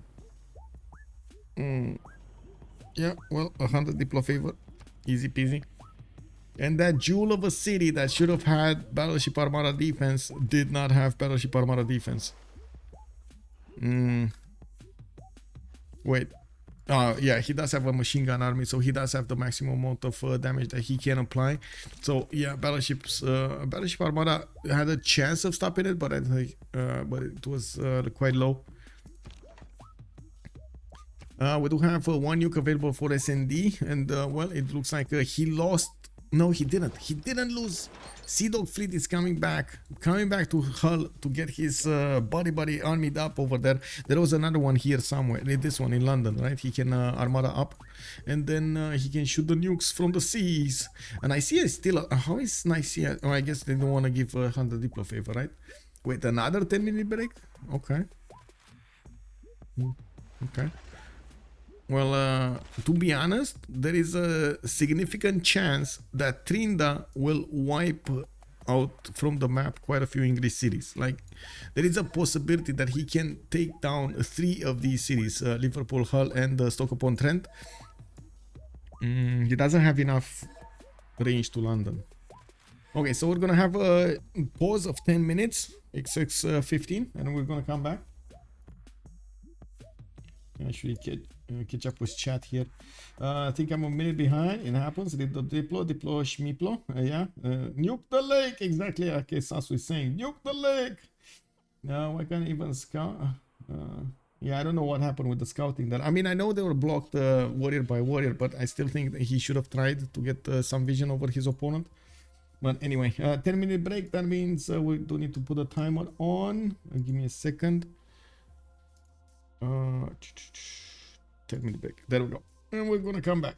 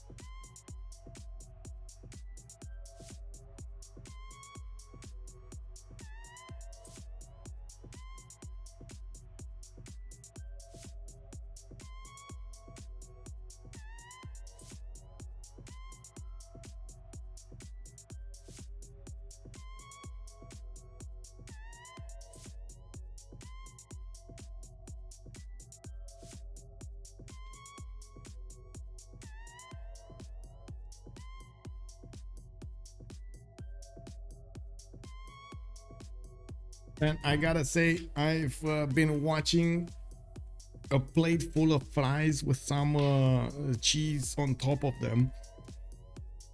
Oh, since the beginning of this game, I didn't actually get to eat before the game because it started up a little bit earlier. I was thinking it's gonna start up at 1830, but it was actually 1800. And when I saw it, I was like scrambling to get everything done. That's the reason I actually did the delay starting the stream with like a few minutes.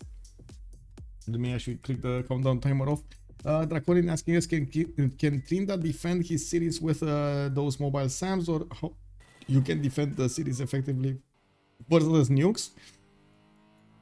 I would say the easiest way is shoot first, ask questions later. But anyway, you can try to use the mobile SAMs, and there is a significant chance you're actually going to stop a nuke depending on what is the attacking force.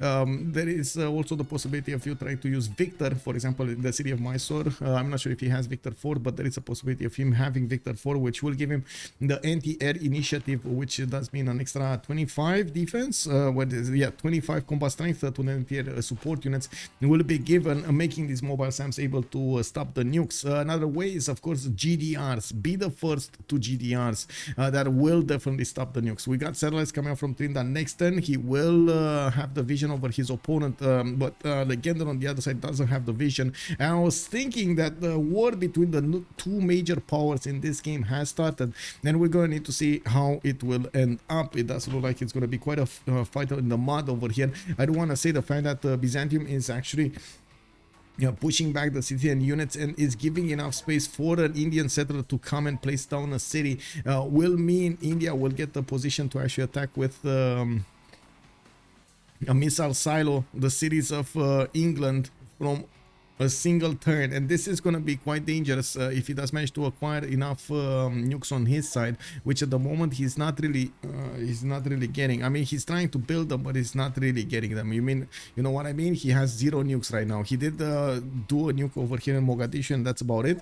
He's building another one from Delhi in 2 turns. I do see one from Mysore in 6, and that's about it. You do have a spaceport coming out from Mumbai. He is managing to get the satellites going, so he can get the first project on the way. I do see Seleucia is going to get attacked once more, and the game has started. We do have 50 more seconds out of this turn, and we're about to hit turn 100 in this game. It looks like Seleucia is going to try to repair the outer defenses, and I find it hard to believe that India is not going to attack with something there. And we do have bombers, or was that a plane? That was a plane attack. Wait, what? No, that was a bomber attack. It must be a bomber attack. Yeah, it is a bomber attack. He probably lost a lot of health doing that because these units, the destroyers and of course the battleships do have anti-air defense. And that is just a simple bomber going about his business every day until a wild battleship came into view and he had to take it out. Well, the battleship showed him who's boss.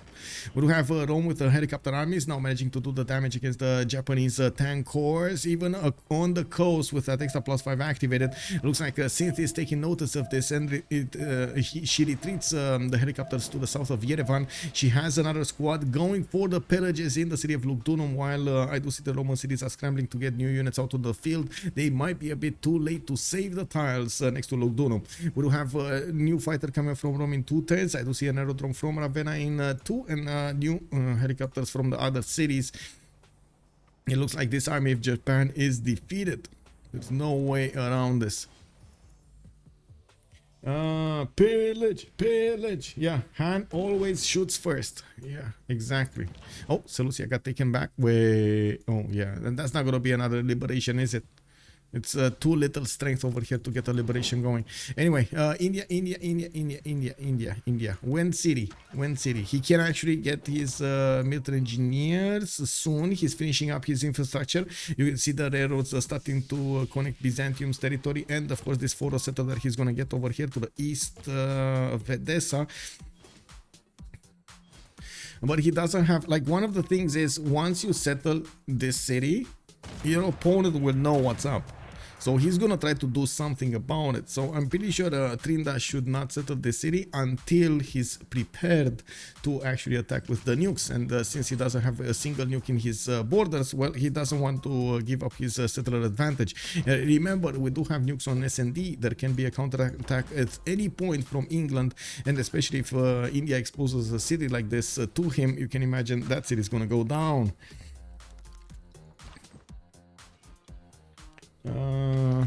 I'm actually quite curious if Trinda, well, to be honest, right now, I think the moment that S&D had to attack India came and went.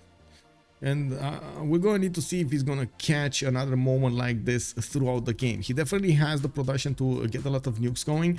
He doesn't have the deployability of those nukes properly against his opponent, like fast enough, and of course try to be overwhelming.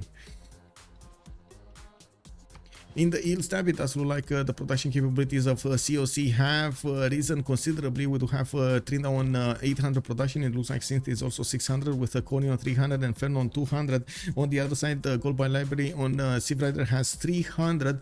Elaphantguy is 221. Lost a lot of his, a considerable amount of his production from losing these two cities in the south. Legendin is 581 on Rome, and we do have S&D on a 900 production. I believe at this point he's definitely trying to use his production capabilities to get all of these nuclear devices out, and he's going to try to overwhelm his opponent with a sheer nuke power. We're going to need to see if he's going to transition into GDRs, or is he going to try to do space victory. It does look like Trinda is actually going to be the first one in the game that's probably going to finish one of these spaceports. He does have one put down from Mumbai. He did actually switch to build another nuclear device rather than go for the spaceports. It looks like he's realizing that he has a limited time to apply his military power against his opponent. Oh no. Oh no. But why?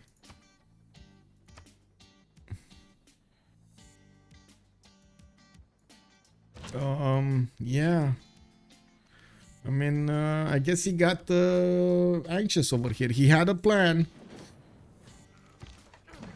And I see the nuke. Look at that. He's gonna shoot it. He's gonna shoot it. He's trying to figure out a way to shoot. Oh, he's gonna.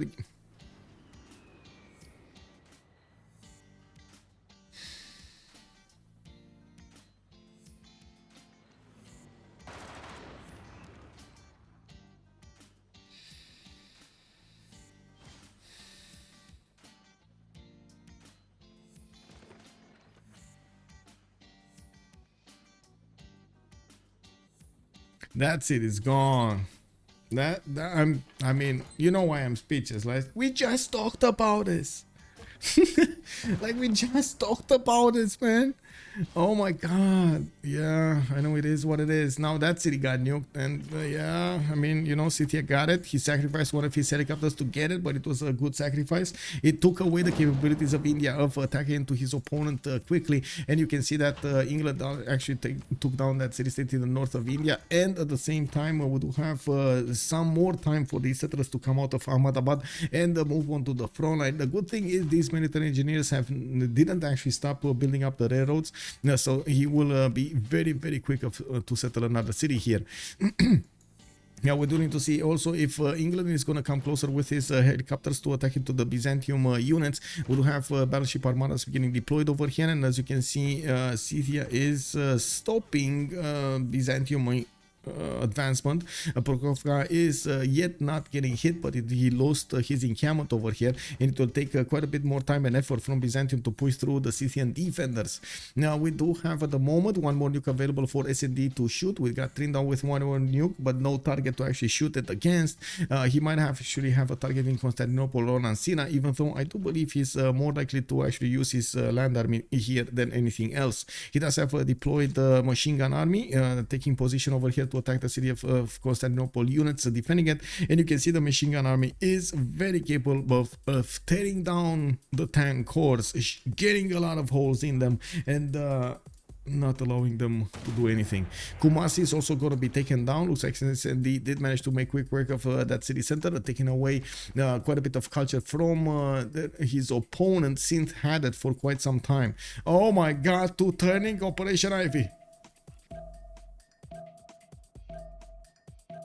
Oh my god. I don't know, man. This seems like India is not taking this serious. This is gonna be a problem. Now, the only thing that England is missing right here, you know what it is, right? His ability to shoot multiple nukes at the same time. SND is going to get rocketry. He's also going to get that ability. Rocketry is the technology that allows you to build missile silos with your military engineers. We did have him actually build one of the armories over here in his encampment, so he does have the option to get military engineers. There we go. We got a few of them starting to get the infrastructure with the railroads towards his ally here on the west, and of course allowing him to resupply a little bit faster. Yeah, looks like Byzantium is getting attacked back by these Scythian units. We got modern armored armies coming up from England, starting to get to tear down the Byzantium offenders. And yes, we do have some English helicopter armies starting to disembark on the west side. He isn't that far off from actually attacking Edessa and taking down 2 cities in one fell swoop. We do have Byzantine artillery armies that are taking damage from the helicopter corps of Scythia. And as you can see, yes, there are some counterattacks happening, but the Byzantium artillery corps are definitely going down. Let's actually take a look at Korea. We did have him building up quite a few helicopters, trying to make a sneaky attack run against England. That didn't work out. England was on point with his fighter deployment and did manage to push back any kind of army from Korea. We do have also Rome managing to do quite a bit of damage against Japan. He got one of his helicopters in, and helicopter armies in close to Volin, while we do have Roman bombers starting to work on his opponent's cities. We do have to see a few deployed fighters over here attack the Japanese defenders, and of course, yes, they are only biplanes. These fighters are just outmatching the biplanes in the air. Now we do see some research labs coming up from Japan, and yes, I do see helicopter armies coming up from her as well. It is a bit of a problem in timing here. Rome is starting to put on the acceleration over here to attack into Japanese defenses. Now he still doesn't have nukes though. It's gonna take quite a bit of time and an effort for him to actually get his nukes going, and we don't have Manhattan Project being selected at the moment as a project yet. I'm not sure where he is. Where is he? Where is he? Legendant stealth bombers. Okay, so I guess stealth bombers is gonna be prioritized over nukes. Okay, I mean not bad, not bad. Don't get me wrong, not bad. We got jet fighters here in the air from India. Looks like we do have English helicopter armies that will meet some Byzantium helicopter corps on the battlefield. And we do have Cake PHP, also known as the Great, the One, the Only Olo from CPL. Hello there, sir, and thank you so much. Bonsoir, monsieur, et bienvenue sur mon stream. Merci beaucoup pour le raid. Bienvenue à tout le monde. Wait, how do I say this? Anyway, I don't know what to say. I wanted to say that we are watching a game between COC and GBL, and yeah, I kind of stopped at to watch. But anyway, we do have a change of circumstance going against the Gold Pie Library in the CPL Premier League. It looks like the moment we're getting down in the dirt over here with quite a few nukes being thrown between Trinda and Legenden, and the SND. Those are the 2 main simmers of this game. Legenden did manage to get 2 nukes fast, and he does have a little bit more production than Trinda, 928 versus 790 of India, while India is applying quite a bit of military power against Byzantium. You can see Legender has a bit of a problem. The distance between him and India is gonna need to be covered, and by that time India looks like he's gonna get his GDRs out, and this is gonna stop the nukes. Window enough of opportunity. Oh, Gold by Library. Like it feels like they always were a little bit, you know, behind the curve when it came down to their strategies here. Yeah, it is what it is. Woohoo! Woohoo! With that, he dance. Oh, very nice, very nice. We do have some missile cruiser Amaras coming up from England to help out with the defense against any kind of air how to say, air attack. Looks like SND does have 2 nukes, and he did get the ability to build the missile silos. Now we do need to see if he is actually going to manage to get, for example, the city of Edessa or Nicaea and get immediately a missile silo into it, so he can throw the nukes against India from much more closer vantage point. I do say I am a bit sad SND did not get his nuclear submarine. I do see him going for computers right now, which does mean he actually needs telecommunications to finish off the nuclear submarine technology. And we do have some more nukes coming up from him. You can only shoot 1 nuke at a time with that, and it's unfortunate that you can do that. Anyway, it is what it is. We do have Korea also putting a safety settler over here to the south of India. They're worried that they might be taken over entirely by Rome's units. We do have a counterattack with multiple helicopters going against his opponent here against both Korea and Japan, while Scythia is getting attacked powerfully, and we do have the Legenden managing to breach through the defenses quite quickly, and Scythia is in trouble. We do have bombers that are starting to get the shots on Volin. No anti-air defense in that city center, while I do see the Roman units are much more capable of attacking into the Japanese defenders. And multiple helicopter armies are also coming out of the Roman cities. It looks like he just bought another bomber over here in the city of Ravenna. It doesn't show, but you can see the icon of the bomber inside of the aerodrome. It still says 08 aircraft. It's gonna get deployed next time. We do have a fighter also getting out of that city center, and 2 tons for war department. This also means Legenda did manage to get into fascism, which does allow him to get an extra +5 against his opponent over here, Japan. Now we do need to see also if Byzantium is going to manage to slow down significantly India's acquirement of his cities. I'm pretty sure the GDRs are going to make quite a bit of a difference over here in the war between them. Not only getting that anti-air defense against SND, but also having the ability to take over cities extremely quickly. Is well, gonna give Trinda over here the opportunity to smash through the map. The second city, second try. We do have the settler of Trinidad not moving from the borders of Ahmedabad. We do have Byzantium managing to push back those helicopters of his opponent from inside of the borders of Edessa, while England is starting to attack them with his missile cruiser armadas from the coast, so he deals as much damage to the Byzantine army as possible. We do have England also with one modern armored army to the west of Pokrovka, which is getting some promotions here. And it looks like he's not strong enough to wait. Oh my god. Oh, I see. The tank army is getting an extra +10, isn't he? Is he getting an extra +10? Hello? Barding. No, he's not. Oh, kick W. And even so, it's stronger. Whoa. Yeah, I don't know. Byzantium stronger than modern armor army. It is what it is. More nukes are coming online here for SND. He has 4 in his pocket, while Trinidad does have 3. We do not have SND with proximity to actually throw those nukes at India, unfortunately. And this is where that submarine needs to come in. But don't tell me he's gonna not get a submarine armada. Come on, man. You got a Sea Dog here. He probably missed the Sea Dog. Ooh, thermo nukes! Yay! We got thermo nukes coming up from his capital city in 2 turns. I do see another one getting built in 5 in Birmingham. That's such a big difference between the 2 cities in terms of production. Also, Chichen Itza is going to finish in that city center, giving him an extra point of production and the culture on each of these remaining rainforest towns that he has in his empire. That's going to be quite a bit of added culture and production on his part. He might actually break 100, to be honest, with all of his other bonuses coming online. Now we do need to see 833. He actually dropped a little bit in production. Never mind, he dropped. Bruce Lee's school has joined the round table. Bruce Lee's school, thank you so much for the follow, sir, and welcome to the round table.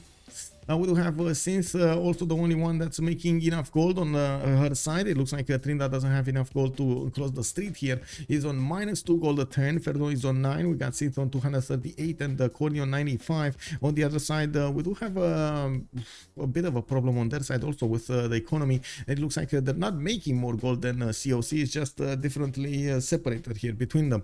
Civrider is 64. We got Elaphantguy 135, Legend 76, and then SND is just on 10. 10 gold a turn. S&D did get a refund the coinage golden age, and even so he doesn't have gold per turn. I'm pretty sure those nukes are actually quite expensive here. Then he's getting so many of them, even a thermos. I don't see the first spaceport did get put down from Liverpool, but it will take so long to actually build it here. That city will need 11 turns to finish it. Now there's going to be some extra production coming into that city from Chicanitsa when it's gonna go, but I'm pretty sure Gustav Eiffel is going to be the one that's going to finish it next turn. We do have the thermo nukes being put back into production. You know, a man needs his priorities straight, you know. What are you gonna get? Chicanitsa or thermo nuke? Chicanitsa, thermo nuke. I mean, you know, the choice is yours.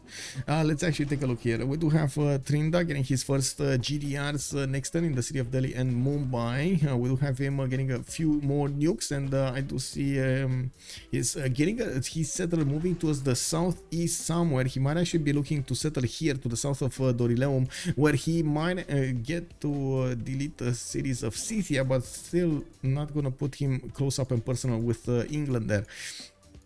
Rome is managing to break through the defenses of Japan from the west side, and yes, this is another front line for Trinda. If Japan falls on the west and Rome starts to get next to his borders, it will be harder and harder for Trinda to fend off the western attacks and the eastern attacks at the same time. Volin is probably gonna fall quite soon. We do have quite a few attacks against the Roman units, but it looks like they're surviving with no problems, while I do see the artillery armies did manage to get the shots trained against that city center. Probably next time it's gonna go down entirely. We do have some more Roman units finding themselves on the front line. While I do see Legenda did upgrade his jet bombers, he will deal significantly more damage against the defenses, the static defenses of Japan. We do have also the Air Force of Rome managing to deal quite quickly with the Japanese biplanes. Japan didn't have enough technology to actually get her advanced flight fast enough, and yes, we do have advanced flight coming up next and with totalitarianism in 4, but the damage has been done. She lost a lot of her military defending the city of Volin and a lot of her Air Force with 4 more biplanes alive for her. We're going to need to see if the Roman units will manage to take these down before Scythia does manage to upgrade them. We do have more jet bombers in the production queues of Rome. The more he gets, the easier it will be to chew through the Japanese cities. Japan did manage to put a few cities in the southern coast, though, quite far away from danger. Yes, in jet bomber range. Yes, in helicopter army range. We do have a few sneaky Roman helicopters did get through, and it looks like he will get some pillages here. Get the gold. Yeah, Legenden is after the gold here. He's definitely after the gold. Does Vicky have Ivy? Yes, he does. Medved, we do have the first thermo nuke finishing up next turn. Houston, we've had a problem. Oh, yeah, it disappeared. It came and went. Wait, nuclear submarines? Nuclear submarines? I do see 2 of them. Another nuclear submarine. Well, one of the good things of actually throwing thermo nukes when you're taking into account or talking about defenders, you can actually throw the nukes 2 tiles out from your target, which basically will go through anyway because it won't get defended by that particular target. You just need to figure out exactly where you need to hit it. We do need to see if India's GDRs are actually going to be able to survive against the thermo nukes of his opponent of S&D. While S&D is starting to lose a significant amount of gold per turn, we do need to see him get rid of those nukes from his stockpiles so he doesn't have this problem. We do have him upgrading the first nuclear submarine here to the west of Naples, which is a level 4, and to be honest, come on man, you gotta do it. You really gotta do it. You really gotta get an army there, an armada, you know. You need to get it 3 stars. Come on. We do have some deployed jet fighters to the southwest, and I do see these jet fighters are not doing enough damage against the Byzantine tanks or helicopters to take them down, but it will help out Scythia try to survive a little while longer over here on the borders of his Western Empire. We do have more helicopters coming up from Byzantium. He's getting up all of his empire into this military production so he can apply as much pressure as possible on Scythia, trying to break him so he can get through and start pillaging England. Remember, a lot of the bloodline of blood flowing over here from SD is coming from Scythia's trade routes. Yeah, we did have also Chichen Itza finish over here in the city of Birmingham. Getting that extra culture on all of these rainforest tiles and the extra production points. I do see an industrial zone has been pillaged. Where was this? Okay, industrial zone has been pillaged by probably, I would say, you know, a spy, but I don't see the spy. Is it underneath this artist and we just don't see it, or no? Anyway, no, I don't think this is a spy here. I think it got pushed back or something. He needed to run away from his well, from that. Do they have vision now on Gandhi cities? Let's actually take a quick pick. Yeah, they do. They actually do. Kick W. And yeah, he does have spies going in everywhere. Byzantium is working as much as possible on the visibility here. No, I should say Elaphantguy.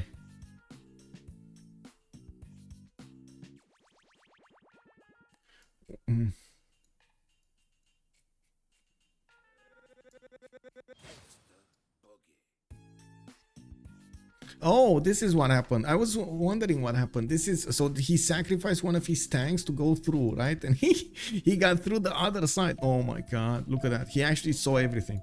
He saw everything. I was AFK since last break. Why not a single bomb yet on Gandhi? I think he has like 4 of, yeah, he has 4 of them. It's fine, but they didn't like I said, he has 6 and 1. He has 1 thermonuke and he's gonna get the wave of another ones. I think the biggest problem again on SD is the fact that he just doesn't have the means to deploy them fast enough against their opponent. Oh well, like fast enough and enough of them. Oh. I mean, he sees this. He needs to react to this. He really needs to react to this. And yeah, it's happening. It's happening. He's reacting.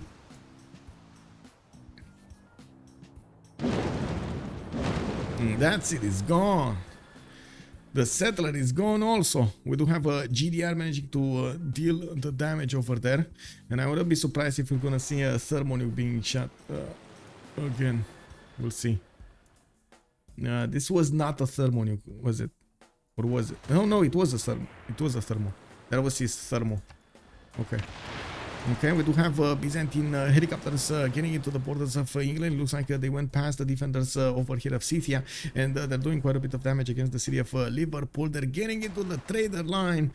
Reform the coinage is gonna stop Byzantine helicopters from actually pillaging these traders, but the tiles are still gonna be juicy. We do have a factory getting built over here in Liverpool, and I'm actually quite curious how he's gonna deal with this threat over here. He does have 3 units that are gonna get to pillage and pillage. We do have Nicaea, also very low HP, but that city can be liberated because it is the capital city of Byzantium. It never actually got taken over, so the Gavron Plaza is still alive over there.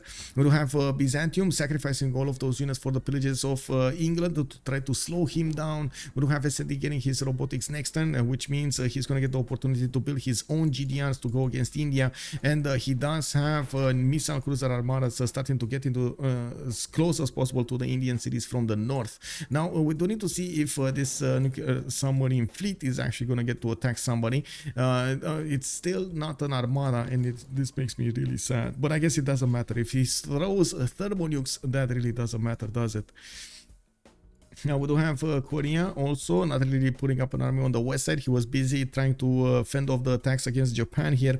We still have a few scattered Roman helicopter armies trying to do as many pillages as possible in the lands of Japan. And of course we do see Rome did manage to take down that city to the north of Sendai, and is working on taking down Sendai, which is one of the powerful cities of Japan over here. One is for first cities. I believe it was the 3rd city, Sendai.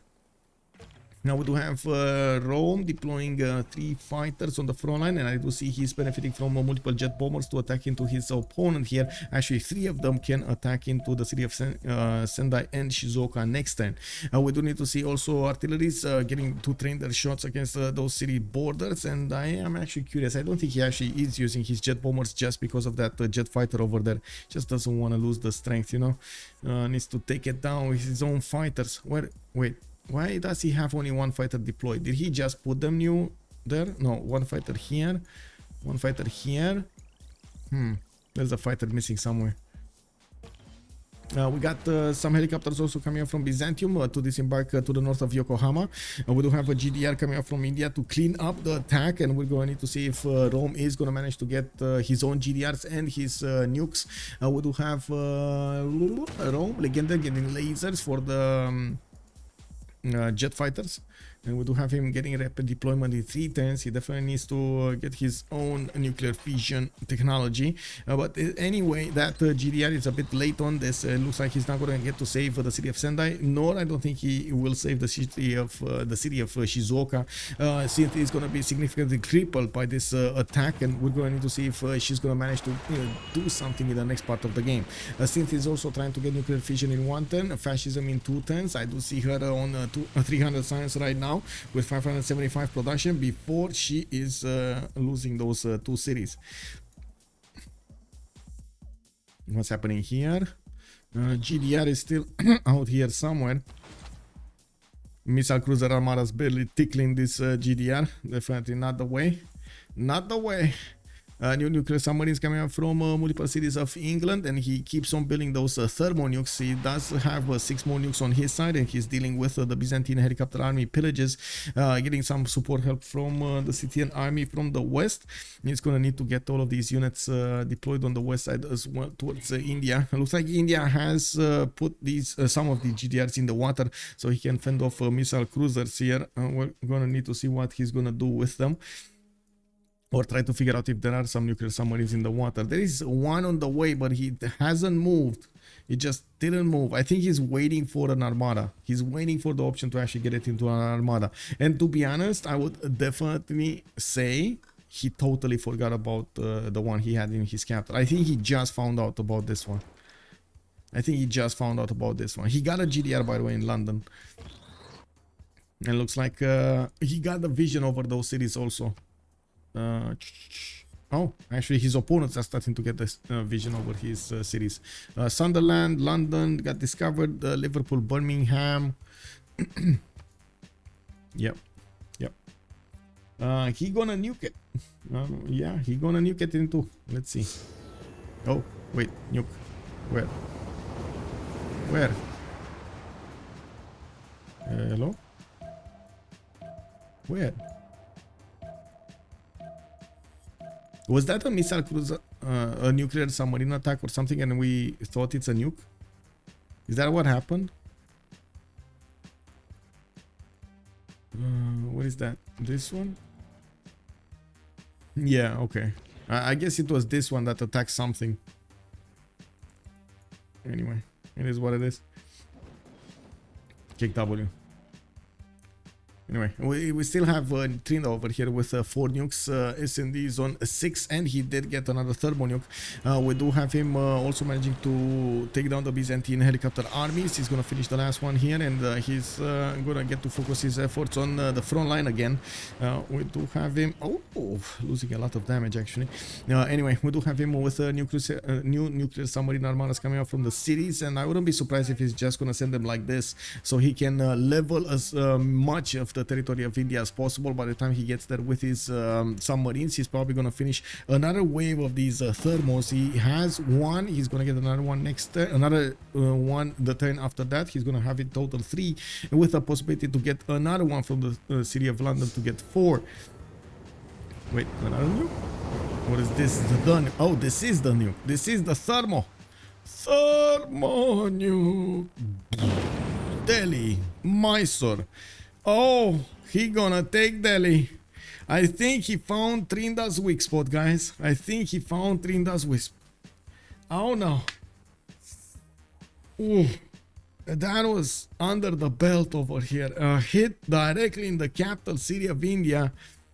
Oh my. Oh my. Yeah, I don't know. Trinda lost like 200 production just from that. He still has his science up, his culture up. We do have Byzantium getting these helicopters able to take down Delhi and Mysore. And I do have to point out, if they do take out Delhi, this Government Plaza is going to go down with it. Wait, the Government Plaza is in Mumbai. If I remember correctly, it was in Mumbai. It's here. And it's in Mumbai. The Government Plaza is going to survive. Well, it's still damaged, but it can actually survive. I'm actually curious how he's going to prioritize attacking with these units. The helicopter, this helicopter has enough movement to go against Mysore and take it. And Synth is out. Is this the GG? Synth just disconnected. COC concedes the game to Gold Mine Library. It looks like the boys did it. SND. Oh, big muscles. 1v1 against Trinda. Won the day. Oh my god, man. GG. What a game. It did come down to a lot of the strategic choices of the players. I do have to say also the spawns were quite unfortunate on some forms, and we do need to see what they have to say for themselves in the post-game chat. Oh my god. That one city that got taken over could have ended the game. That one city of Trinda. Anyway, let me actually get into the post-game channel over here to see if they do join to give us some of their opinions. Let's see here. Yeah, should be fine. Should be fine. Okay. There we go. I'm just gonna mute myself. Okay, so we're just gonna wait over here. So amazing. From the beginning, we did have Scythia fighting off Byzantium. I should say Theodora on his west side, and well, they did poke each other quite a few times on that side. We did have a big brain attack coming up from Scythia going against Korea to try to stop him from fully pushing into Rome, and of course, he did actually manage to destabilize Ferno's ability to be relevant in the late game. We still have Rome able to fend off the initial attack of Korea and then push back, but couldn't take any cities away from Korea. He did also manage to take cities away from Japan, though. He got his jet fighters, jet bombers, and did throw those bombs at the cities of Japan until they fell. And we did have India managing to get through a bit of a territory of Byzantium, and it does seem like he did manage to take over the capital here, but it took him quite a bit of time to chew through these cities. And in the meantime, he was getting attacked. SND was preparing to attack him with thermonukes, a mass thermonukes to go against his defenses, and it looks like they went through.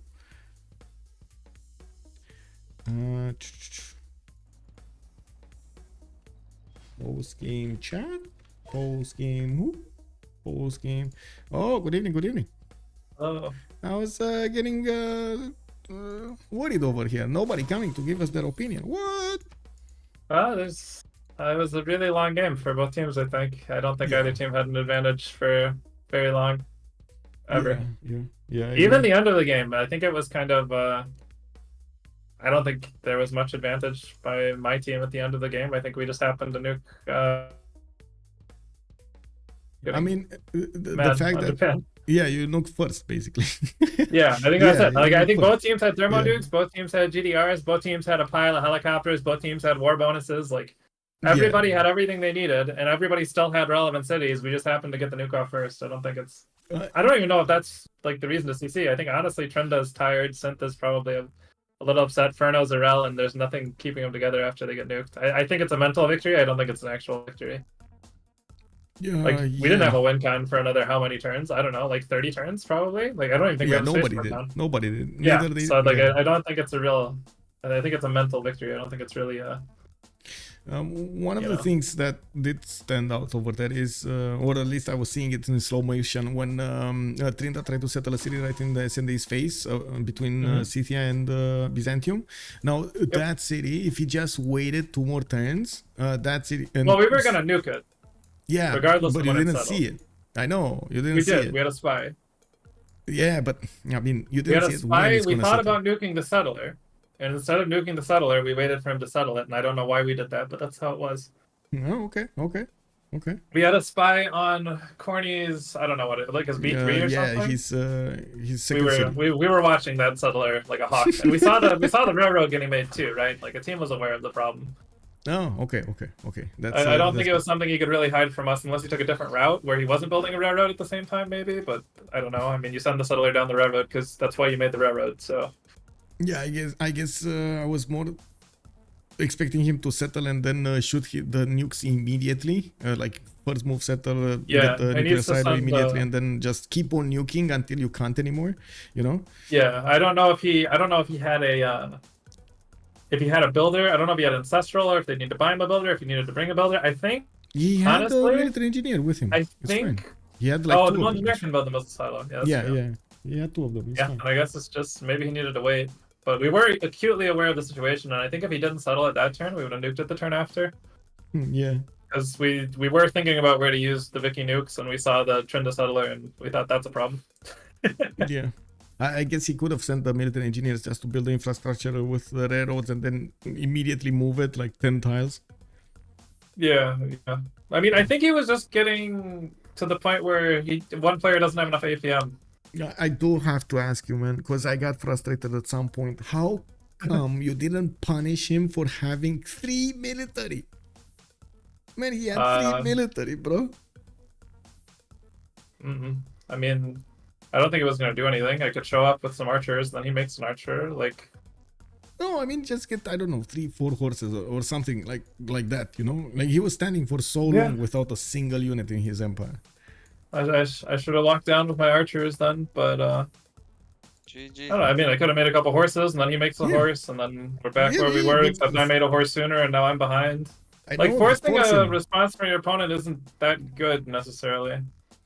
Because if the horse takes, let's say, and I saw the terrain, the horse would take maybe 6 or 7 turns before it gets to a city center, and I've invested the production into a horse, whereas he, during that time, probably invested the production into, like, a shrine and a monument, and then he builds the horse in response, I'm then behind, basically, right? So, yes and no. If you don't think the pressure is going to do anything, and I don't think it is, I think it's just going to make him build a horse.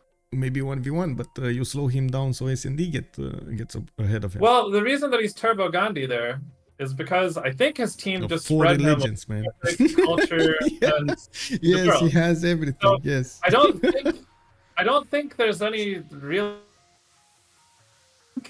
I need to play in such a way that I die really slowly when he does come kill me, because he's going to come kill me on Basil, right? I have to play in such a way that I'll die slowly, and I think I did that. I think that's kind of the goal there.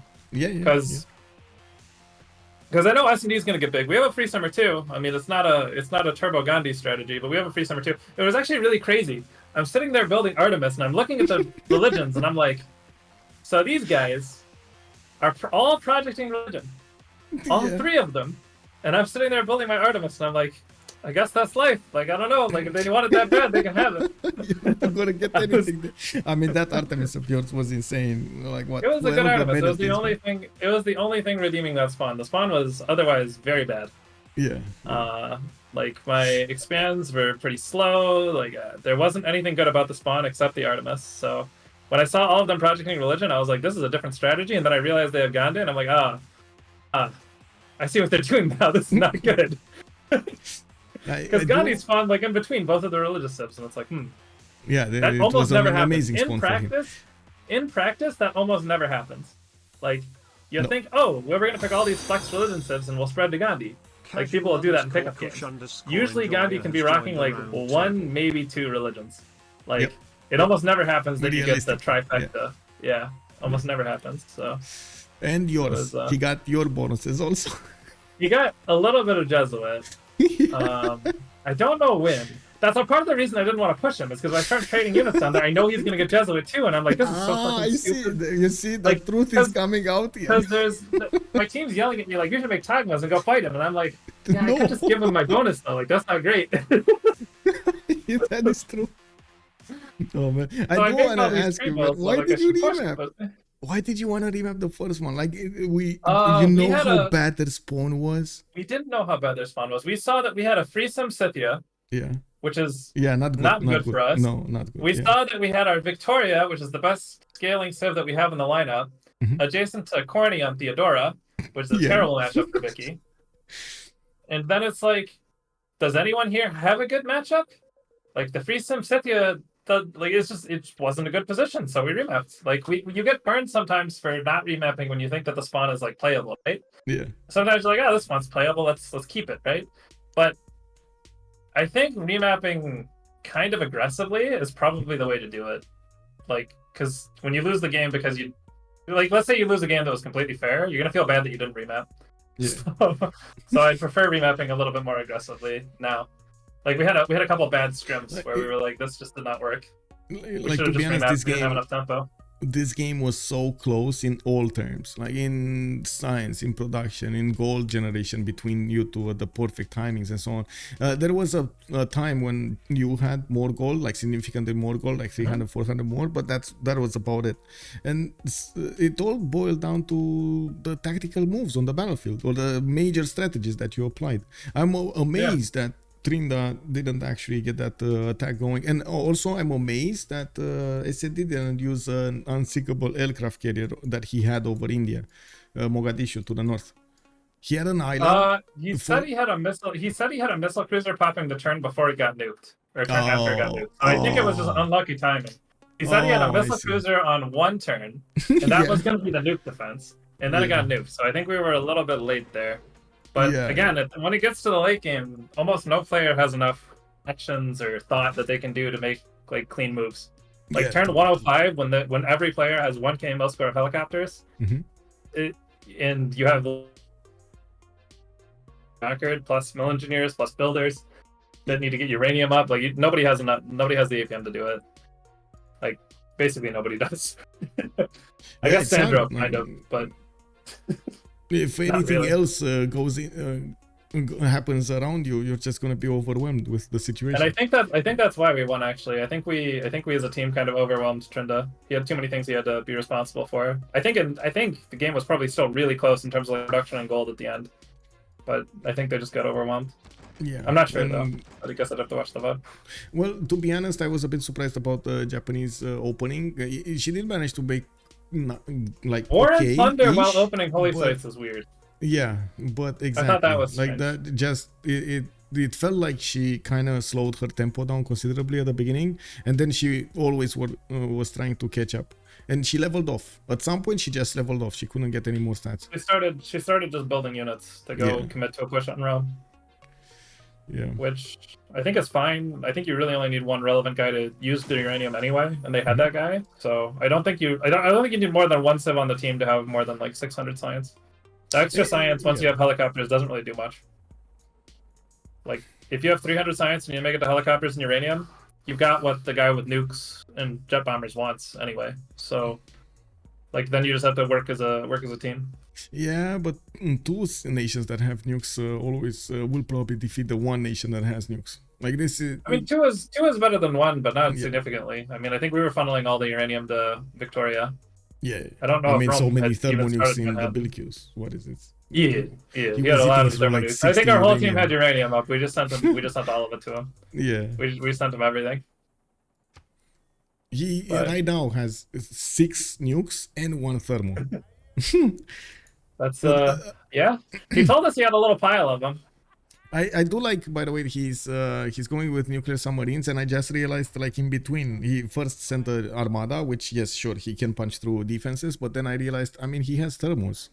Who cares about defenses? You know, like you should. Well, I mean, you still want it for the smaller nukes, but I think that I don't know if the helicopters were the nail in the coffin, but that tunnel that Trinda made was so helpful. Oh wait, right, he did make a tunnel. Like I just if he didn't make that tunnel through those mountains, I don't think we could get units to his capital, and I think he could repair it after getting nuked. Oh, like, it actually I'm connects pretty Madurai sure to... that oh tunnel, my god. It let my helicopters in, and I think if he didn't have that, they would still be playing the game. And he didn't need the tunnel at all. It wasn't really helping him reinforce, because he could just GMC by in the front city with a railroad, and the tunnel's kind of meaneningless. Maybe he'd made it for GPT to trade over land to Japan or something? I'm not sure. No, I don't think. I think he just wanted to resupply the north a little bit faster because he wasn't having any trade out going through there. yeah. I Anyhow, don't it was a good game. Yep. Unlucky nobody else decided to show up to post game. know. Yeah. Well, it is what it is, man. GG, well played, and congratulations for the win. Thank you, thank you. Yeah, have a good evening. Bye-bye. Bye. So we did hear a little bit from Elaphantguy. Unfortunately, it looks like they're quite a bit tired, and they do have probably a big discussion between them. I'm pretty sure in change of circumstance, there's going to be quite a bit of discussion over there. Gold by Library has something to celebrate tonight. They did manage to get the victory over change of circumstance, which are the champions of the CWC season 8, of course. I do want to thank everybody for showing up, and I do want to thank you for the follows, for the subs, and also for all of your support of the stream over here. Thank you so much, sirs and ma'ams. If you're coming up from YouTube, don't forget to throw this a thumbs up. If you did enjoy the content, I do hope you did. And we're gonna see each other live on twitch.tv/OnSpotTV. Don't forget to click that subscribe button to get all of the notifications, and of course help me out in the process. See you live on twitch.tv/OnSpotTV. I do want to say, if you want to take a look at my schedule, I do have it displayed on my Discord on different channels for on a weekly basis, and also the next stream tomorrow. I still don't know exactly what we're gonna have, but I do know we're gonna have 2 versus 2 on Sunday. Fish is coming out swinging. Thank you so much for everything. Let's see each other in the next one. Have some fun with some Civilization 6 gaming, and hope you're gonna have an awesome weekend. Bye bye.